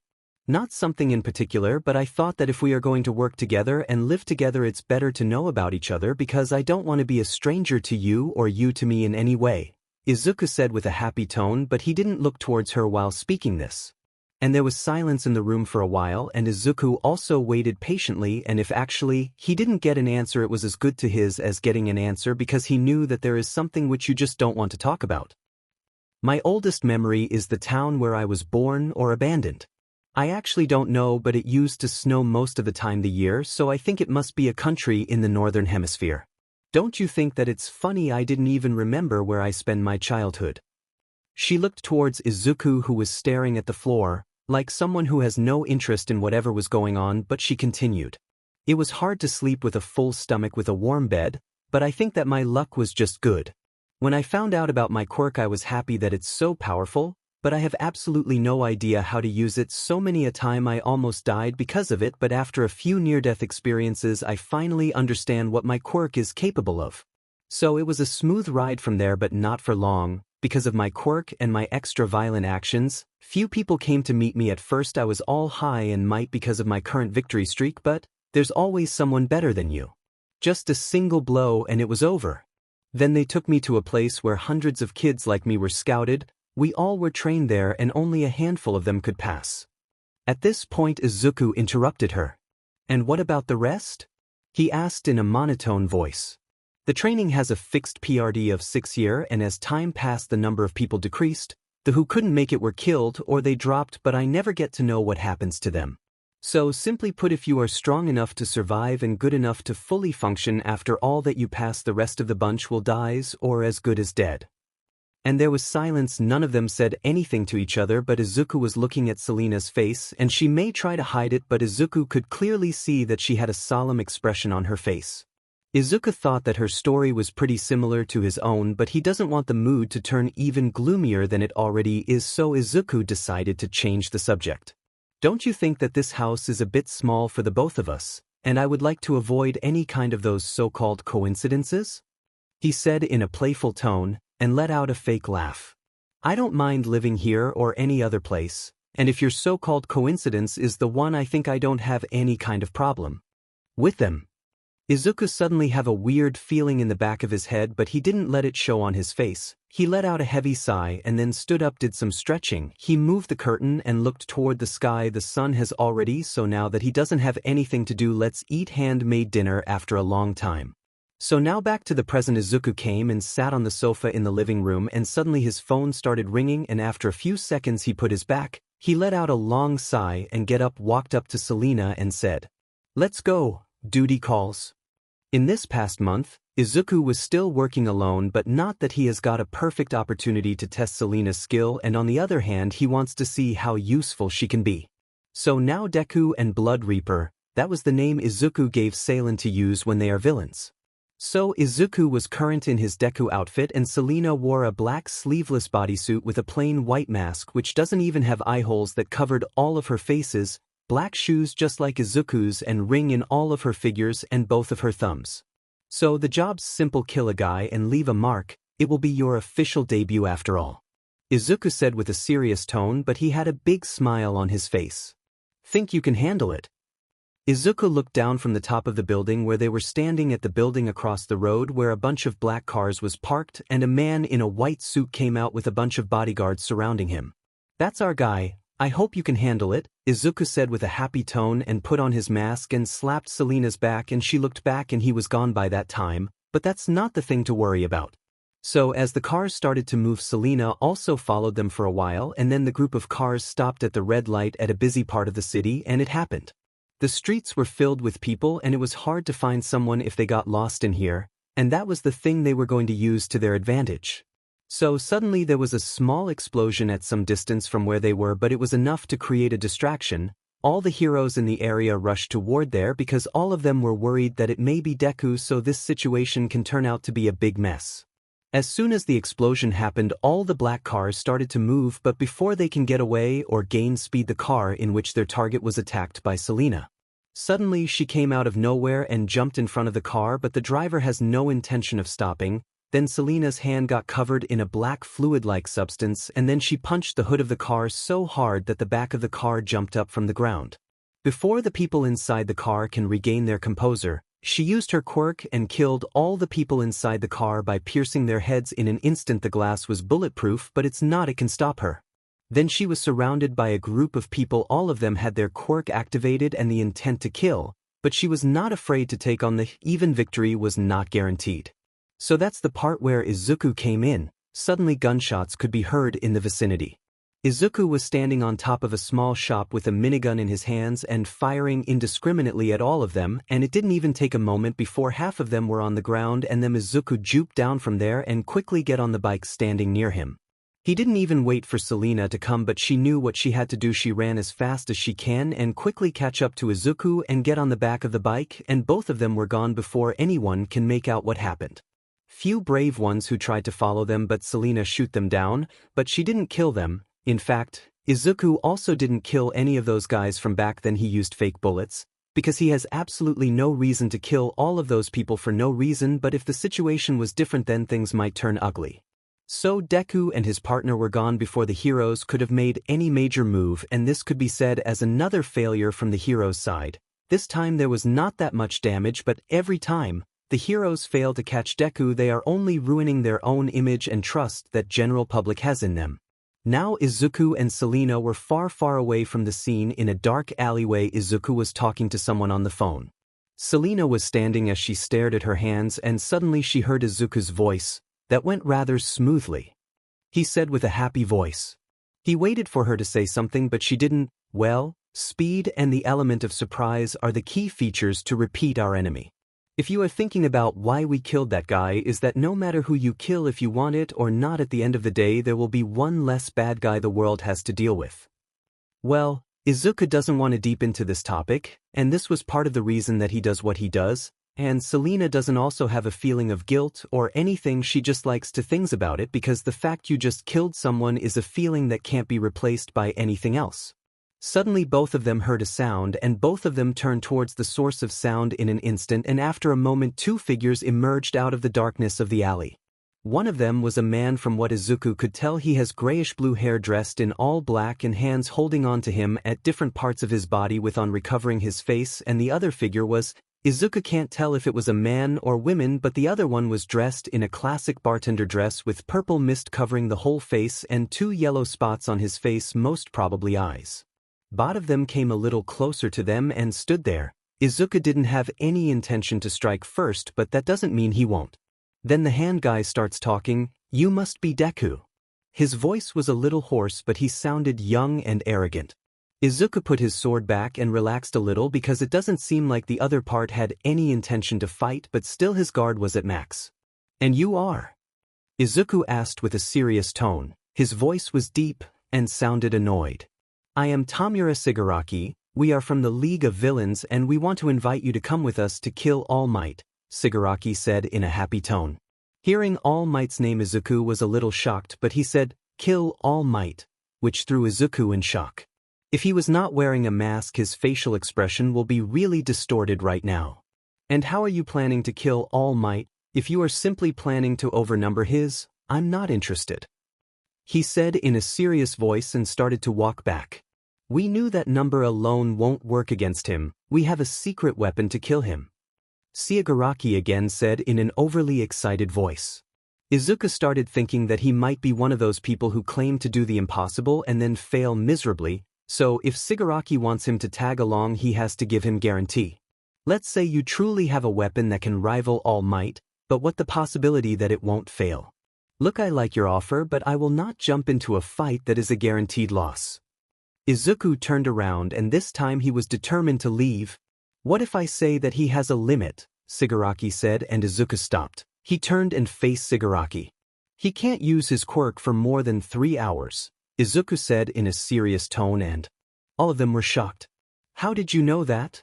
Shigaraki said in a serious voice, which confirmed it even more that he knew about this.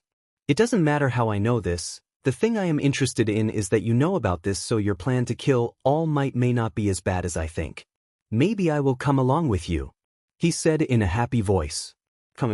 Zero comment. Chapter 20, Hyusei Part 1. So it has been a week since Izuku and Shigaraki first meeting, and today was the day they were going to attack All Might, and Izuku was a little excited about it, but he still doesn't trust Shigaraki because he hasn't told anything about that secret weapon of his. So if the worst comes to worst, saving his own skin will be Izuku's only concern, because that is what everyone else in this group will do, and by the way, Izuku also helped in gathering more villains for Shigaraki's plan. So it was a bright day, everyone was doing what they were supposed to do, and Izuku was currently sitting on the edge of a building and a crow on his shoulder. So the crow flew away and Izuku was still thinking what the crow said, so basically he was called by the leader of the Demon Slayer and he was uncertain about it, but the fact that the crow was able to find him was a more surprising thing for him right now, but more or less the crow was more capable than the whole Hero Association and the police who was looking for him, but there was no telling when the crow will expose him.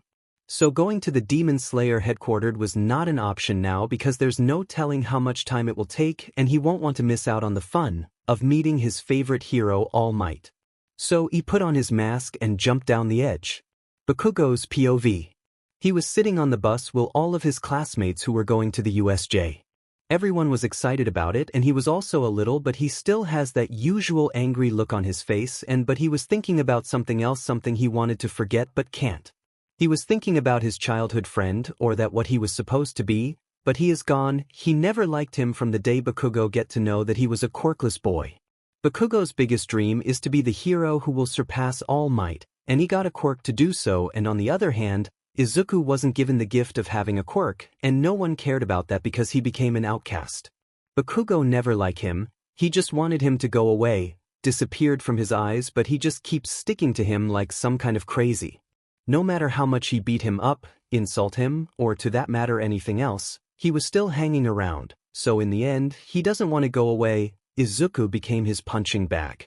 But he was happy. Izuku always has that smile on his face like some RETD who doesn't know when to give up. At times Bakugo also thought about that, how can he still smile, except that one day.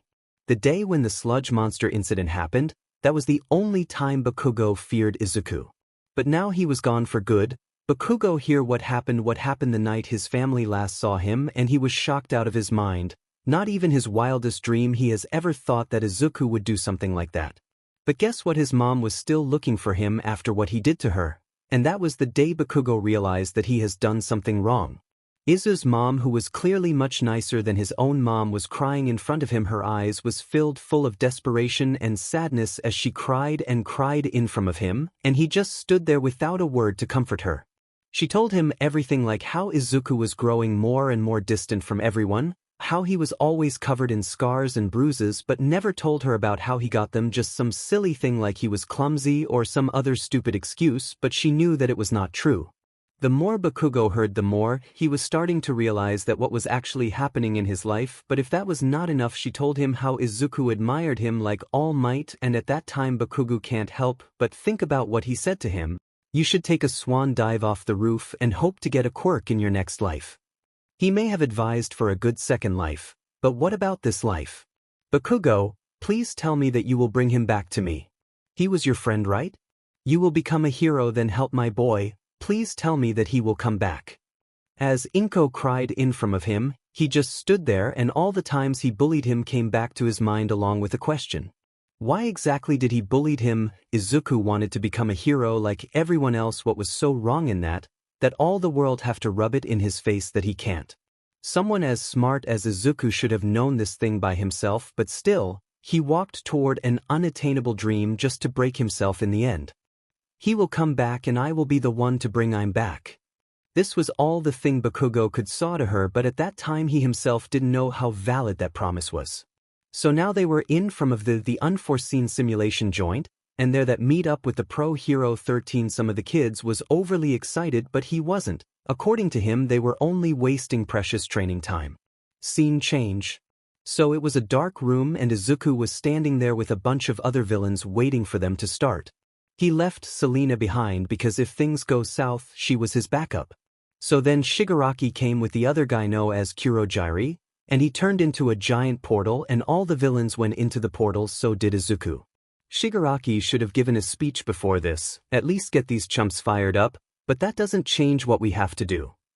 Izuku was determined to do this, and he was also excited that he was finally going to UA. A long-awaited dream was about to come true. Zero comment. Chapter 21. USJ Part 2. Izuku's POV. The moment he stepped out of the portal, he saw that he was inside the USJ and now the easy part was done and the difficult part was about to start. Izuku looked around and saw the people from UA standing there, but he was interested in them in one bit. He looked at the human or creature-like thing standing beside Shigaraki. That's his secret weapon? Well, appearance doesn't matter as long as it does it work perfectly. So without paying any attention, he went and separated himself from the crowd of villains and went straight for the entrance, because if All Might was not here, then according to Izuku there can be only two reasons for that. He is out of time, or he doesn't have that much time to be here the whole time.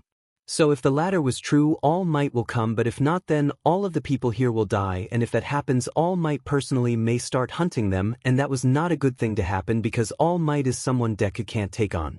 So now the situation was quite bad for Izuku, but not so bad that he can't figure out a way out of it, so the first thing he did was to make his way to the only entrance/exit of the USJ and stay put there.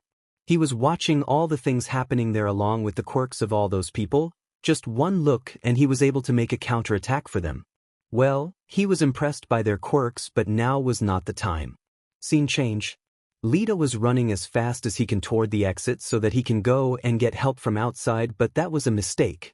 Lita was so focused that he never saw Izuku coming his way, but even if he did, it was too late to dodge now. Izuku suddenly jumped out of nowhere and slap-kicked Lita on his stomach.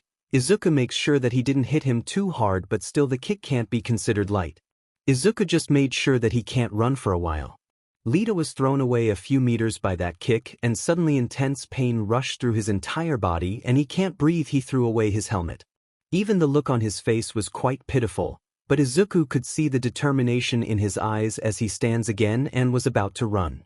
Izuku knew that he can't outrun him. Maybe he can, but he likes to make a plan considering the worst, so he shot Lita with a dart near his shoulder where his costume was only cloth. Careful, engine boy, if you run too fast you will die. Surely, you won't want that. Right? Izuku started with a monotone voice, but in the end, his tone was full will happiness. Then suddenly Kurogiri came out of nowhere and stood beside Izuku, starting at Deku. Nice work, Deku, he said in his monotone voice. When Lita heard that name he was shocked, because who would have thought that he would have to fight a most wanted villain? Send him back with the others where 13 and the other kids are. We can very well use them as hostages, he said in a serious voice. Why hostages? We are fighting All Might here. Having a plan B can't hurt, Izuku said in a playful tone. Kurogiri didn't say anything, just did as he said. When Kurogiri and Lita were gone, Izuku decided to look up at the quirks of future heroes. So Izuku was watching Bakugo and a redhead boy fighting a bunch of villains, and he was both disappointed and impressed. Disappointed because the villains were beaten by them, and impressed because despite being outnumbered, Bakugo and the other kid was holding their own. But he was done waiting here after Bakugo and Kirishima beat up the last villain there. They were about to go to meet up with the others and they heard the voice of clapping.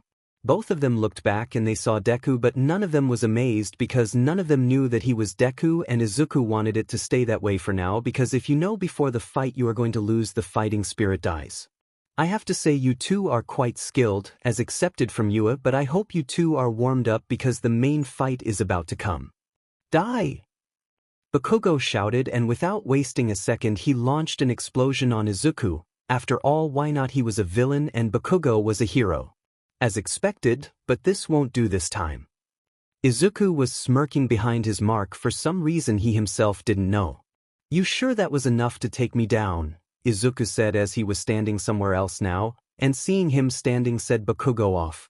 Bakugo ran towards Izuku followed by Kirishima. First Bakugo launched an explosion towards Izuku's face, but he easily dodged it by moving aside, and then Kirishima was about to punch Izuku, so he grabbed Kirishima's wrist and threw him on Bakugo. Bakugo was now even more set off as he was shouting at Kirishima, and Izuku can't help but giggle a little. It all just felt so nostalgic. But he can't waste too much time here, so he decides to wrap it up. This time he was the one who ran towards, then Bakugo instantly launched another explosion on him, and this one was larger than the previous one, but much to his surprise two bolus, the wire which has weights at its end used to immobilize a person, came and wrapped around Bakugo's arms and legs. Then Izuku came out of the smoke and he punched Bakugo on the stomach. Bakugo was taken by surprise by Izuku, so he falls to the ground, but Kirishima came before Izuku could do anything and punched him on the left side of his abdomen. Kirishima may have put his all in that punch, but it was still not enough to take down Izuku. Izuku took a few steps back. "Not bad," he said as he ran towards him, and Kirishima was about to punch him again. Predictable move, Izuku dodged and gave Kirishima an uppercut at his jaw, and he lost his balance, and that was the opening Izuku was waiting for. Then he beat up Kirishima and it was a one-sided beatdown. So after a few moments, Kirishima lost his consciousness when Izuku struck his neck, but by that time, Bakugo was standing on his feet. "UDMN BSTRD. Pipe down, your friend is just unconscious, and before you start attacking me like a maniac, I want to say something. Thanks, Kaken. Comment. One comment. Chapter 22, USJ Part 3. Izuku dodged another one of Bakugo's attacks, and now he has started to enjoy all of this because he never thought that he can stand on equal footing with him, but he can't have this forever because he has to get a move on. "What happened, Kaken? You seem to be having trouble hitting me. Back then it used to be so easy for you." He mocked Bakugo in a playful tone which set him off as Bakugo increased the speed of his attack but still can't hit him. "Come on, Kaken, don't tell me that this is you got." Bakugo again tried to attack the figure in front of him, but this time he received a punch on his stomach. "And you want to become the number one hero? Pathetic." Izuku sounded a little disappointed. He waited for Bakugo to get up to resume their brawl, but this time he didn't get up. Instead, he said something, but Izuku can't hear it. "If you want me to hear, speak louder." Izuku waited for a reply, but he didn't get one, and when he was about to leave, "How the hell do you know that name?" Bakugo sounded angry, but at the same time, he sounded a little desperate. "You should have figured it out by now." When Bakugo heard what he said, his eyes widened in surprise. "You can't be." "Well, I am Deku, so it's natural for me to know about your nickname. After all, I was the one who gave it to you." Bakugo couldn't even think straight at this point. None of it made sense to him because it just can't be that this guy is the Deku from his childhood. Then again Bakugo stood up and started to attack him, but he can't get a solid hit on and his explosions don't seem to work on him, but the only thing he wanted now is to get answers out of the villain. Izuku was started to grow irritated with this situation because if he was going all out, Bakugo won't be alive by now, so he punched Bakugo in the face. Bakugo stumbled a few steps back and spit out some blood, but it was clear that he won't be giving up anytime soon. "Tell me, who are you?" Bakugo asked. He finally said a whole sentence without shouting. "You haven't figured it out by now. I'm disappointed in you." "Shut up. No way you are that nerd. We live in a world full of superpowers. Just take a wild guess," Izuku said with an extremely happy tone. Bakugo didn't say anything, just stood there with an irritated look on his face. Well, to Izuku's question can be countless answers, but only one of them can be the correct answer. My quirk is that I can read a person's memories.